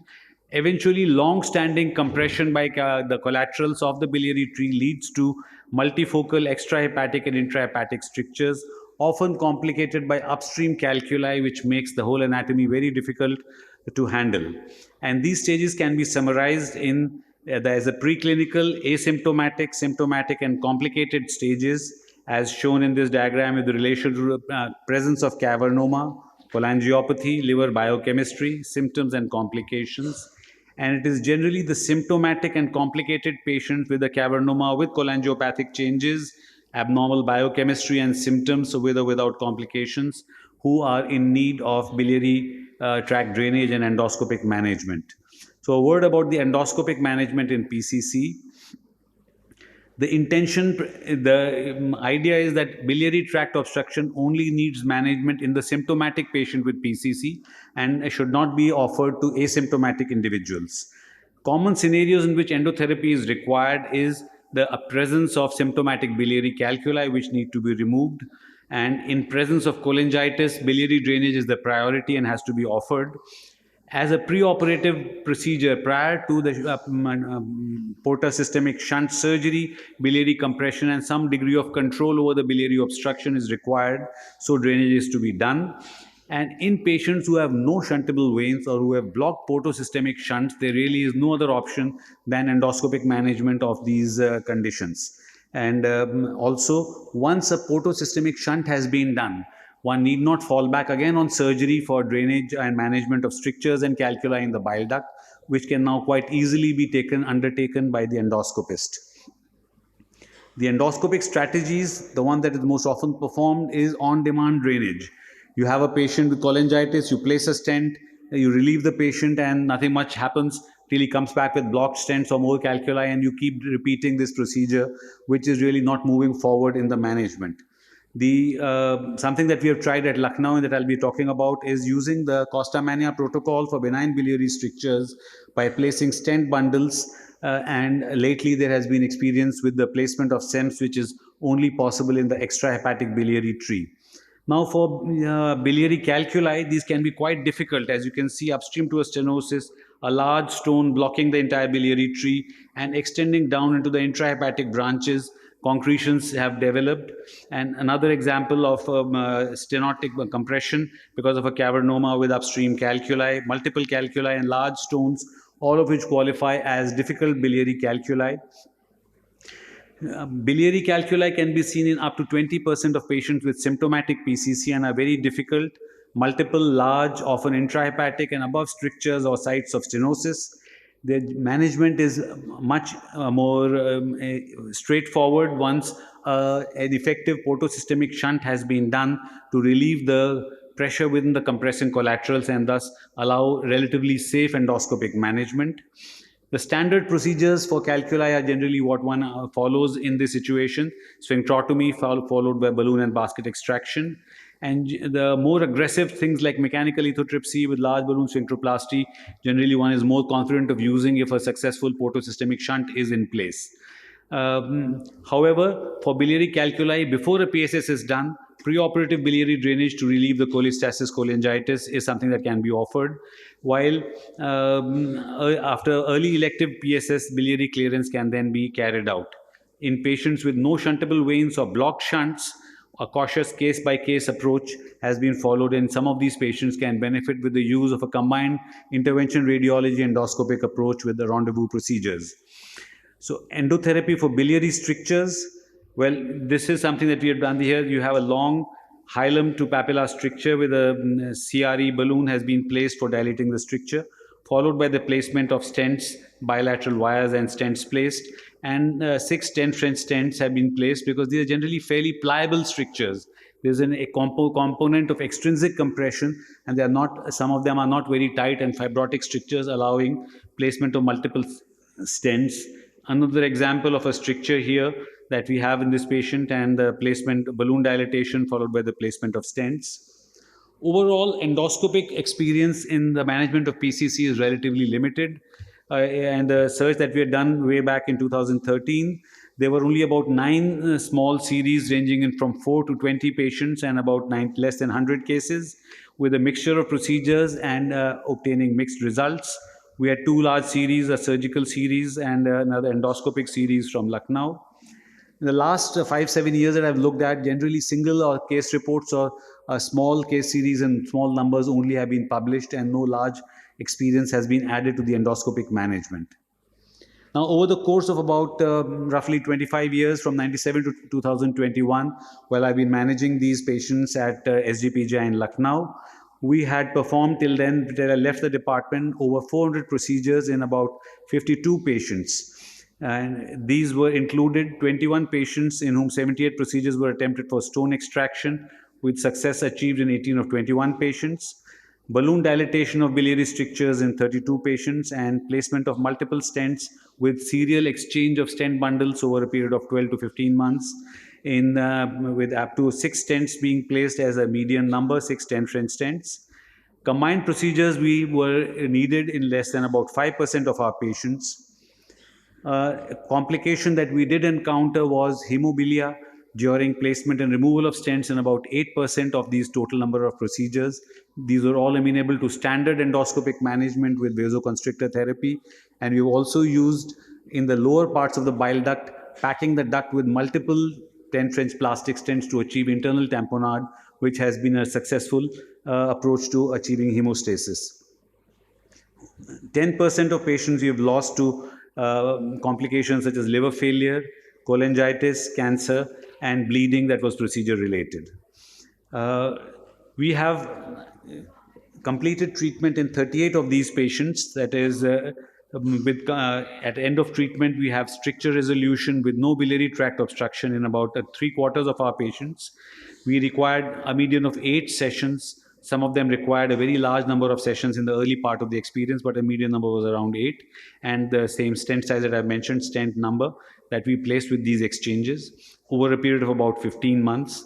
And in the first 37-38 patients, by the time I left, we had a mean 15 follow-up period of about 24 months, which ranged from just the last couple of slides. Surgery was done in a small number of these patients. So managing symptomatic patients, the few lessons we have is that our focus should be on managing patients with their portal hypertension first. And portal hypertension, even in asymptomatic PCC, is useful. May have a role in preventing PCC, but this is not yet answered, and I wouldn't go that far. But it makes biliary management very safe and easy. When a patient has come to you with symptomatic PCC, management of biliary tract obstruction, first the endoscopic biliary drainage has to be done, followed by shunting, and the procedures that we have discussed in the last few slides. Hemobilia is a problem, but this has mainly been seen in patients who had no shuntable veins. Bleeding generally was from intracholedocal varices, and stent tamponade did help.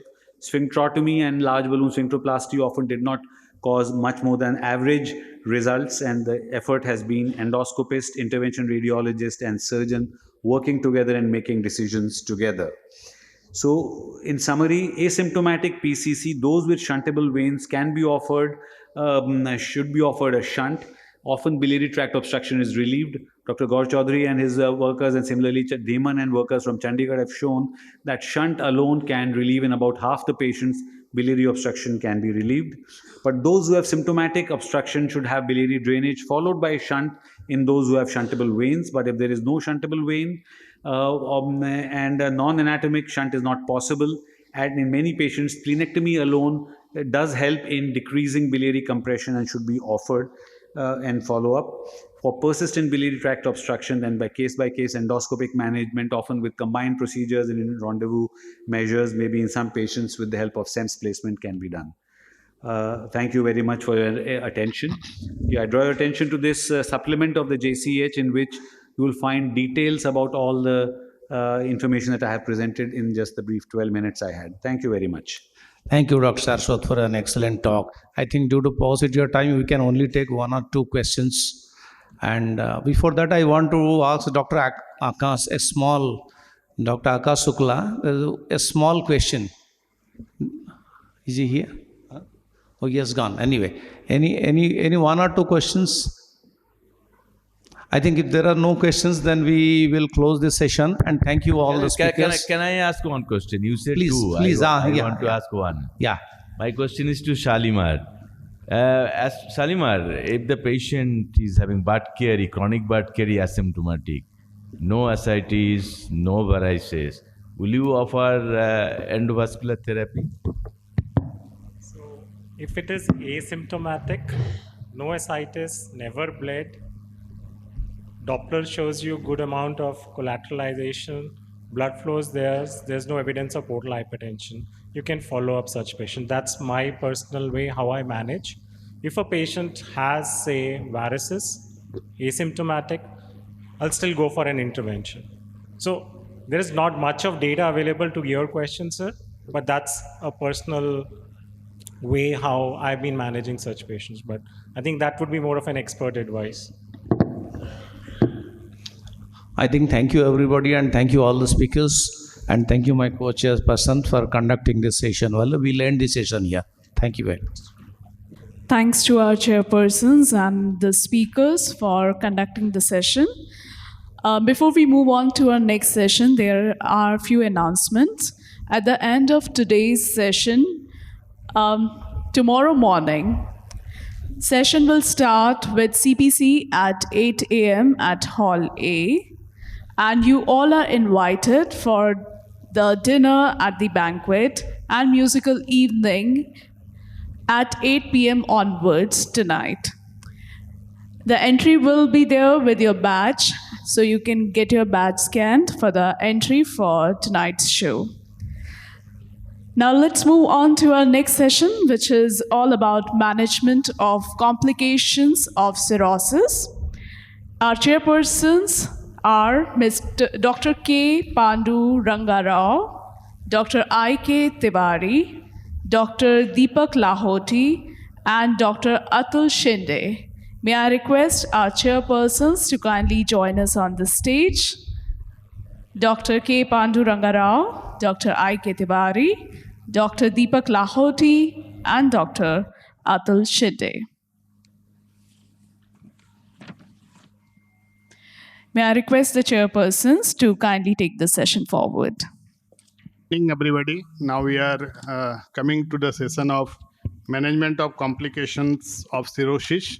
And for this, to start with, we have the first topic on techniques of measurement of portal hypertension, HBPG versus others. And for this talk, we have Professor Shiv Kumar Sarin, presently the Chancellor and Director, Institute of Liver and Biliary Sciences.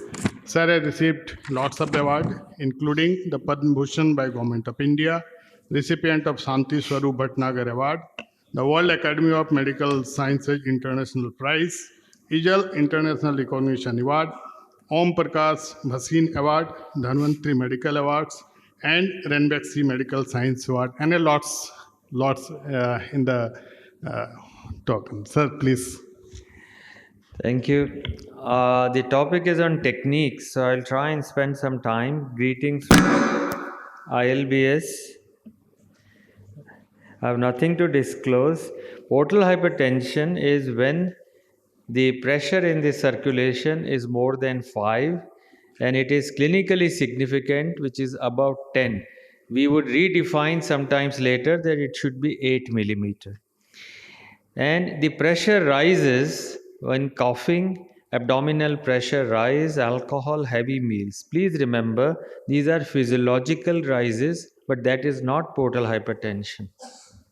I'll try and share how we measure invasive and non-invasive. So the invasive methods can be through the transjugular, through the femoral, directly percutaneous through the portal, directly into the hepatic, into the spleen, and also intravaricial and through the umbilical vein.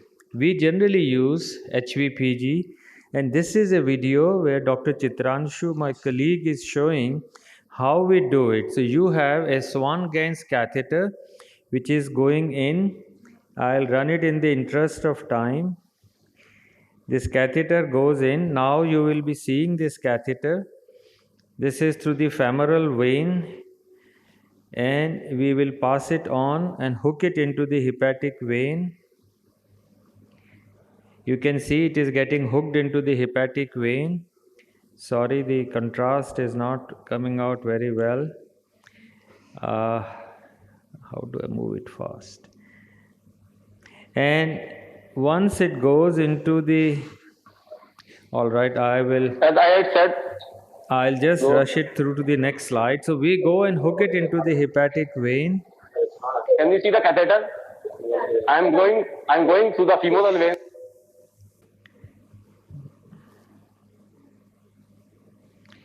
How do I make it fast?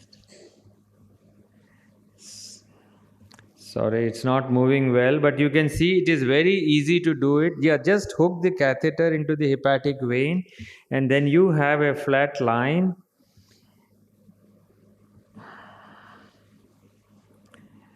Sorry about it.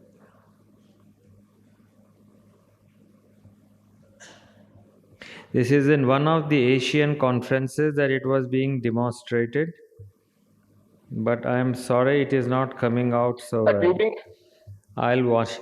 So just to say that you wedge it into the hepatic vein and you inflate the balloon. Once you inflate the balloon, this gives you the tissue pressure, as well as the pressure. So this is actually more than what a liver biopsy can measure. You can see once the contrast is injected, this segment of the liver will give you pressure of the tissue as well as the blood tissue pressure. And a biopsy can be done when you come transjugular. And then this is the way you can come transjugular, inflate the balloon, and you have this area. So one is the inflated balloon, this is inflated. So wedge balloon, 32 millimeter, you deflate it, it is 11 millimeter. Again you inflate, 32, deflate, 11. So the HVPG is 21 millimeter. This is done at least 3 times, and this is very easy to do. It is easier than doing an upper GI endoscopy. So HVPG is wedge minus free. Normal is less than 5 millimeter. More than 5 is portal hypertension. In a cirrhotic patient, you will see this is cirrhosis. The wedge pressure is same as the variceal pressure, true portal pressure. 30 is 30. But in non-cirrhotic, you will have intravaricial pressure is 30, but wedge is just 10. Pre-sinusoidal portal hypertension. So we do close to 1500 from the femoral, about 450 by the transjugular. Technically easy, but difficulties in 0.2, hematoma in 0.5% or so. So my suggestion, every gastro and hepatologist should do it. This paper by Thomas Ryberg tells us now there are different other methods of finding out portal hypertension. One is von Willebrand factor antigen. If it is more than 315%, it is portal hypertension and significant. Let's look at it. So this is von Willebrand factor antigen. HVPG is less than 10 and von Willebrand factor is 200. Easy to measure by blood, and you just do von Willebrand factor is 350. This is clinically significant portal hypertension. Isn't it easy? So this paper shows you in 159 patients there is von Willebrand factor. So von Willebrand factor, and you give beta blocker, carbidiol or propranolol, and your von Willebrand factor has decreased by more than 5 or 10%. It means there is a reduction in pressure. No need of doing ultrasound, fibroscan, do von Willebrand factor. Where there is a reduction in von Willebrand factor, you can say my patient is getting better. Coming to how we do it in the fibroscan. So normally we are doing liver and spleen stiffness. Liver stiffness shows you fibrosis. Spleen stiffness directly reflects portal hypertension. So the new machines have spleen probe which goes up to 100. Now if the spleen stiffness is less than 46, then this patient has no clinically significant portal hypertension. So now this is what Baveno 7 says. Please note it, that clinically significant portal hypertension is ruled out if spleen stiffness is less than 21 and more than 50, it is CSPH. How do you assess response to beta blocker? LSM decreases more than 20% or to less than 20. This is liver stiffness, or comes to less than 10. Same, is it true for spleen? I will show you in a minute. So in this model which we published with the help of Sanchit and Dr. Saraya, what we did is, please pay attention here, HVPG is less than 10. HVPG less than 10, but liver stiffness is more than 22. Only liver stiffness. This is this line. If the patient has HVPG of less than 10, but the liver stiffness is more than 22, still this patient behaves as if this patient has HVPG of more than 10. So liver stiffness of more than 22 is also an indicator of bad decompensation and signs. So this is a model. You should treat anybody who has liver stiffness about 22 by beta blockers. This may be an overstatement, but keep in mind anybody with LSM about 22 may have portal hypertension. Now this study, JHEP, shows you a reduction in spleen stiffness. Those who had a HVPG response also had a reduction in the spleen stiffness response. So reduction of 10% to 20% in spleen stiffness is as good as reduction. Here HVPG reduction in a responder, LSM responder and spleen stiffness responders are shown. Can MR elastography do the same? Here you can see spleen stiffness and HVPG, it correlates. Now in responders versus non-responders, here you see liver stiffness reduction, but you also see spleen stiffness reduction. So today stiffness is also correlated either by spleen stiffness by fibroscan or MR elastography. The last part is most interesting, is called radiomics. Radiomics is artificial intelligence. You have a CT and you have a liver and a spleen segments. So these are radiomic features. Auto machine learning will cover. So you do a CT and it will tell you what is your portal pressure.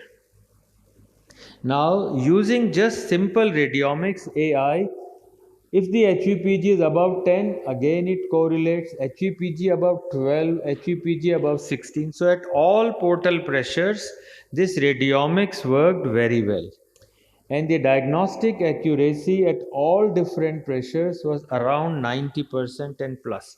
So doing radiomics and 90% possibility, sensitivity and specificity, you are okay.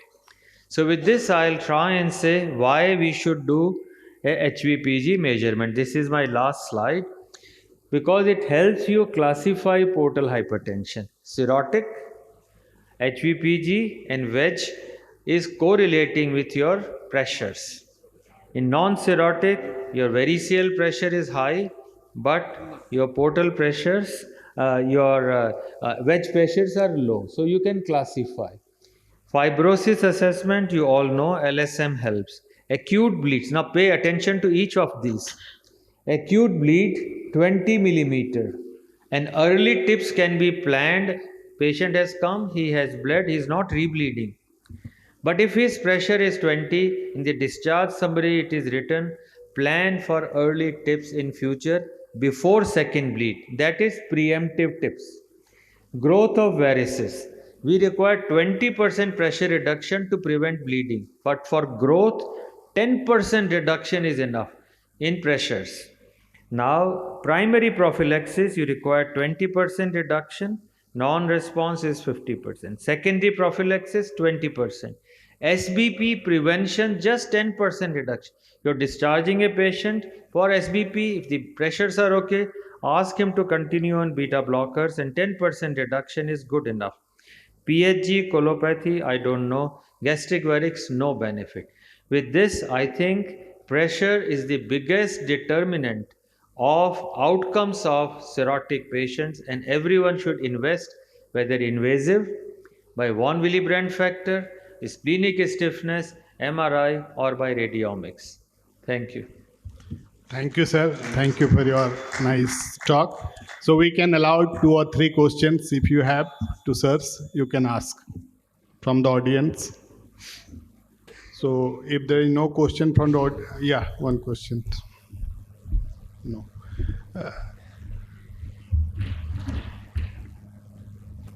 No question. Okay, there are no questions, so we'll take one.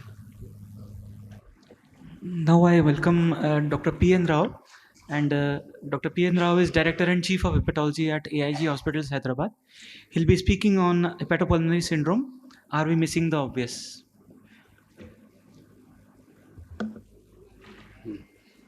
Thank you very much for the invite. Everything, when you go into the past, into the history, you will find that most of the elements are already described. This was in 1977. And note the words, that at that point of a time it was already realized that ventilation perfusion mismatch, when it is there, ventilation was normal. And second thing is shunt-like mechanism was also anticipated at that time. And the word hepatopulmonary syndrome was given at that time. And notice that hepatorenal syndrome was already existing by that time. Well, then this is the definition which is being given in 2004. Again, the most important point is to realize that intrapulmonary vascular dilatation is the one. And second term is a portal hypertension. Note the word portal hypertension, not cirrhosis of liver. Well, what are the diagnostic criteria? A, you must have a liver disease, need not be cirrhosis.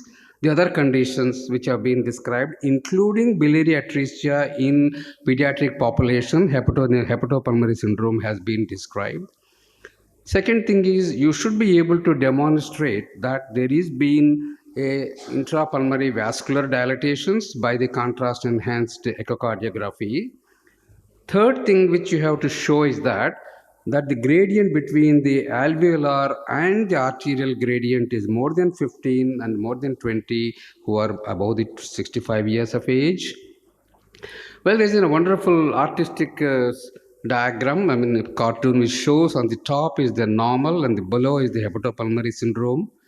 Two things which you notice is that, the O2 is the same both and down. That means ventilation is absolutely normal here.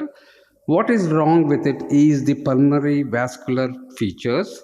You can see that two things are happening there. One is that the existing ones are dilating and the new ones are formed. These are arteriovenous connections. Well, then what is the pathogenesis? It need not be liver cirrhosis, but it can be portal hypertension linked to endothelin 1, which is a powerful vasoconstrictor. But when it is attaches to the receptor in the pulmonary circulation, the two things are there. Basically, what you require is a pulmonary vascular dilatation. For this, the eNOS and then iNOS, induced nitric oxide synthetase, and endothelial nitric oxide synthetase are the two ones. Apart from that one, in those who do not have a cirrhosis of liver, again our bacterial translocation comes into the view and pulmonary macrophages. The other two things which are very important are a carbon monoxide by the vasodilator produced by the macrophages, and VEGF again mediated pulmonary new neoangiogenesis is important, and therefore there is a complex interaction between these two that results in the hepatopulmonary syndrome. Well, then look at these two features. One is that is the normal one where you'll find that the uniform ventilation is there, and also vessels are normal here, and therefore the mixed venous blood becomes a fully oxygenated blood on the other side of the capillaries. And two things which you have noticed here, as I already told you, there's been a right to left shunt. That is a new formation of an angiogenesis, where I told you that VEGF was responsible for this. And another thing is that where you can see that the vessel has dilated here, you can see that there has been a vascular dilatation is there, and therefore there is a ventilation perfusion mismatch is there, and there's been a diffuse limitation is there. What is meant by diffuse limitation is that you pay attention to the vessel wall, which is about 15 to 500 microns, and the lowest layer of the vessel, the RBCs, they don't get oxygenated. This is what is called a diffusion limitation here. So what is the diagnostic triad? I already told you that liver disease need not be cirrhosis of liver. And you must demonstrate that then alveolar and then arterial oxygen gradient is more than equal to or more than 15. And third thing is demonstration of an intrapulmonary shunting, which is the most important thing. These are the diagnostic criteria which has been in force from 2004. So for this, what do we need? We need an ABG, arterial base ABG, which is required here. And two words, we know that the platypnea and an orthodeoxia. Platypnea is an opposite of an orthopnea. Platypnea is a clinical situation, whereas an orthodeoxia is what you measure, and more than 5% or more than 4 millimeters of mercury and change of the position from supine to the upright position, there will be a change. But remember, this occurs only in about 1/4 of the people, and is not very, very sensitive. Well, then how do you get the alveolar arterial gradient? We do the ABG, and then you can see the formula here. The capital A stands for alveolar, and then small a stands for an arterial. And when you do an ABG, you have got a PaO2 and also PCO2 are available, and that's all what is required. On the type right-hand corner, you can find the equation, but most of them are standardized. The first three, you don't have to remember, but they all total to 150, and respiratory quotient is the standard is 0.8. So what you require for an ABG is only two things, which is already there, PCO2 and PaO2.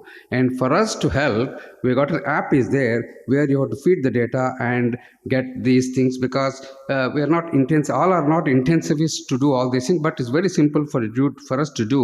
And then once there is an app here. But you do require that you have to severity, we have to assess it.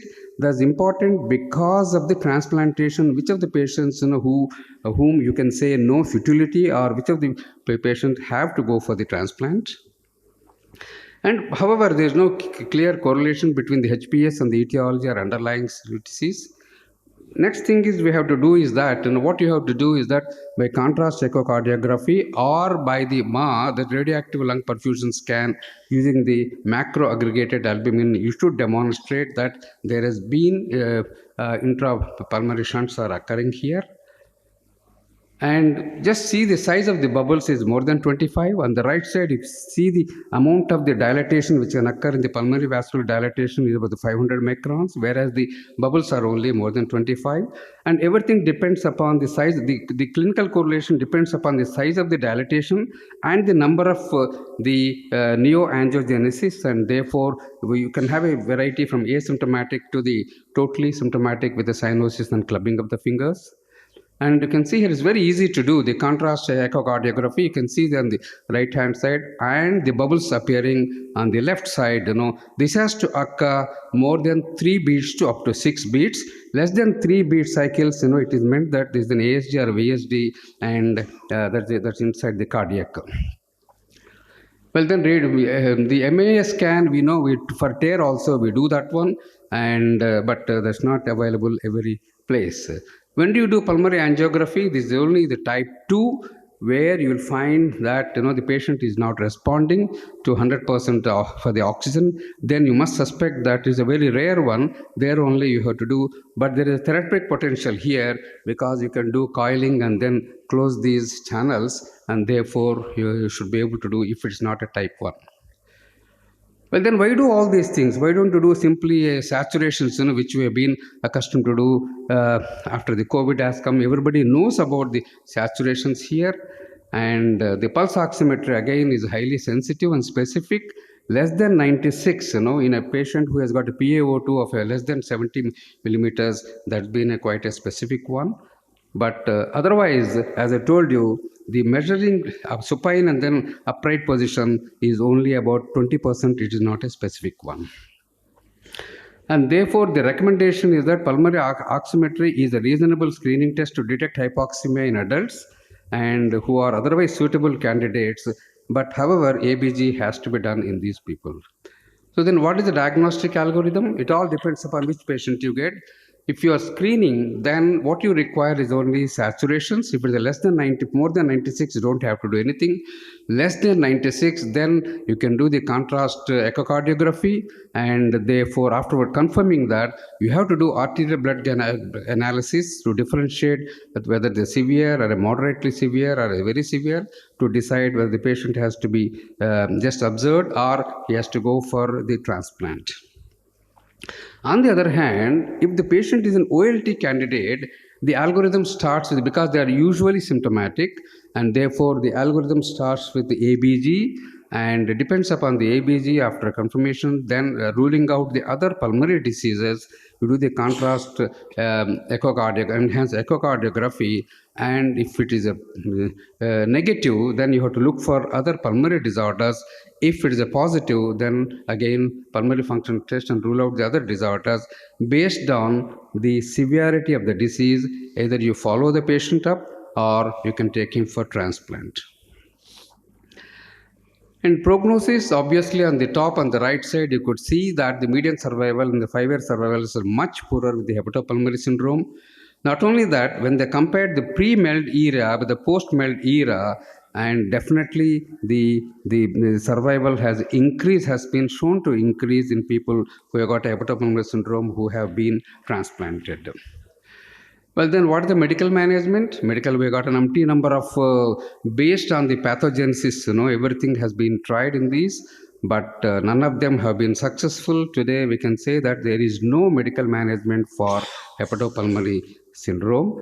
And this cartoon will tell you what is the reason behind these drugs, but the theoretical supports are there, but multi number of trials have shown, short trials been shown that none of the medical therapy is helpful in these people. And therefore, apart from supplemental oxygen, we don't have a medical treatment for hepatopulmonary syndrome. And 2006, there's been MELD exceptions they have studied, and in 2021, this has been further taken up. The excellent outcomes of the liver transplantation. Here you can see that the PaO2, if it is less than 45, the survival is very poor, and between 45 to 60 middle, and then above 60, the survival has been very good. But even if it is less than 45 also, you can see that the separation is occurring at 2.5 years. That means even if it is PaO2 is less than 45 and the patient is sick, otherwise if it's suitable, you should consider him for the hepatic transplant, which used to be previously a contraindication and then a futility value. But the separation is occurring. You can see that less than 45 and 45 to 50, there's been a difference is there, and one has to consider if there is no contraindication. Well, then this shows that the liver transplantation advantages on the right side. And the question which is being asked is that hepatopulmonary syndrome, one last slide, please take. Yeah, hepatopulmonary syndrome, are we missing the obvious? This is a 2021 in CGHS, and the awareness and also the criteria have been not been matching with the awareness. And what about the Indian data?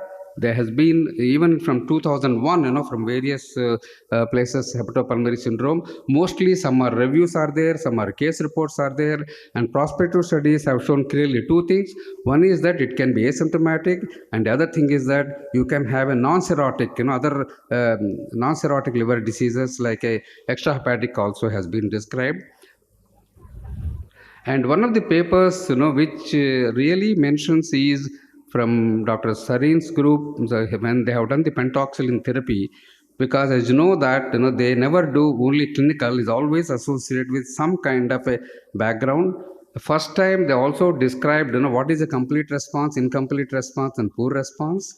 And because the number was small, only 9 people, prospective study have shown that the 21 had asymptomatic and the 9 patient had asymptomatic.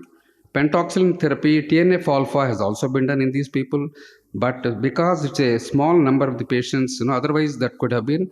And I would like comment from Dr. Sarin whether this has been further taken up or there is a need to take up this one, because as of now we don't have any medical therapy for hepatopulmonary syndrome, and therefore it is about 10 to 30%, and they are asymptomatic. And workup I already told you, and transplant should be considered in these people even if the hypoxemia is quite severe. Thank you very much. I think we'll move on to the next session. Topic is nutritional management of critically ill cirrhotics. I request Dr. Anup Saraya, Professor HOD, Department of Gastroenterology and Human Nutrition, All India Institute of Medical Sciences, Delhi, to present the topic.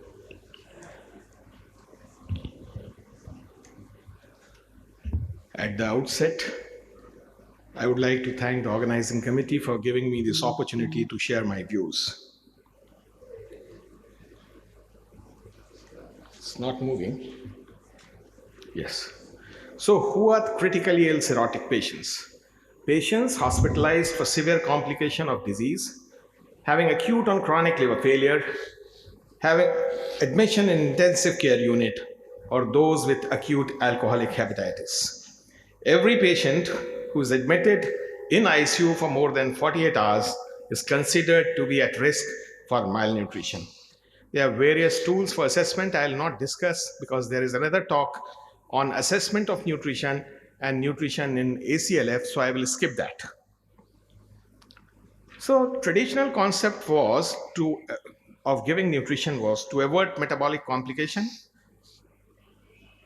maintain immune function, and preserve lean body weight, which has recently changed to attenuate metabolic response to stress, favorably modulate immune response, and restore gut barrier function and prevent oxidative cellular injury.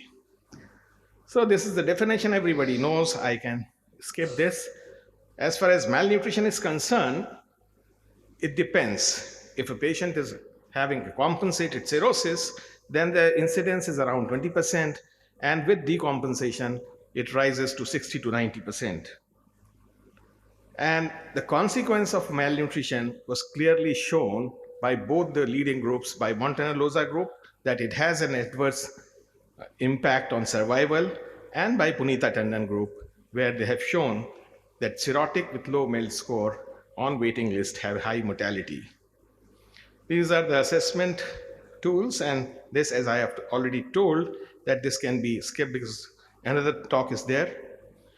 As far as energy metabolism in liver disease is concerned, we know that there is decreased carbohydrate oxidation and increased fat oxidation. So this pattern of fuel use in patient with cirrhosis resemble that in starvation. So in cirrhosis, we have an accelerated starvation and anabolic resistance. So what happens? When there is starvation, there is gluconeogenesis. Generation of amino acids means aromatic as well as branch chain. Muscle can utilize only branch chain amino acids. So there is rapid consumption of branch chain amino acids. Decreased circulating level of branch chain amino acids. And so at the cellular level, if this is deficient, there are certain organs which can only utilize branch chain amino acids. So there is gluconeogenesis and protein breakdown. As far as malnutrition and sarcopenia is concerned, there is physical frailty, weight loss, muscle wasting, fatigue and weakness, and it negatively impacts survival, quality of life, and response to stressor such as infection and surgery in patients awaiting liver transplant. And post-op outcome is also poor if they are having sarcopenia beforehand. The prevalence depends on 40 to 90% depending on method used, and it increases with the severity of liver disease, and it is linked with higher mortality after liver transplant. So coming to nutrition. What are the requirements? Generally, 30 to 35 calories as carbohydrate, 30-35% carbohydrate, 20-30% is fat, and 1 to 1.5 gram of protein. And for maintenance, we give 1.2 gram of protein, 35 kilocalorie for, this is the EASL and INASL guidelines, and it is almost same. If patient is having obesity, then this is different. I'll come to that. If patient is having ascites, then also we adjust the dry weight for calculating energy requirement. How should obese patient be fed? An isocaloric high protein diet, preferentially guided by indirect calorimetry measurement and urinary nitrogen losses. And the predicted equation is energy intake can be based on adjusted body weight. And how we calculate that? Adjusted body weight is actually actual body weight minus ideal body weight into 0.33 plus ideal body weight. So this is the equation by which we calculate. And I'll come to this a little later. The common misconception in dietary advice in cirrhosis is that high protein intake may worsen encephalopathy, should not consume fat, and herbal products are safe. There is no harm in trying it. So these are misconceptions. Insufficient protein intake is always associated with increased mortality, and this has been shown that in a study on 630 patients with cirrhosis awaiting liver transplant, where mortality was high when they were consuming less than 0.8 gram per kg per day. As far as various recommendations are concerned, at present use of serum ammonia level as an indicator to initiate protein restriction is discouraged because of lack of correlation between ammonia and encephalopathy and high protein needs as previously described. The recommendations are that diet with 1.5 gram of protein can safely be administered to patients with hepatic encephalopathy. Even transient protein restriction does not confer benefit. Fat in diet in cirrhotic patients, around 30% of calorie intake should be supplied as fat, except in obese patients, and lipid restriction has no scientific basis. Fat make food more palatable and help to combat anorexia, and without fat, patient may be deprived of fat-soluble vitamins. So no need to restrict fat. As far as salt is concerned, hyponatremia is common in cirrhotics, more likely when sodium intake is low with water unchanged or increased. And so a careful monitoring of sodium and water intake is required.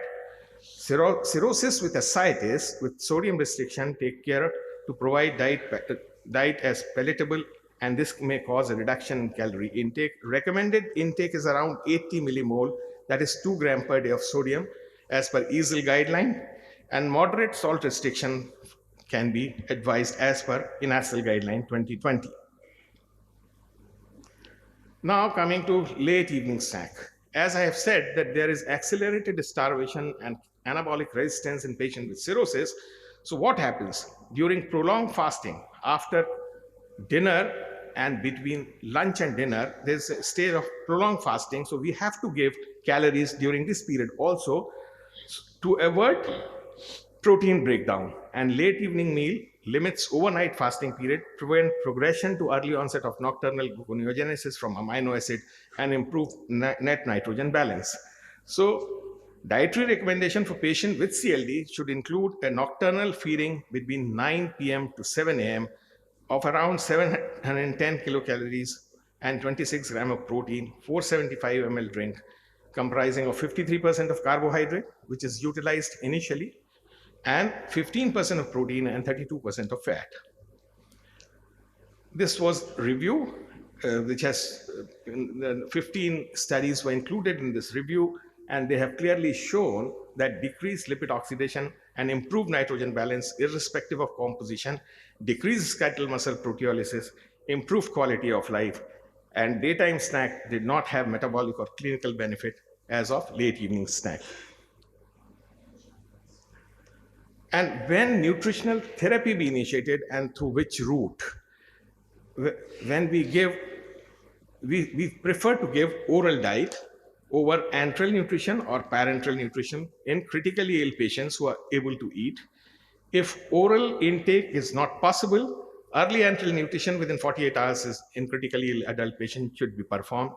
And in case of contraindication to oral and enteral, parenteral should be implemented after 3 to 7 days. Early and progressive parenteral nutrition can be provided instead of no nutrition in case of contraindication for enteral nutrition in severely malnourished patient. And to avoid overfeeding, early full enteral and parenteral nutrition should not be used in critically ill patients having severe malnutrition to avoid refeeding syndromes. This is how we calculate. This is now coming to the effect of oral branch chain amino acids. There is discrepancy in the results in various studies and the conflicting results. Branch chain amino acids, they promote protein synthesis in muscle by stimulating mTOR signaling pathway and will prevent the inhibition of protein synthesis by inhibiting the amino acid deficiency sensor GCN2 and reverse elongation factor 2A phosphorylation. In a skeletal muscle, branch chain amino acids stimulate synthesis of glutamine from glutamate and ammonia, and thus active as alternative pathway for ammonia detoxification. But in a meta-analysis of 16 RCT, branch chain it has been shown by GLUT that they have a beneficial effect on HE, no effect on mortality, quality of life, or nutritional parameters. There is no effect on sarcopenia also. This is our own trial in which we have shown this year only, published last year, that there is no impact on sarcopenia with supplementation with branch chain amino acids. These are the various guidelines, all saying that there is no role of branch chain amino acids in the management of sarcopenia or malnutrition. Now, coming to ammonia lowering measures, hyperammonemia is there, which contribute to muscle catabolism, impair protein synthesis, and increase proteolysis by autophagy.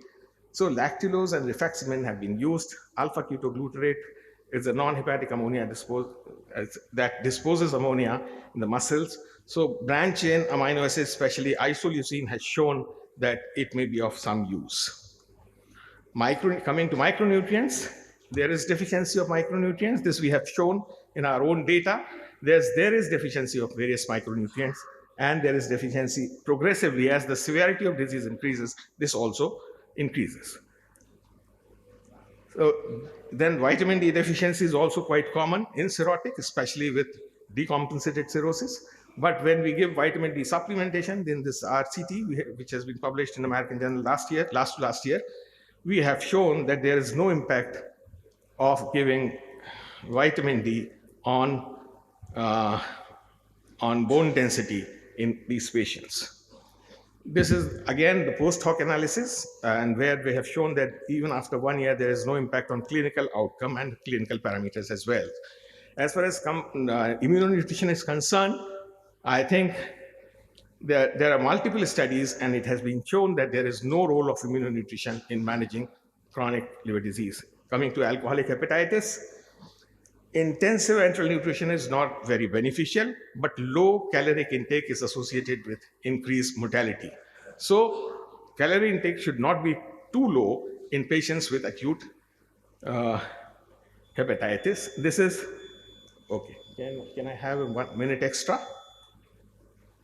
This is again meta-analysis, or this is of 7 studies where it has been clearly shown that there is no statistical difference in mortality between the two groups given a special nutrition therapy versus normal balanced diet, and nutrition did not significantly improve ascites. HE showed a significant improvement or resolution.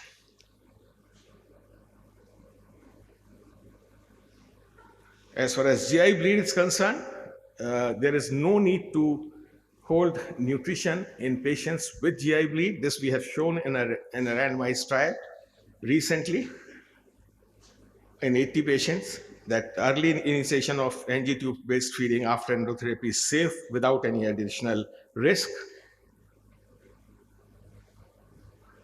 So this is the prescription to improve nutrition in CLD: abstinence from alcohol, diet, 1.2 to 1.5 gram of protein per kg body weight, 30 to 40 kilocalorie per kg intake per day, late evening snack with early breakfast, use of tube feeding, especially in patients, those who are not being able to take orally, zinc, vitamin D, and other micronutrients may be corrected, and exercise, which consists of resistance and anabolic exercise. Thank you. Thank you very much, Anup sir, for excellent presentation. We move on to the next topic. Having discussed three most important complications, now we have another challenging complication of cirrhosis, and that is hepatic encephalopathy.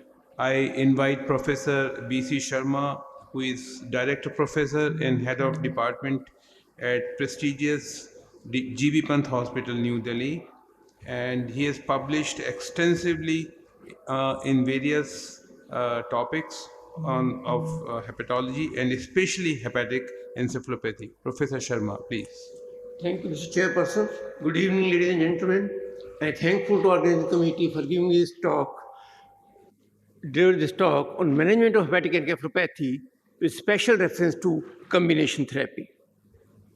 The most important step in management of hepatic encephalopathy is identification and control or correction of precipitating factors like GI bleed, infections, SBP, dietary excess of proteins, and use of drugs like sedatives. Many drugs which act at different pathogenic steps of hepatic encephalopathy have been tried. However, commonly used drugs are lactulose and rifaximin. These drugs, by clearing gut bacteria, decrease production of ammonia in the gut and also inhibit absorption of ammonia in the gut. The lactulose systemic reviews and various meta-analyses have shown that lactulose is more effective than placebo in improving hepatic encephalopathy, shortening time to hospital stay, and shortening time to resolution of encephalopathy. However, lactulose is very sweet, not tolerated by the patients, and has multiple side effects like nausea, vomiting, abdominal discomfort, distension, increased bauermia, and diarrhea. Therefore, lactitol, which is less sweet and better tolerated, has been tried, and various meta-analyses have shown that lactitol and lactulose are equally effective in treatment of hepatic encephalopathy. The next drug is rifaximin. Of recent 5 randomized controlled trials comparing lactulose with rifaximin, in 3 trials, lactulose and rifaximin were equally effective, and in 2 trials, rifaximin was better than lactulose in improving mental status, EEG findings, and blood ammonia levels. However, there was no difference in survival. Another drug clearing gut ammonia used is polyethylene glycol, which is a cathartic, causes rapid gut washout, clears the gut bacteria. Other than inhibiting production of ammonia, it also inhibits other neurotoxins, endotoxemia, and maybe systemic or neural inflammation. In a randomized controlled trial, polyethylene glycol has been compared with lactulose for improvement in hepatic encephalopathy for first 24 hours after hospitalization. And it was found that polyethylene glycol showed higher improvements in encephalopathy, shortened the time to improvement, and also improvement in encephalopathy score within the first 24 hours of hospitalization as compared to lactulose use. The next group of drugs are used which metabolically enhance removal of ammonia. One of these drugs is L-ornithine L-aspartate, which is a mixture of two amino acids, provides glutamate to muscles. Glutamate combines with ammonia to form glutamine. This L-ornithine L-aspartate has been shown to reduce blood ammonia levels and severity of hepatic encephalopathy. However, in many systemic reviews and meta-analysis, L-ornithine L-aspartate has been found to be effective in low-grade encephalopathy, however not in grade 3 and grade 4 encephalopathy. Nutritional recommendations in hepatic encephalopathy include high-calorie diet and protein intake of 1.2 to 1.5 grams per kg. The earlier concept of protein restriction in patients with hepatic encephalopathy does not exist. However, some patients with advanced grades of encephalopathy and severely protein intolerant may require protein restriction, that too for very short periods of time. With one ammonia lowering agent, around half of the patients improve in 48 to 72 hours. In 10% of patients, improvement is prolonged due to unidentified precipitating factor or precipitating factor identified but cannot be corrected. Causes of non-recovering encephalopathy include liver-related causes like persistent encephalopathy, progressive liver failure, spontaneous portosystemic shunts, and TIPS. Or some patients with liver disease may have altered sensorium due to other conditions like neurological causes, infections, structural lesions of brain, or alcohol-related causes. So with conventional therapy using one ammonia lowering agent, encephalopathy improves in 50% of patients. Therefore, nowadays, there are reports on evaluation of combination therapy where one ammonia lowering agent is combined with other drugs having similar mechanism of action or different mechanism of actions like inhibiting production of other neurotoxins, inhibiting endotoxemia, and decreasing systemic or neural inflammation. And it is postulated that this combination of these drugs may have synergistic or additive effect in improvement of encephalopathy and may be more effective than single drug. In GV Pant Hospital, we performed a double-blind randomized controlled trial comparing rifaximin plus lactulose versus lactulose alone in treatment of advanced grades of encephalopathy. And this study was conducted for 10 days and it was found that with rifaximin and lactulose combination, encephalopathy improved in 3/4 of patients as compared to half of patients treated with lactulose. And also, hospital stay was shorter in combination group and mortality was lower in combination group as compared to lactulose alone. And this shows that survival during hospitalization was better in combination group than in lactulose alone. Albumin binds endotoxins, decreases inflammation, and prevents infection. In another study, double-blind randomized controlled trial performed at GV Pant Hospital, 120 patients with encephalopathy were randomized to albumin plus lactulose versus lactulose alone. And treatment was continued till recovery or maximum of 10 days, and all patients were followed up for clinical improvement in hepatic encephalopathy. And it was found that with combination of albumin plus lactulose, encephalopathy reversed in 3/4 of patients as compared to half of patients only with lactulose, and also showed shorter hospital stay, lower mortality, and lower incidence of infections in combination group. And there was significant reduction in arterial ammonia levels, TNF-alpha, interleukin-6, interleukin-18, and endotoxin in both the groups. However, percent reduction in ammonia levels, that is delta change, was similar in two groups. But reduction in TNF-alpha, interleukin-6, interleukin-18, and endotoxin was higher in patients treated with albumin plus lactulose as compared to lactulose alone. This shows that beneficial effects of albumin were not due to higher reduction in ammonia, but due to its anti-inflammatory activity. Then another trial is a collaborative study at GV Pant Hospital and DMC Ludhiana, where combination of L-ornithine L-aspartate plus lactulose was compared with lactulose in a randomized double-blind controlled trial in treatment of acute hepatic encephalopathy. it was shown that reduction in ammonia levels, rate of recovery, and hospital stay were shorter in patients treated with L-ornithine aspartate plus lactulose as compared to lactulose alone. Next, we plan to compare 3 drugs versus 2 drugs in treatment of hepatic encephalopathy. And in GB1 hospital, combination of L-ornithine aspartate, lactulose, and rifaximin was compared with combination of lactulose plus rifaximin for a duration of 5 days. And it was found that after 5 days of therapy, higher number of patients had complete recovery of encephalopathy, and higher number of patients had reduction in grades of encephalopathy in 3 drug group as compared to 2 drug group alone. And this study was performed in grade 3 or grade 4 encephalopathy. And shows that there was percent reduction in ammonia or delta change in ammonia was significant in both the groups.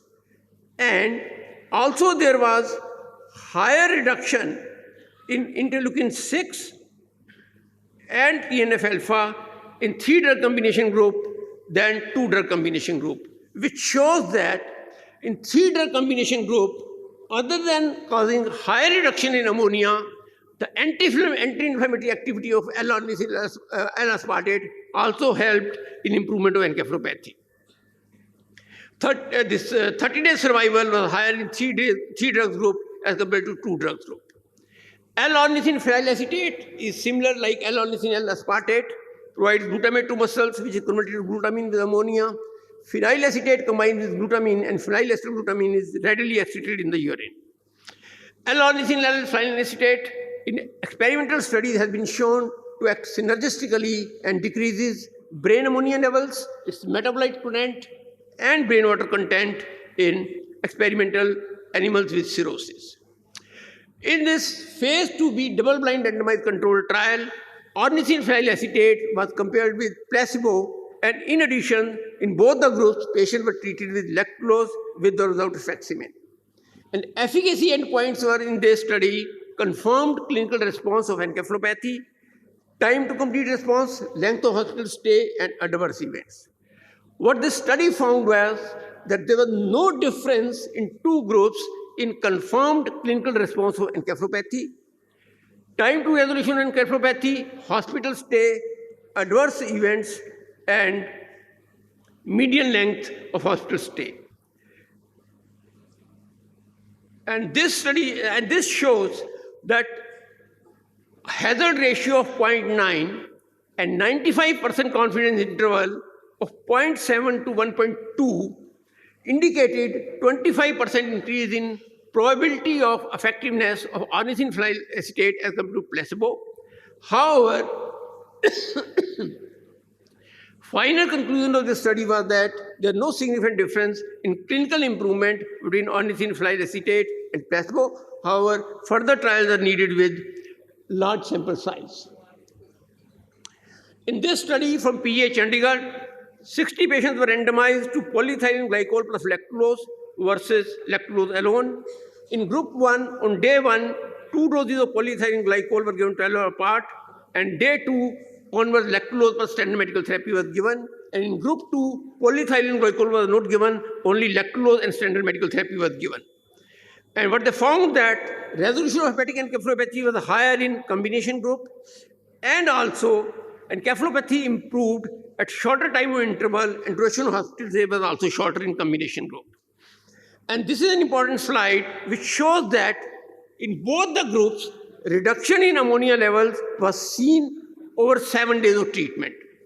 However, percent reduction in ammonia levels, that is delta change over 7 days, was not different in 2 groups. It was similar. So this shows that beneficial effects of polyethylene glycol were not due to higher reduction in ammonia levels, but author postulates that it could be due to reduction in level of other neurotoxins, endotoxemia, and maybe due to inhibition of systemic or neural inflammation. And also, 30-day survival in this study was higher in combination group as compared to lactulose alone. Liver support system has been used. They may reverse hepatic encephalopathy, but not beneficial. In this randomized controlled trial comparing extracorporeal albumin dialysis plus standard medical therapy versus standard medical therapy alone showed improvement per person was higher in combination group and also in extracorporeal albumin dialysis group. Responses occur faster and at higher rate. So other drugs which have been tried as treatment modalities include fecal microbial transplant, anti-inflammatory drugs, phosphatidylserine. However, limitation of these studies are that there are drawbacks in study design, sample size, safety profile, bias and heterogeneity and needs more evaluation. To summarize, ladies and gentlemen, lactulose or another single ammonia loading agent results in improvement in encephalopathy in half of the patients. With combination therapy, encephalopathy improves in 3/4 of patients, and with combination therapy, other than higher improvement in encephalopathy, it also improves encephalopathy at shorter time, reduces hospitalization time, and may improve the survival also. Thank you, ladies and gentlemen, for your kind attention, please.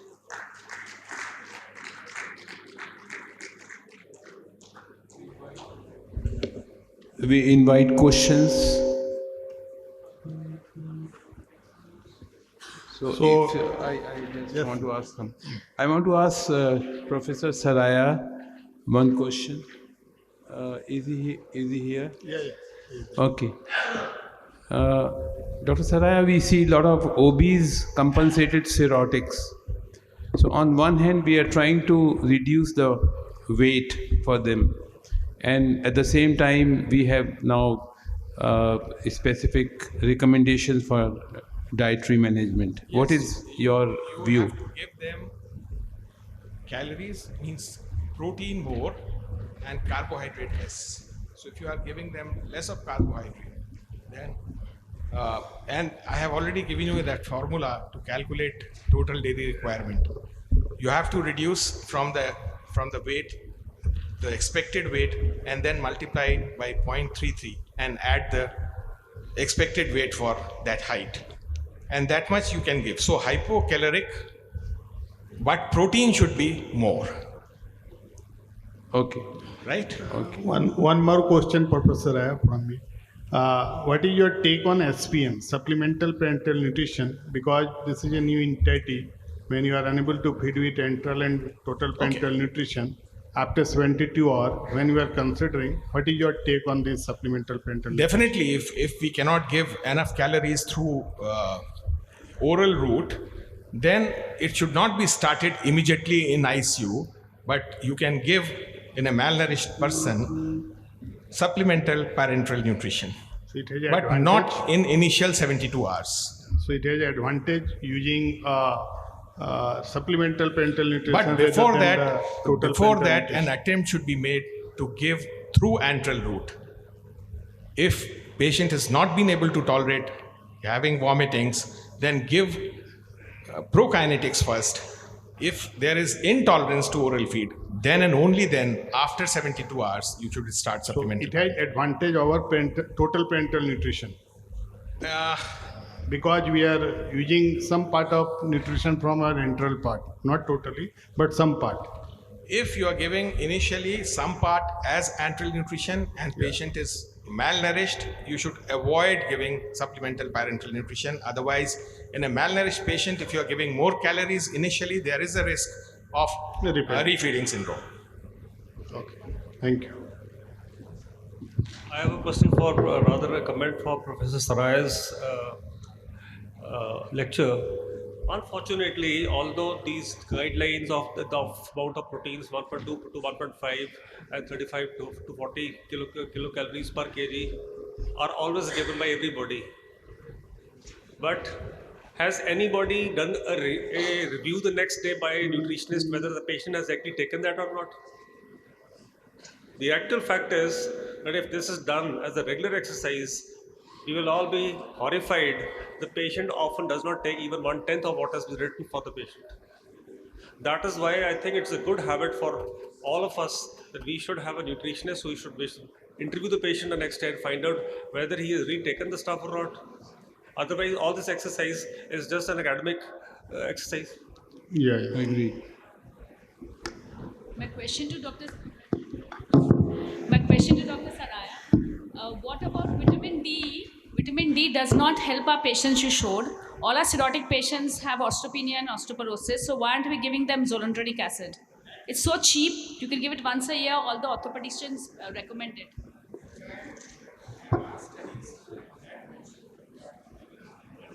Sir, mic, please.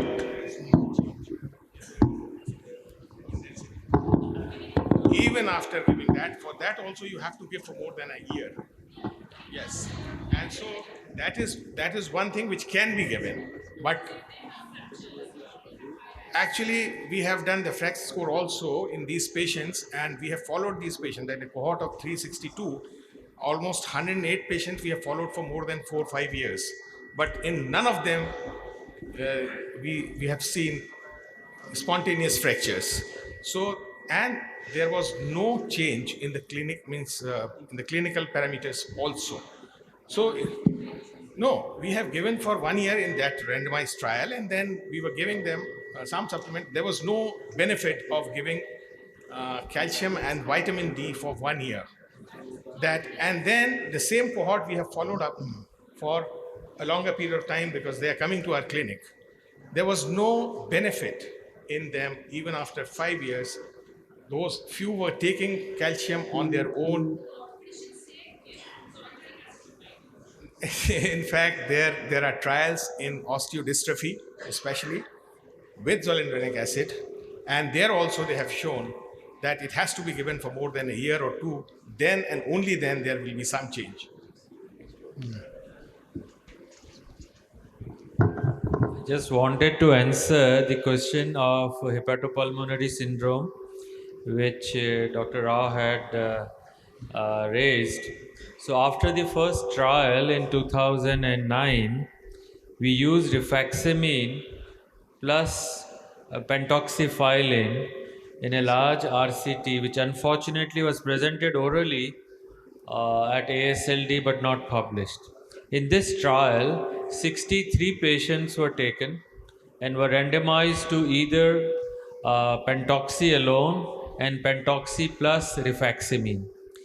And the response rate in the combination therapy with moderate, mild and moderate HPS was the tune of, if I remember correctly, 66%, means 2 out of 3 patients. And the mechanism of pentoxy was by TNF alpha and rifaximin by gut modulation. So today, currently we use in all our patients pentoxy plus rifaximin in mild to moderate HPS. In addition, last year we had one paper in ASLD where we used the sphingosine 1-phosphate S1P as a marker, and the cutoff of S1P is 97. Higher the S1P, better is survival, and lower the S1P, poor is the survival in hepatopulmonary. And in new drug which is used for multiple sclerosis called fingolimod is a new drug for HPS which can be tried, and this drug is one where you raise the S1P level. It is an S1P agonist and maybe a future drug target for hepatopulmonary syndrome. Thank you, sir. Thank you, sir. Last question, please. Yeah. Good evening, sir. I'm Dr. Shivam from KIMS Bhubaneswar. My question is to Sharma, sir. So what is the role of albumin in minimal hepatic encephalopathy, as has been shown in recent paper, long survival and benefits? Albumin in minimal hepatic encephalopathy. Yes, yes, sir. MHE is usually a mild condition, and the IV albumin we cannot give. However, I refer you to a recent study by Dr. Sudhir, published in Clinical Gastroenterology Hepatology, high protein diet for improvement of minimal hepatic encephalopathy in patients with liver cirrhosis, a randomized controlled trial, which show that nutritional therapy, including high calories and high protein, results in improvement in minimal hepatic encephalopathy and also prevents development of overt hepatic encephalopathy in that group as compared to non-nutritional therapy. So what I mean to say is oral protein, high protein and high calories also is effective in treatment of hepatic encephalopathy as well as progression to overt hepatic encephalopathy also. And second question is regarding PEG versus lactulose. Suppose patients who are not able to tolerate lactulose Is PEG a better option in these patients? Sorry, PEG versus lactulose. PEG versus lactose. No, I will say no, because polyethylene glycol first study, that was only for 24 hours after hospitalization. Results were only restricted to 24 hours after hospitalization. After 24 hours, what happened? That was not good. This study was published in Annals of Internal Medicine, polyethylene glycol versus lactulose. And study done from PGH Chandigarh, also the combination study, polyethylene glycol plus lactulose versus lactulose alone, they also gave only 2 doses of polyethylene glycol on one day, first day. And after that, lactulose and standard medical therapy, they are similar in the two groups. Therefore, it is very difficult to conclude the results. And first study, I say, was 24 hours only study was there. So I do not go with these results. Thank you. All right.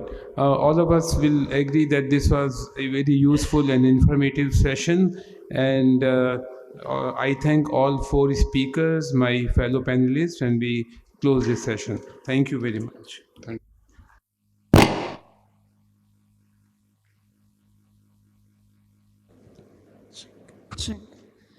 Thank you. Thank you so much to our speakers and chairpersons. Before we move on to the evening symposium, I would like to make some announcement regarding tomorrow. So tomorrow morning, the session will start with CPC at 8 a.m. in the Hall A.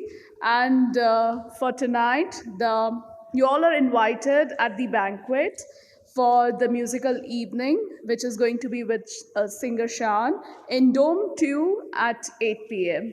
Now let's move on to the symposium. For the evening symposium, may I request Dr. Puneet Puri, who is going to moderate it. Let's have a big round of applause for him and welcome him on the stage. He's going to moderate the evening symposium. Heartiest welcome to you, sir. Good evening, everyone. This is one of the most power-packed speaker line for the evening session on NAFLD Symposium, and three interesting topics to be covered. I would invite the first speaker, Professor Shiv Sareen, who is the Chancellor and Director for Institute of Liver and Biliary Sciences. And he would be shedding some light on the topic NAFLD to MAFLD, implications of change in terminology. Professor Sareen.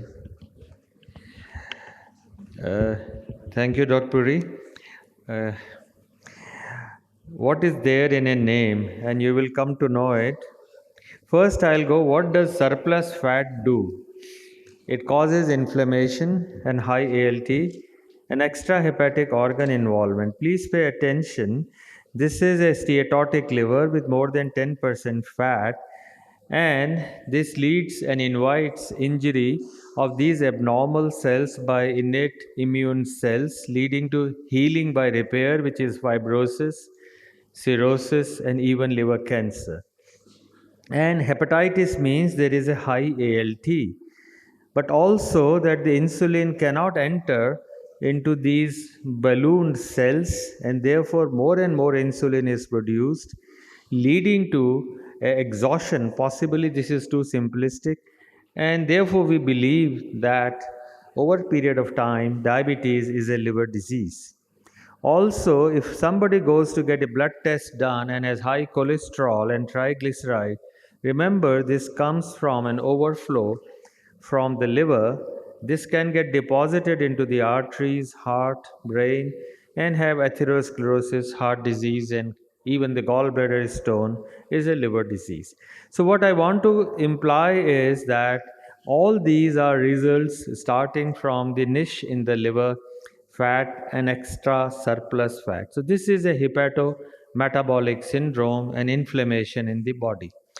These concepts evolved over time, and in 2020, 21 people across globe agreed to change NAFLD to MAFLD, although this wasn't as much evidence-based. Let me simplify the definitions. Steatosis, with exclusion of secondary causes of liver disease like alcohol, Hep B, or whatever, is simply NAFLD. And steatosis plus diabetes, metabolic risk factors, obesity or overweight is MAFLD.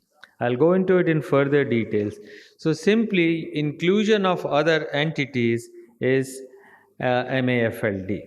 So it started with this concept of NAFLD and ALD as separate. In NAFLD, pure steatosis, NAFL, and steatosis and hepatitis and fibrosis in NASH. Then came this possible term of MAFLD, where you have metabolic associated liver disease, that is diabetes and obesity. You also can include some of the cryptogenic cirrhosis and also moderate, mild to moderate alcohol intake. It is important to remember about 60% of Australia and maybe 35% of US and India people drink alcohol. So you cannot exclude them. So there is another way of approaching. Patient has steatosis. Then you ask, is it hazardous, that is severe alcohol intake? Yes, then it is a different disease. And if it is no, then it is obesity, visceral adiposity, type 2 diabetes. So here you will have MAFLD. Here if you have dominant alcohol, then it will be alcohol associated fatty liver disease. And then you can have different syndrome. So mild to moderate alcohol intake is inclusive into the metabolic dysfunction associated fatty liver. Now before I go into details, I want you, each one of you, to think of 5 clinical scenarios, one which relates to patient, physician, pharma, policymakers and public. So this is a perspective from the patient side. Now patient can himself identify, look, I am obese or overweight, I have fatty liver. I have diabetes, I have fatty liver. So these two categories, which make 1/3 of the world, can themselves diagnose that yes, I have MAFLD. Now comes the lean or normal, which is less than 23 BMI. Now you require 2 risk factors: waist, blood pressure, TG, HDL, pre-diabetes and all these things. So this is a simplistic approach for patients to understand. They themselves can go and get tested. Now, metabolic dysfunction can be of 2 variations. You have a person who is obese, but he is metabolically healthy. He is overweight, but he may not be metabolically unhealthy. So you have normal weight who can be metabolically obese or unhealthy. So remember, metabolically healthy obese, metabolically unhealthy lean persons exist. This is a large liver biopsy database that we had published few years ago. People who had less than 23 BMI, even in them you have a similar fibrosis as in the other group, and NASH CRNA scores were similar. I want to say the lean people can also have similar disease. So what are our pathways? Our pathways are, and this has now been published, our pathways are, you can include just NAFLD. NAFLD will exclude people who are obese. NAFLD will exclude people who are maybe diabetic. So therefore your pickup may be less. But in MAFLD, you have a higher pickup, maybe 20% more people are included. Now this study, which has come from my colleague Dr. Duseja, this is an interesting study. NAFLD versus MAFLD, and the title is very interesting. It is not the name, but disease that decides the outcome of this. In this study of about 1,000 patients, you can see overweight with or without diabetes were majority of the patients. And it is only a small proportion which were lean without diabetes. So there can be 2 ways of looking at it. Most people are obese, most people are diabetic. You have to now pay attention to the lean group of patients. This interesting study again picked up which group of patients have HCC. And you can say MAFLD, if you include, has many more people who will be picked up with HCC. If you just use the term NAFLD, only 8% are picked up. So MAFLD will have more people inclusive to say. So now you have to identify which group can have HCC? MAFLD. Now come to the extrahepatic malignancy, deaths, mortality. Here you can see in this large Chinese study of about 12,000 patients, overall mortality is highest. The red line includes those who are having metabolic dysfunction, MAFLD group. So the cardiovascular deaths, cancers, diabetes were maximum in this National Nutritional Health Survey. Now, we are all only on the first P, that is patient. And it says NAFLD versus MAFLD, which group of patient worries more? MAFLD, this is a Mexican study, they are more worried. They are not trivialized. You have to connect with kidney disease, heart disease. Yes, liver biopsy, only 5% agree. In this, we don't have data. Which group of patients feel the MAFLD's group? MAFLD feel this is a good term, while NAFLD, they don't think it's a good term. There are too many things. So, Apostle published one guideline in 2020 after the May 2020 gastro paper, and in this says, well, we should know the disease, and the guidelines are available. I'll go to the second P, physician. How NAFLD is currently, it comes to a specialist, a gastroenterologist or a hepatologist, a central hospital, a central lab, you do FIB4, you do this.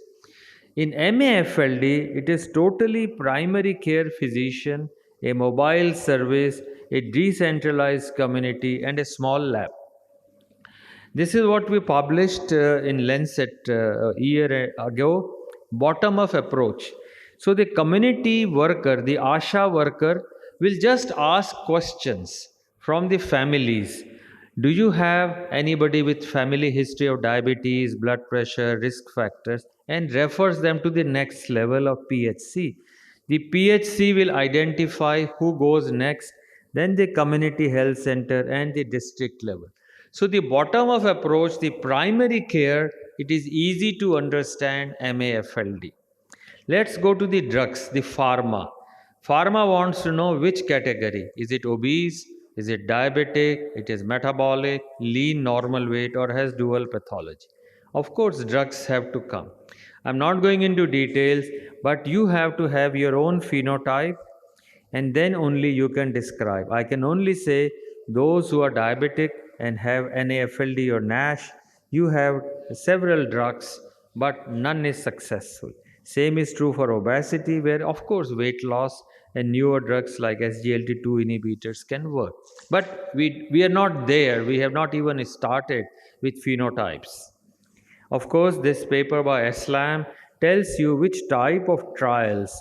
We are not there, but you can have metabolic fatty liver disease. You may have diabetes with metabolic disease. You have cardiovascular plus metabolic, but we are not there, but you require clinical trials for each of these. This is an important diagram for you, everyone to understand. This is the first generation person who has less genetic. His grandparents, parents have no such metabolic function. For him, environment is the major factor. But the third generation, born to a person whose father had metabolic disturbances, for him, the genes have played a big role. Even if he is lean, he will still have a liver disease because minor changes in metabolism and environment. So this is walking gene theory. I'll go to the policy makers. India made the first move based on these data and requested the government of India to include NAFLD into the national program. And India led the world by including this into the national NCD program. And today this was published in JHEP. India scores 49 out of 100 marks, while UK gets about 42 or so. So we are numero uno because we start making the bottom-up approach for the first time. Let's go to the public. When you go to the public, the people would like to know, so what? We have to tell them liver fat is an alarm. How do you assess fat? By waist. You can also teach your barbers by saying, look, you have warts, so he can direct. So teach your barbers.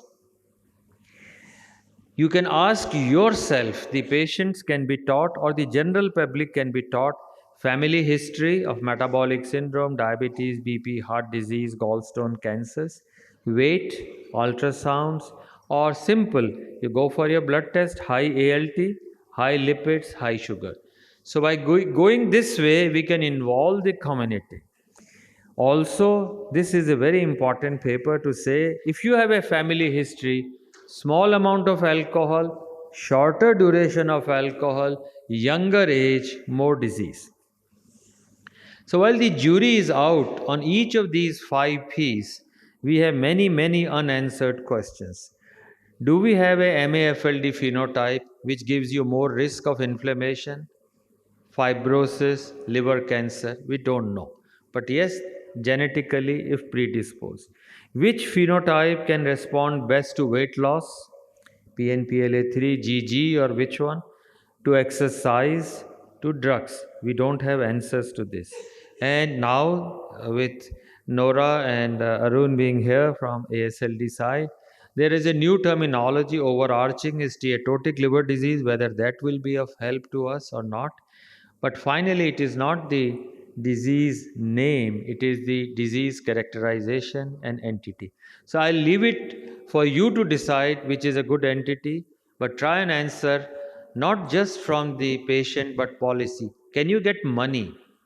NAFLD never got any money, but maybe MAFLD with diabetes and heart people joining, we can get more money and make a difference.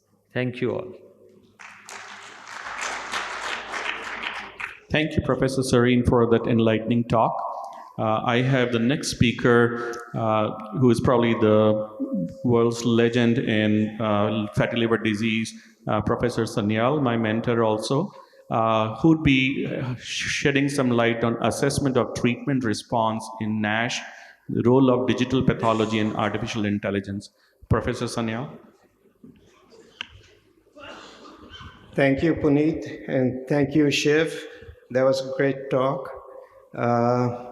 So my job is to sort of switch to something it's a very different than what Shiv covered, and that is to talk about sort of this emerging field of digital pathology. And you could be asking, why is a hepatologist talking about pathology? And that's because the pathologists were asleep. So we hepatologists, like always, had to come clean up their mess. So here are the disclosures. So I think when we think about drug development, there are different phases of drug development, and there are different needs at different phases of drug development. In early phase, it's really about safety, finding the correct dose.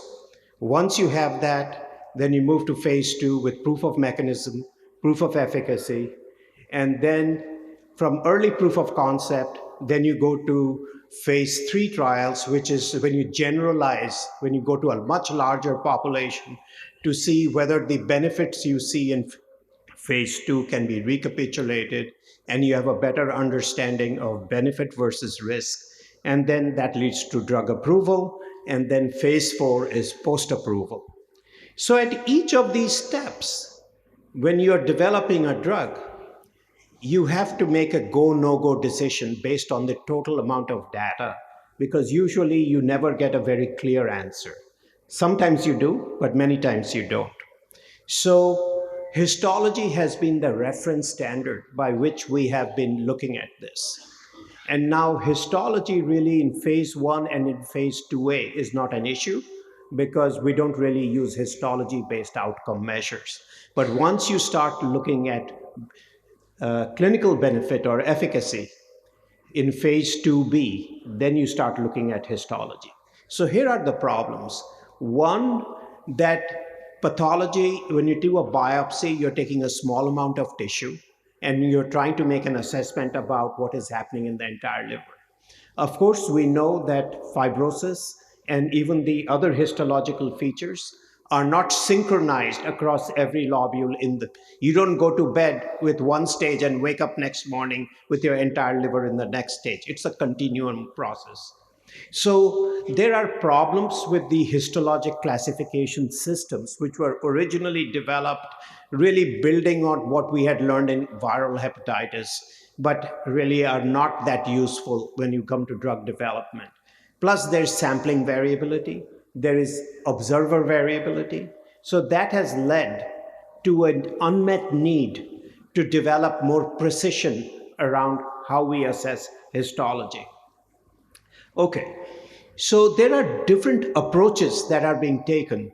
So the first approach is where you use the conventional classical system of evaluating the liver under the microscope, but use a machine to actually read the slide pixel for pixel and recreate the image and have the machine learn to identify what is a steatotic cell, what is a balloon cell, what is inflammation, what is fibrosis, etc. And this is being, and then based on those machine learned approaches, you can then develop networks of patterns of inflammation and fibrosis, etc., to study and create graph neural networks. The second is to use different modalities for visualizing the structure of the liver. And the one that has really jumped forward is second harmonic generated imaging. So here you take an unstained slide and you interrogate it with a laser beam. And that generates second harmonic waves, which give you this green color, which is specific for collagen. And at the same time, the dual photons activate NADPH, which releases this red color. And this can be captured and merged to create a new way of looking at the tissue. Now, when you do that, you can identify individual collagen fibers down to about 100 nanometers. An individual collagen string is about 1 nanometer, but the fibrils are about 100 nanometers. And you can identify these 100 nanometer fibrils, and you can look at up to 200 different physical characteristics of these fibrils. And you can visualize this in the form of a heat map. And we looked at this. This was originally developed in hepatitis B in China. And then we did the first study to look at it in NASH. And as you can see, moving from stage 0 to 1 to 2 to 3 and 4, you can see progressive changes. And the way the liver looks under the, under a microscope when you have the image is shown below it. So you will notice that the green and the red, unless you're colorblind, these are primary colors, right? So they really stand out and can separate from each other.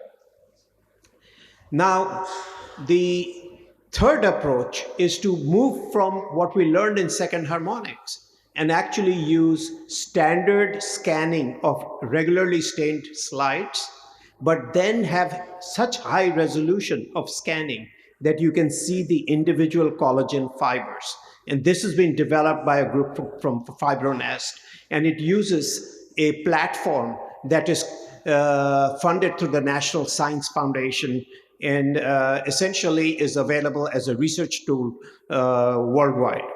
And it allows standardization of this digital image that leads to quantitative image analyses. And as you can see on the right-hand side, you can see the steatosis.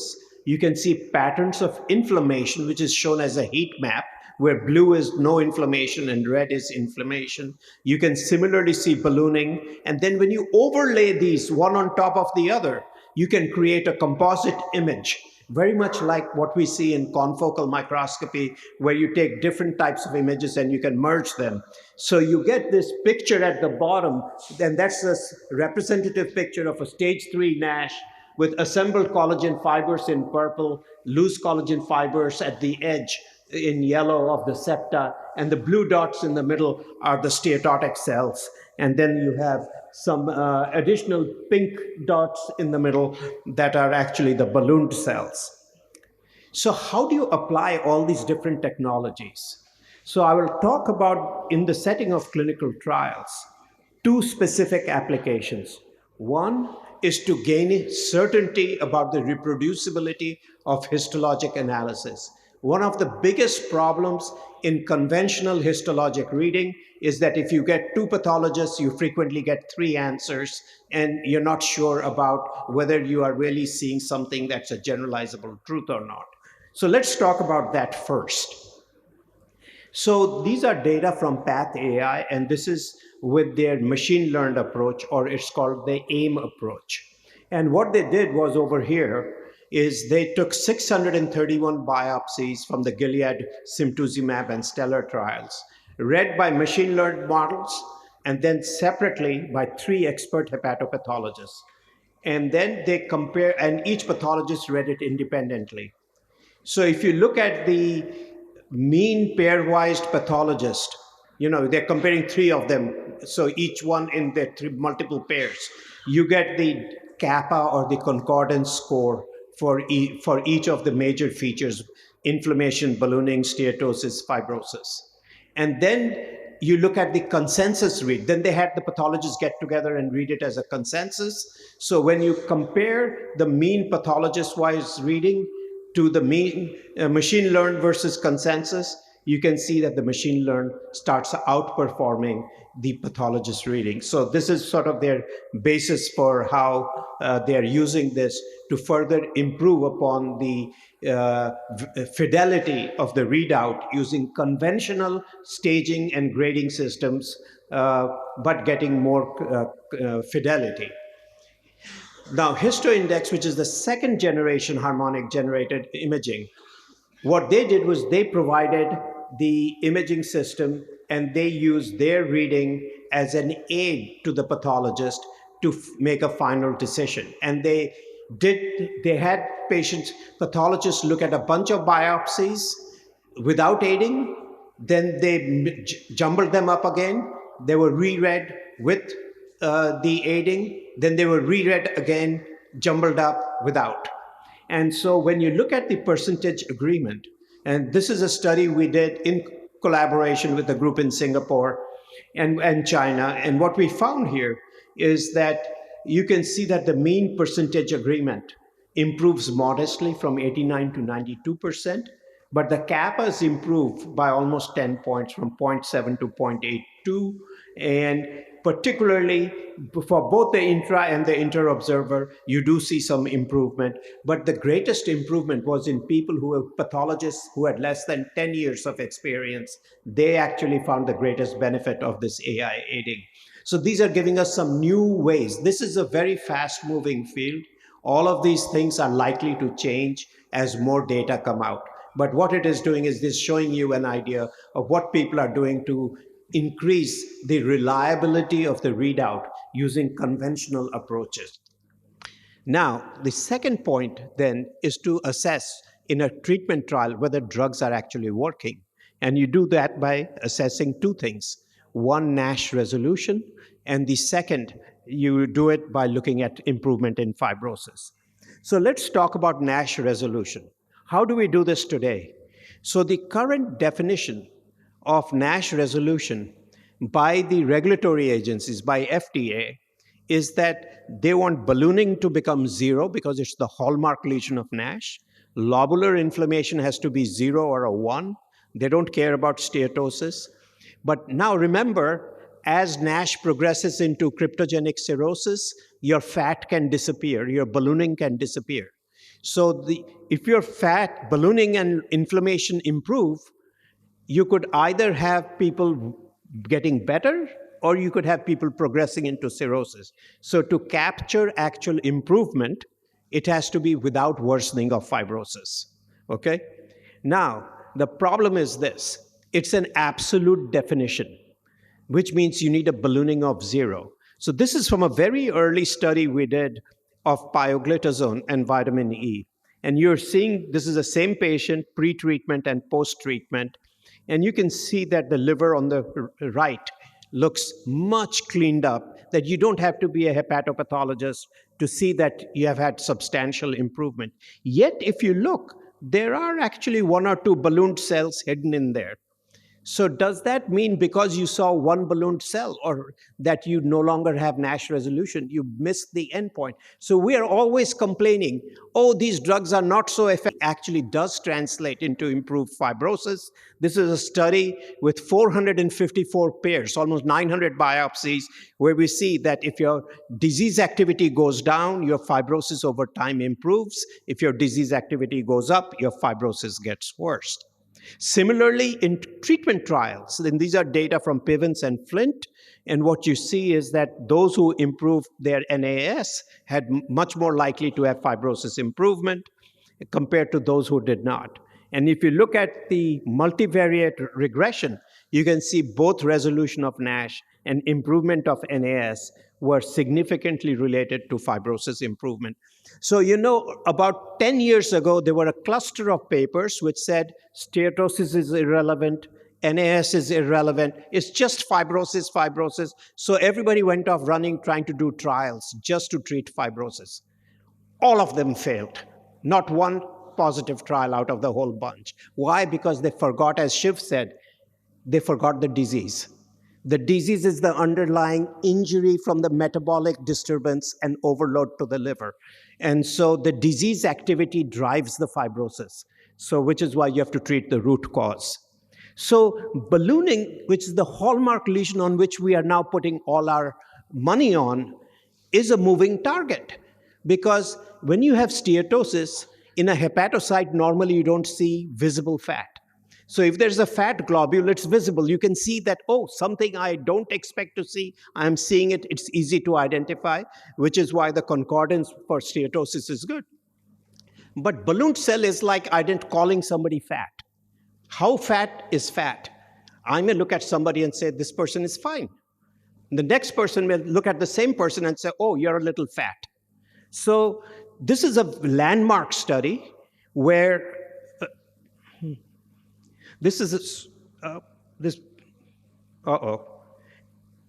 Anyway, this is a landmark study where 9 world-class pathologists were asked to annotate each and every ballooned cell on a set of slides. And they started with 1,100 cells, but eventually there was only one single cell that all 9 pathologists could agree on.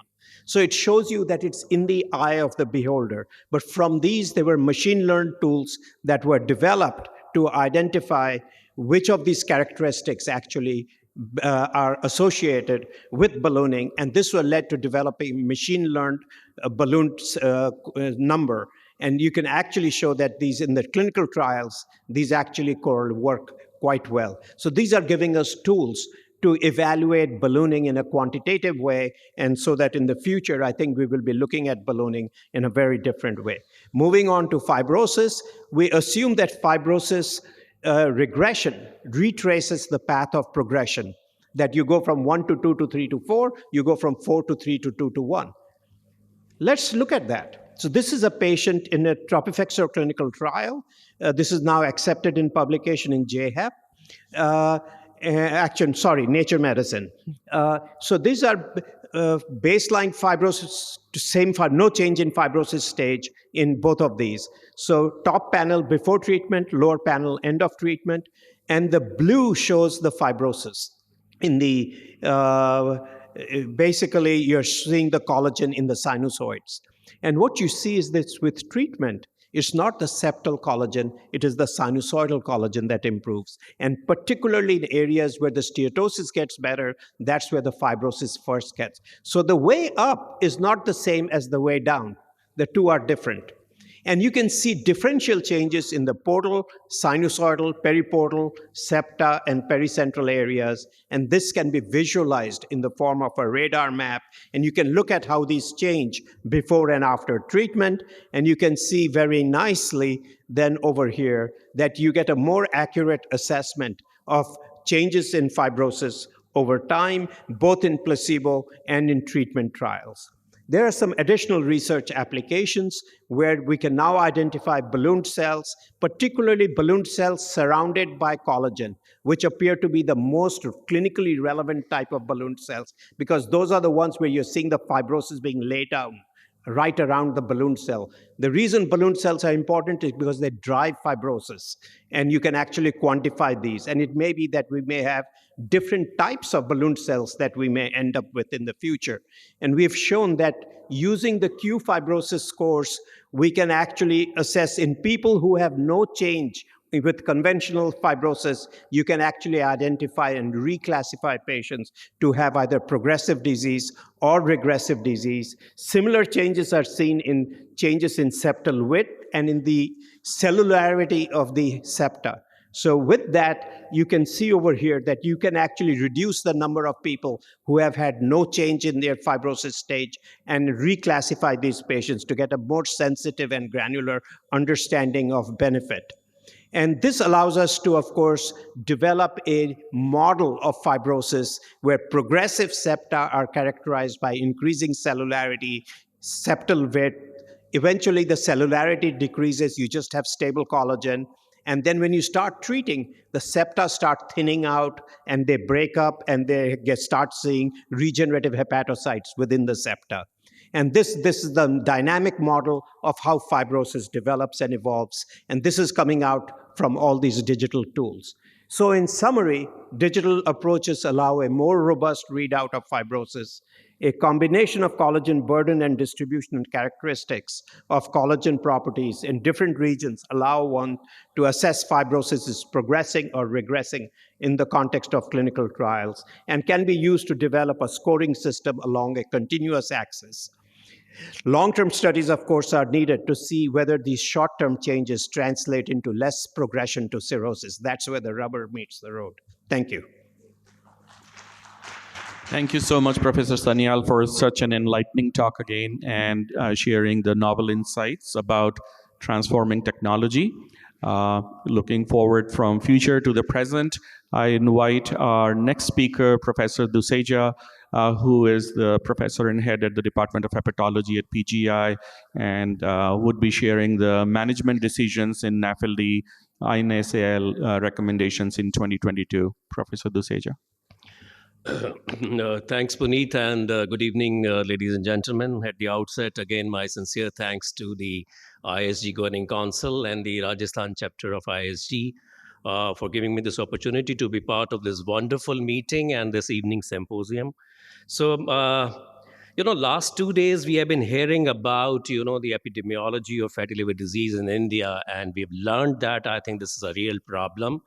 And this recent meta-analysis, last year by the AIMS group had shown that the pooled prevalence of fatty liver disease in the country in adults is close to 39%, which is much, much higher than the 25% global prevalence, which is quoted in a meta-analysis. And the more worrisome is, the children data also says that 35% of children have fatty liver disease.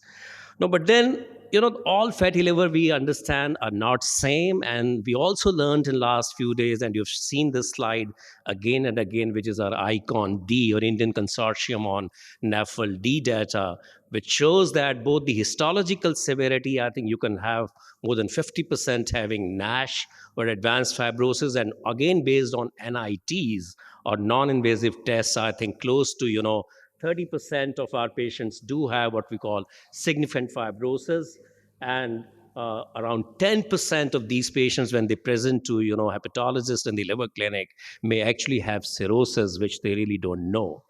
So I think I'll start with a case because since I have to talk about the management decisions, so I think this is a very common case scenario which you would see in your clinical practice.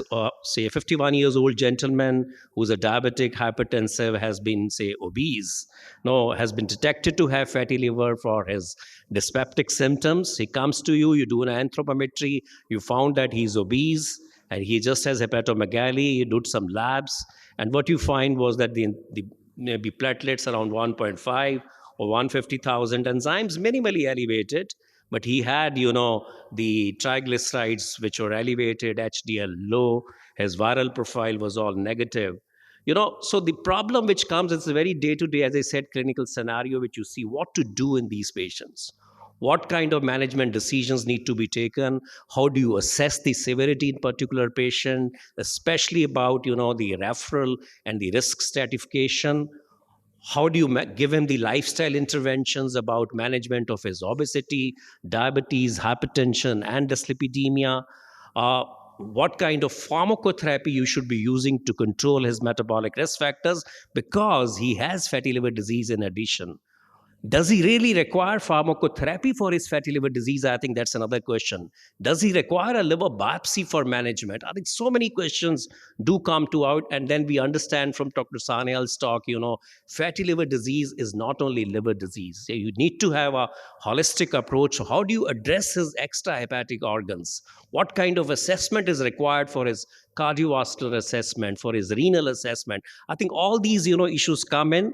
So, 2015, INASL, or the Indian National Association for Study Liver, had come out with a position paper, where we had given a very simple algorithm, but then a lot of research and a lot of data has flown after that.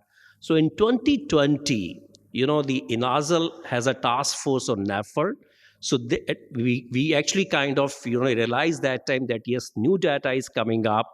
People maybe at the level of even physicians, there's some confusion how to refer, what to do, pharmacotherapy, liver biopsy, and all that stuff. So we said, and we decided as 11 core members, we've met, and we said that probably we need to come out with the new management guidelines, which have to be very, very simple for the physicians to take all these management decisions in day-to-day clinical practice. So that was the aim. And with these 11, core members, we finally had a working party of around 33 working party members.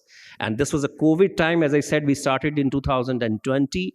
And what we did was we kind of made, 7 groups. And each group was headed by a captain. And each group had, 5-6 members.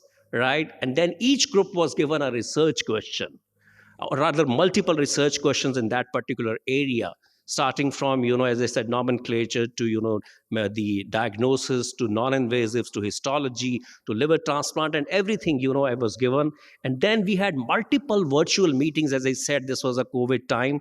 And then finally, I think we focused predominantly on the Indian data and to see that what could be relevant for our Indian patients and for Indian physicians. But at the end of it, we actually did evidence-based, recommendations, which is based on the grade system. So we looked at the level of evidence as high, moderate, or low, or 1, 2, 3, and finally came up with the recommendations which were either strong or weak.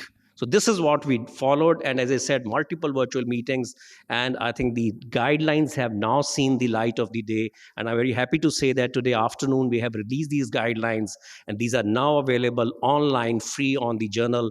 It's published now in the Journal of Clinical and Experimental Hepatology, which is, the official journal of INASL. So what I'll do now is briefly tell you about that. How do you manage these patients and what kind of management decisions, So, these are the, non-invasive, algorithm which are available from the West. And if you look at this algorithm, we discussed this partly in the afternoon. What they say is that they focus predominantly on, looking at advanced fibrosis, which is F3 and more. So we, again, as a working party, we said that it's not only the advanced fibrosis, but the significant fibrosis is also very important. By the time the patient is in advanced fibrosis, you're almost near your exam. Whereas you have to start preparing much before your exam. So you must start at F2.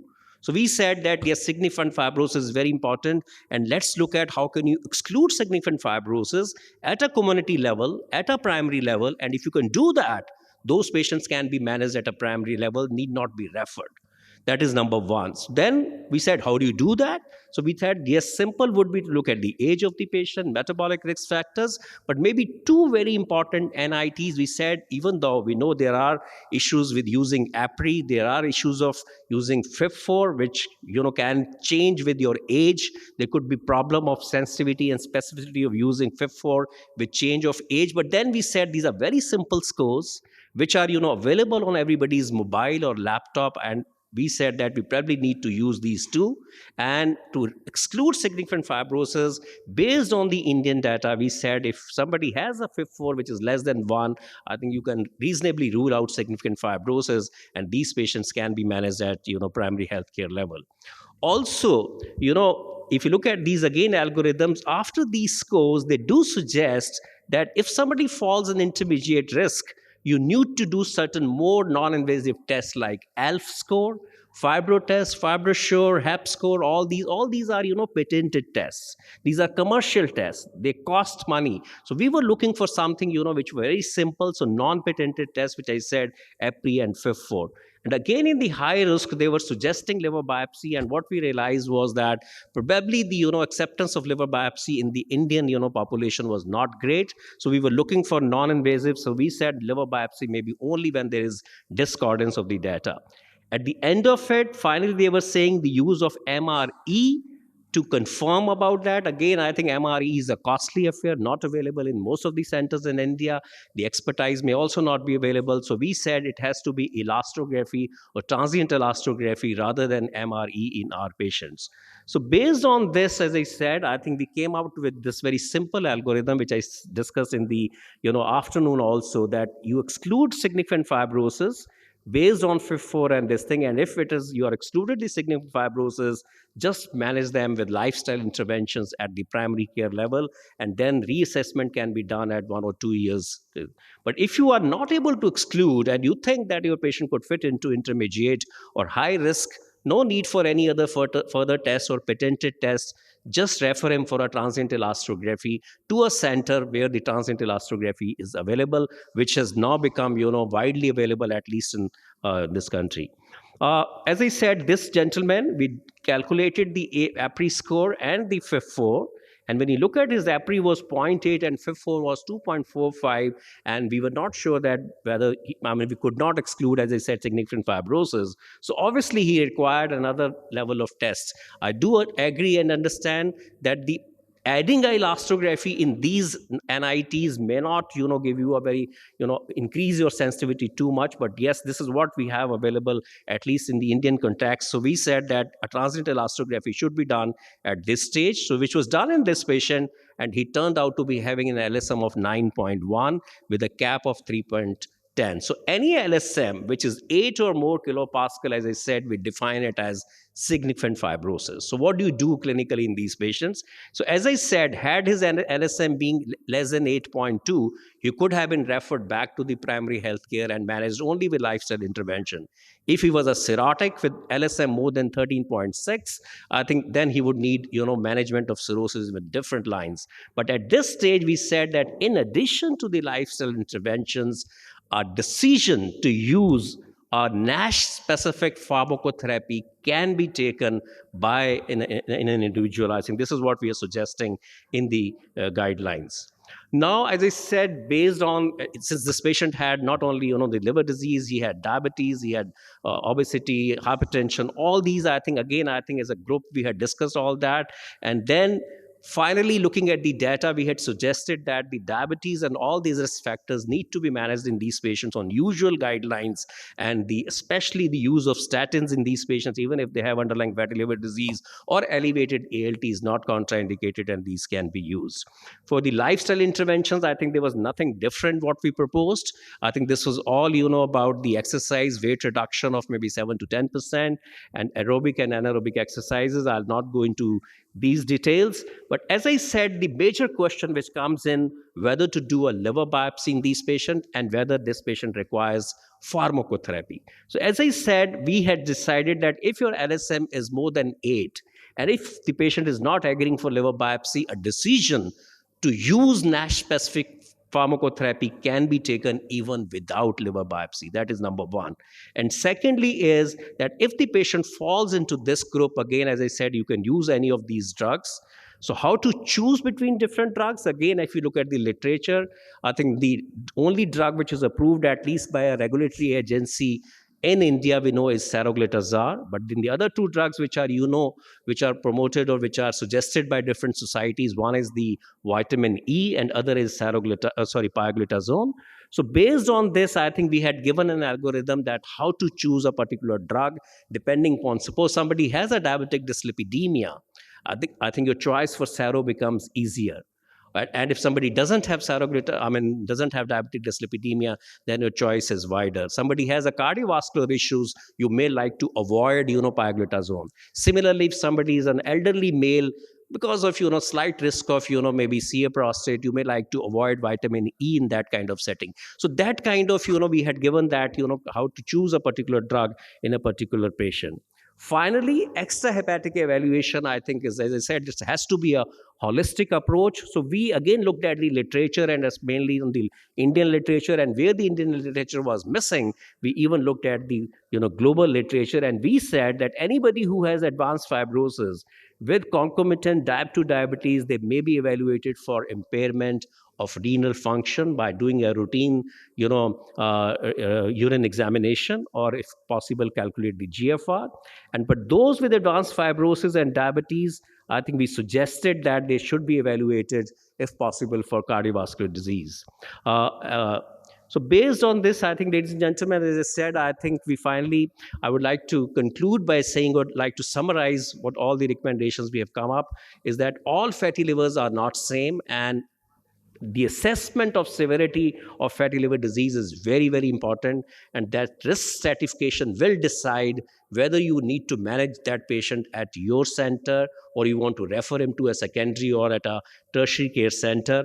And that stratification, has to be done with, various non-invasive tests, looking at, as I said, APRI and maybe FIB-4, and then look at the age of the patient, look at the metabolic risk factors. Finally, when it comes to the management, I think you need to suggest them the lifestyle interventions to manage, all these metabolic risk factors, and the pharmacotherapy if required for metabolic risk factors. The decision to use pharmacotherapy for liver disease can be taken if you've done a biopsy based on histological NASH, or based on significant fibrosis on the non-invasive assessment, but not in cirrhotics. How to choose a drug, as I said, I think we've given the algorithm about using vitamin E, pio, and saroglitazar. Again, I would emphasize, keep a holistic approach, and it's not only the liver which is involved in fatty liver disease, but I think you have to look at the various other extrahepatic organs while evaluating a patient with fatty liver disease. So thank you very much for your kind attention. Thank you. Thank you so much, Professor Duseja, perfectly on time.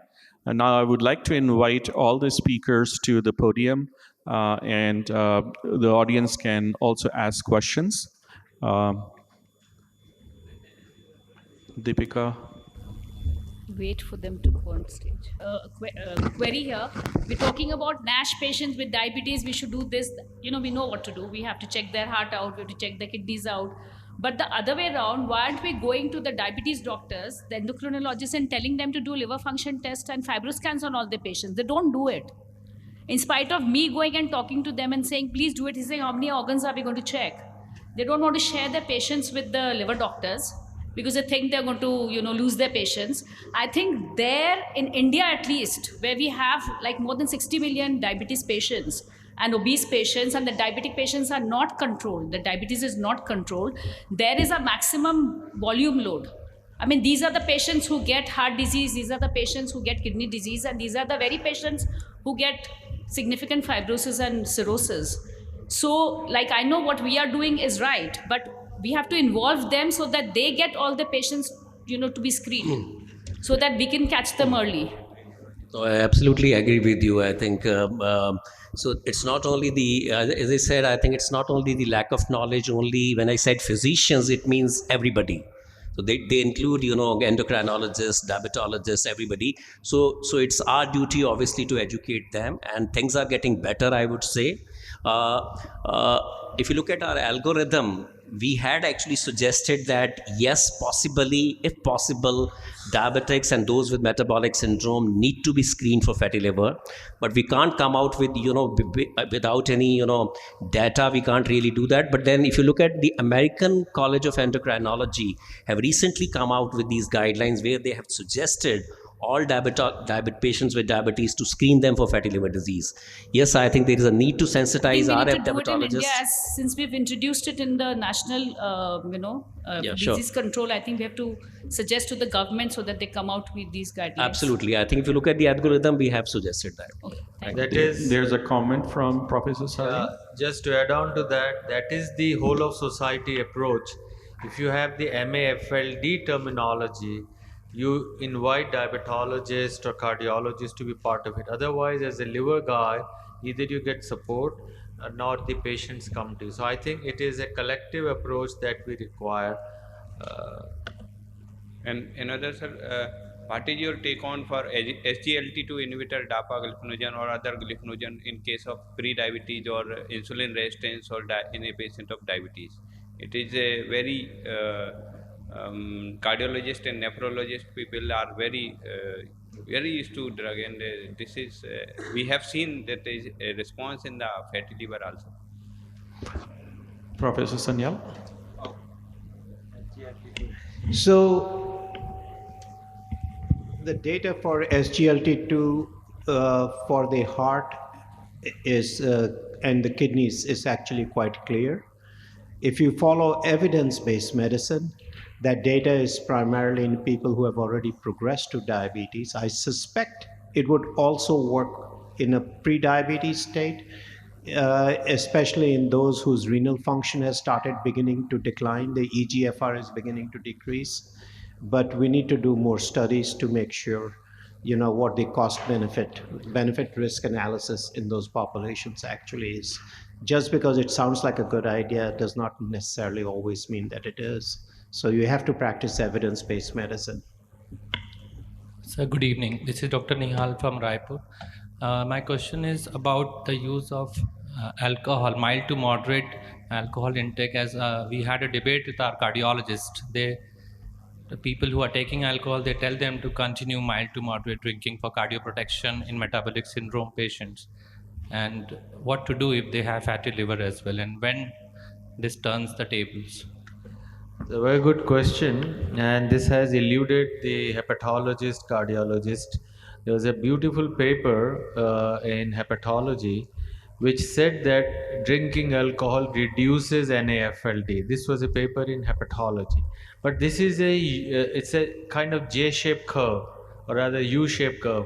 Up to a level it can help, but then suddenly it increases, and the level is for nobody knows. So there is a Lancet paper which says 2022 there is no safe limit for alcohol drinking. Whatever is true is also for wine. It's neither for beer, and that too be red wine because of carotenoids. So I would put it simply, the current guidelines for MAFLD include up to 20 grams per day for men or maybe for women. There is a debate that you can raise it up to 40 grams or 50 grams per day, but that is hazardous, and this is a gray zone. So by concerted, and this can be considered as an opinion, that 20 grams per day up to that is part of MAFLD, while NAFLD also used to include, but NAFLD we used to exclude generally alcohol drinkers. So 20 grams per day is okay. But I'll give you my take on this. This is something we've debated with our cardiologists as well. And I think the epidemiological data linking regular alcohol use, like a daily basis, to cancer is very, very strong. And it's really underplayed in the medical community. There's a general lack of awareness within the oncology community about this linkage of alcohol. And so regular drinking is probably not a great idea. Binge drinking, there's this whole idea of what's called risky drinking behavior, and there's definition for that. That is definitely is associated with bad outcomes. In between, there is a little bit of a gray zone. But everything in life is benefit risk analysis, right? So what you have to do is think about if your patient really has mild cardiovascular risk. In that case, does the alcohol risk outweigh the benefit piece, or does the benefit outweigh the risk? And if your patient really has significant cardiovascular risk, is the benefit from alcohol, and particularly it's only really been shown with red wine, whatever relevant data is out there, is the effect size enough in someone with significant heart disease, or do you need to use statins and bring in, real drugs? So for all those reasons, I think it doesn't really it's a silly conversation that the cardiologists keep having, because they're living in they're kidding themselves if they think they're providing cardioprotection in somebody with severe heart disease by asking the patient to drink alcohol and not focusing on statins and all the other things that they should, SGLT2s, GLP-1s, that they should be using. Just to add one point, you may be aware or may not be that 53% of cancers, HCC, in Europe is alcohol. And I was shocked when I read that JHAP paper. So I think the point what Dr. Sanyal is mentioning, that regular alcohol may be probably the commonest cause becoming for HCC now. In fact, so you are recommending that red wine or beer has a good data? You said no red question wine. of beer. No. Red wine, debatable. You're not going to justify your drinking Right. behavior No. over here. So From the podium. if the cardiologists are not telling them to stop alcohol, should we at least tell them to get a fibroscan done before doing that? Of course. I think there is another, oh, sorry. Just add one line I would like to add. Even there's a good data now say that in NAFLD, even mild to moderate alcohol intake actually would increase your not only liver disease, liver cancer. Like if you have to talk only about liver disease, so even mild to moderate is not recommended at all for NAFLD. Yeah, in fact, on that note, like there was a study from Nash CRN that looked retrospectively and compared never drinkers versus acceptable limit of drinkers, and HCC was the one that emerged as increased risk, even with acceptable limits. Thank you. Next Thank you so question.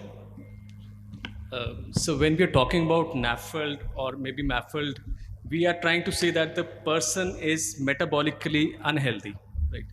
So except lifestyle modification, whatever drugs we are discussing, which one is the best, which will improve the metabolic health? One. Second is, do we need a combination of drugs? And why are we not trying to focus on nutrition and exercise and other aspects? Yeah, I mean, you know it very well. You have been working on this for a long time, Sunil. But what the debate is whether a terminology can include a society or includes patients. In my opinion, having MAFLD and having 4 phenotypes, and this was a Nature paper where they described this metabolically healthy obese, metabolically healthy lean person, or metabolically unhealthy lean person. So metabolically unhealthy lean means you have a pure NAFLD, means he is a lean guy but has high cholesterol, has fibrosis. He has a highest risk of HCC. But that is about 20% of the population which is lean. But we can cover 80% of the population which is diabetes, which is metabolic dysfunction, obese, overweight, and has fatty liver. So it's like majority gets the best. Now interventions are not so defined. Everyone doesn't get better, everyone cannot lose weight, it is well known. So I think it's a huge heterogeneous population, and we have to identify the endpoints for each of the subpopulation. But it's a lot of work. Professor BCR. Yeah, 2 questions. One is to Ajay D'Souza. What are the INSL guidelines or recommendations? Fatty liver raised enzymes, but liver stiffness normal. And second is fatty liver raised liver stiffness, but enzymes normal. I think a very good question, and you always ask difficult questions, I must say. But then we said ALT, again based on the data and evidence based, many times you can have elevated ALT, but you should not call them as NASH, because there is a data that ALT may not be a very good marker for your histological severity in patients with fatty liver disease.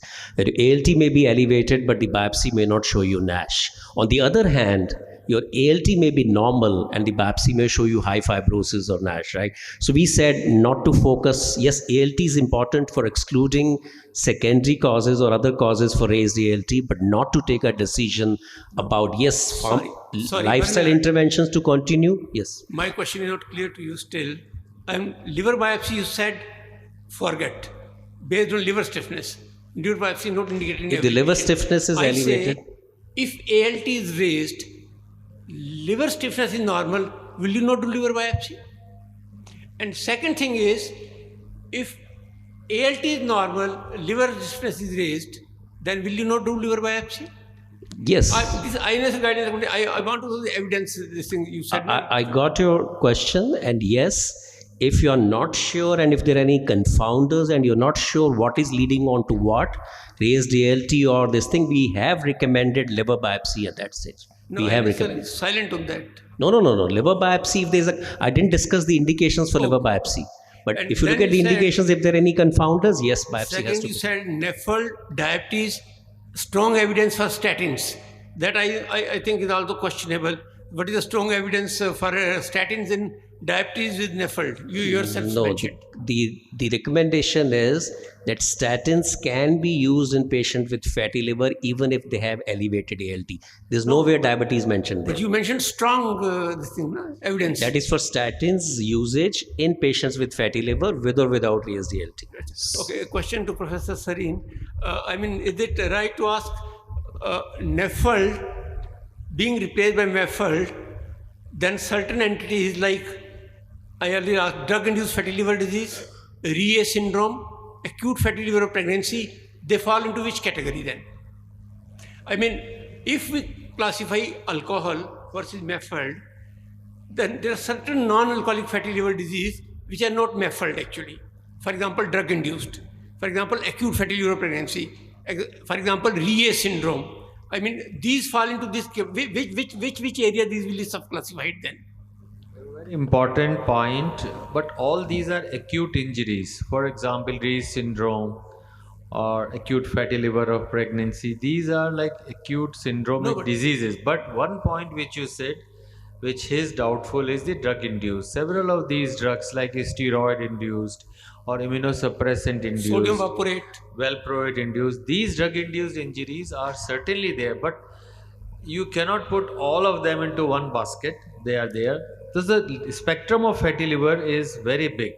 When you say fatty liver disease, what the intention is, most people can understand most of the points. Everything will not be inclusive. No, that's what I was thinking. It's better fatty liver, alcoholic, and then non-alcoholic. Non-alcoholic further categorized into metabolic, drug-induced, and others. And there is a good fraction of patients with fatty liver disease, non-alcoholic fatty liver disease, in which no metabolic factor is evident. And that we label it as idiopathic. Why only give metabolic fatty liver disease and exclude other categories which cannot be classified? Yeah, you have a point, but all of them generally, they may not have high fat, but they may be carbohydrate deficiencies, the enzyme deficiencies, lysyl oxidase, or there can be many other variants, but fatty liver is just a histological or a radiological entity. No, that way, depending on this terminology, I keep on thinking, then I think there should be one broad heading, metabolic MAFLD, metabolic fatty liver disease, and even alcohol should come into that. It is coming, but when you are alcohol dominant, then it is separate.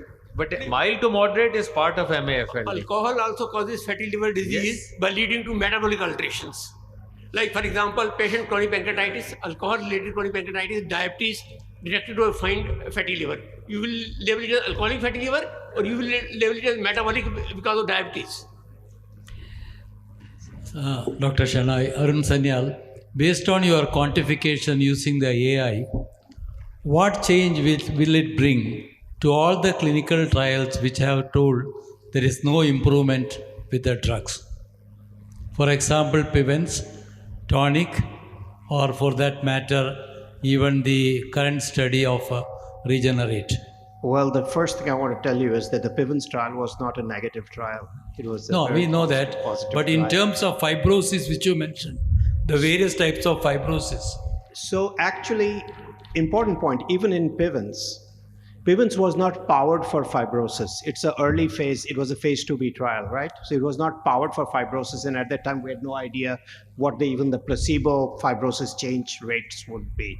So if we had 30 more patients in each arm, because in Pivens we had 70 in each arm. If we had 100 patients in each arm, like many of the big pharma trials that are currently going on, it would have been significant on fibrosis as well.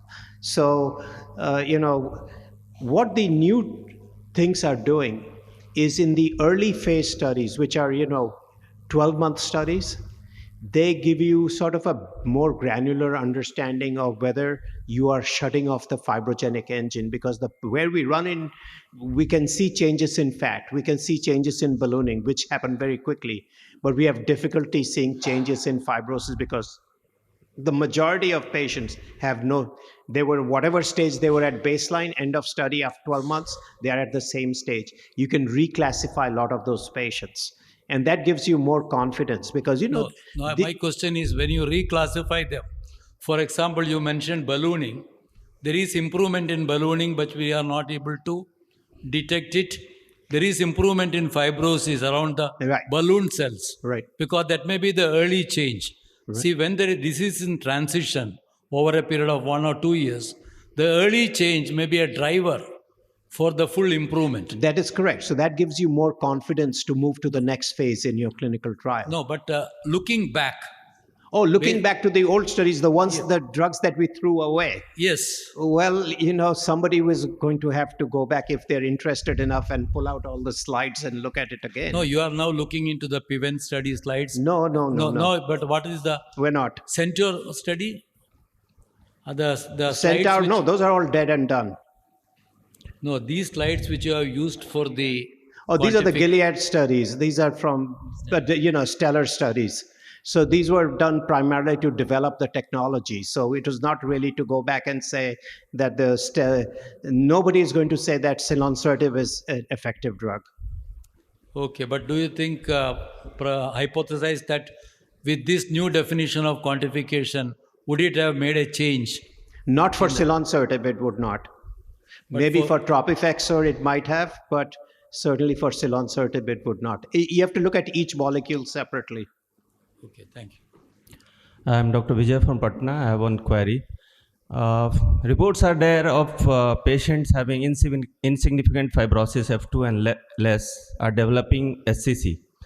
And at the same time, they are not also candidates for regular surveillance with AFB and USC. Any subtle clues from those group of patients to pick them early? Not from digital pathology, not from digital pathology. This is a very important topic. So a couple of things you have to remember, that 50% of all the HCCs in NAFLD, MAFLD, however we end up, as Shiv said, you got to know the disease, the population we're talking about, they occur in non-cirrhotic patients.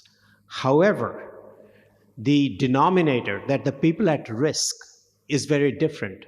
So in the cirrhotic population is an enriched population for cancer, whereas in the pre-cirrhotic population, the annual incidence rate is 0.1. So it becomes very cost ineffective. So there's a tremendous need to develop enrichment tools whereby we can enrich the population and identify a higher risk population that can be then surveilled in a more aggressive way to find. And that's a huge unmet need in the field, I think. It is one of the big gaps in our armamentarium right now. Can I add 2 or 3 points to what Dr. Sanyal said? If the patient has F2 fibrosis but persistently raised ALT, AST, especially ALT, he is a high risk. You do TNF alpha, which I regularly do. If TNF alpha is high, in my opinion, it's a bad high risk. The third pointer for that person is CRP. So if the CRP level, none of these is population, but these are some of those which I use. High CRP, high TNF, high ALT. The hepatitis C world data has revised the upper limit of alpha fetoprotein from 8 to 5.6. Anybody who is above 5.6 has a high risk in hepatitis C. I use the same database, and anybody who has got an alpha fetoprotein which is rising, let's say today it is 4, it becomes 5, or it becomes 6 over a period of time, I consider these. So these are all soft points for anyone to say F2 fibrosis, can he develop? We don't have enough data, but your index of suspicion may prevent some. Thank you. So I think this was quite an involved discussion, and I thank all the speakers for their brilliant insights about from terminology question to how the future of pathology can be integrated, possibly in clinical care, to congratulating Professor Duseja for the first consensus position paper on NAFLD. Thank you so very much for your valuable time and attention. Thank you. Thank you very much.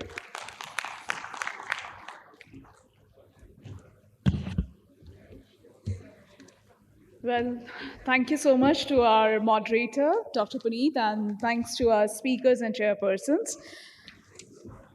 Before we wrap up for the day, I would again like to make some announcement. Tomorrow morning, the session will start with CPC at 8 o'clock in the morning in Hall A. For the evening function, you all are invited for dinner, and please grab your seats by 8.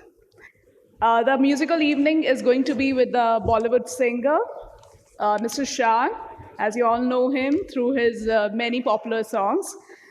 The entry for the dinner will be with your badge, so do carry your badge along. ISG award function will take place tomorrow at 12 noon at Hall E. So do take care of that. If you would like to attend the ISG award function, be there at Hall E at 12 noon tomorrow. Thank you so much for being here with us. See you all at the dinner area. Thank you.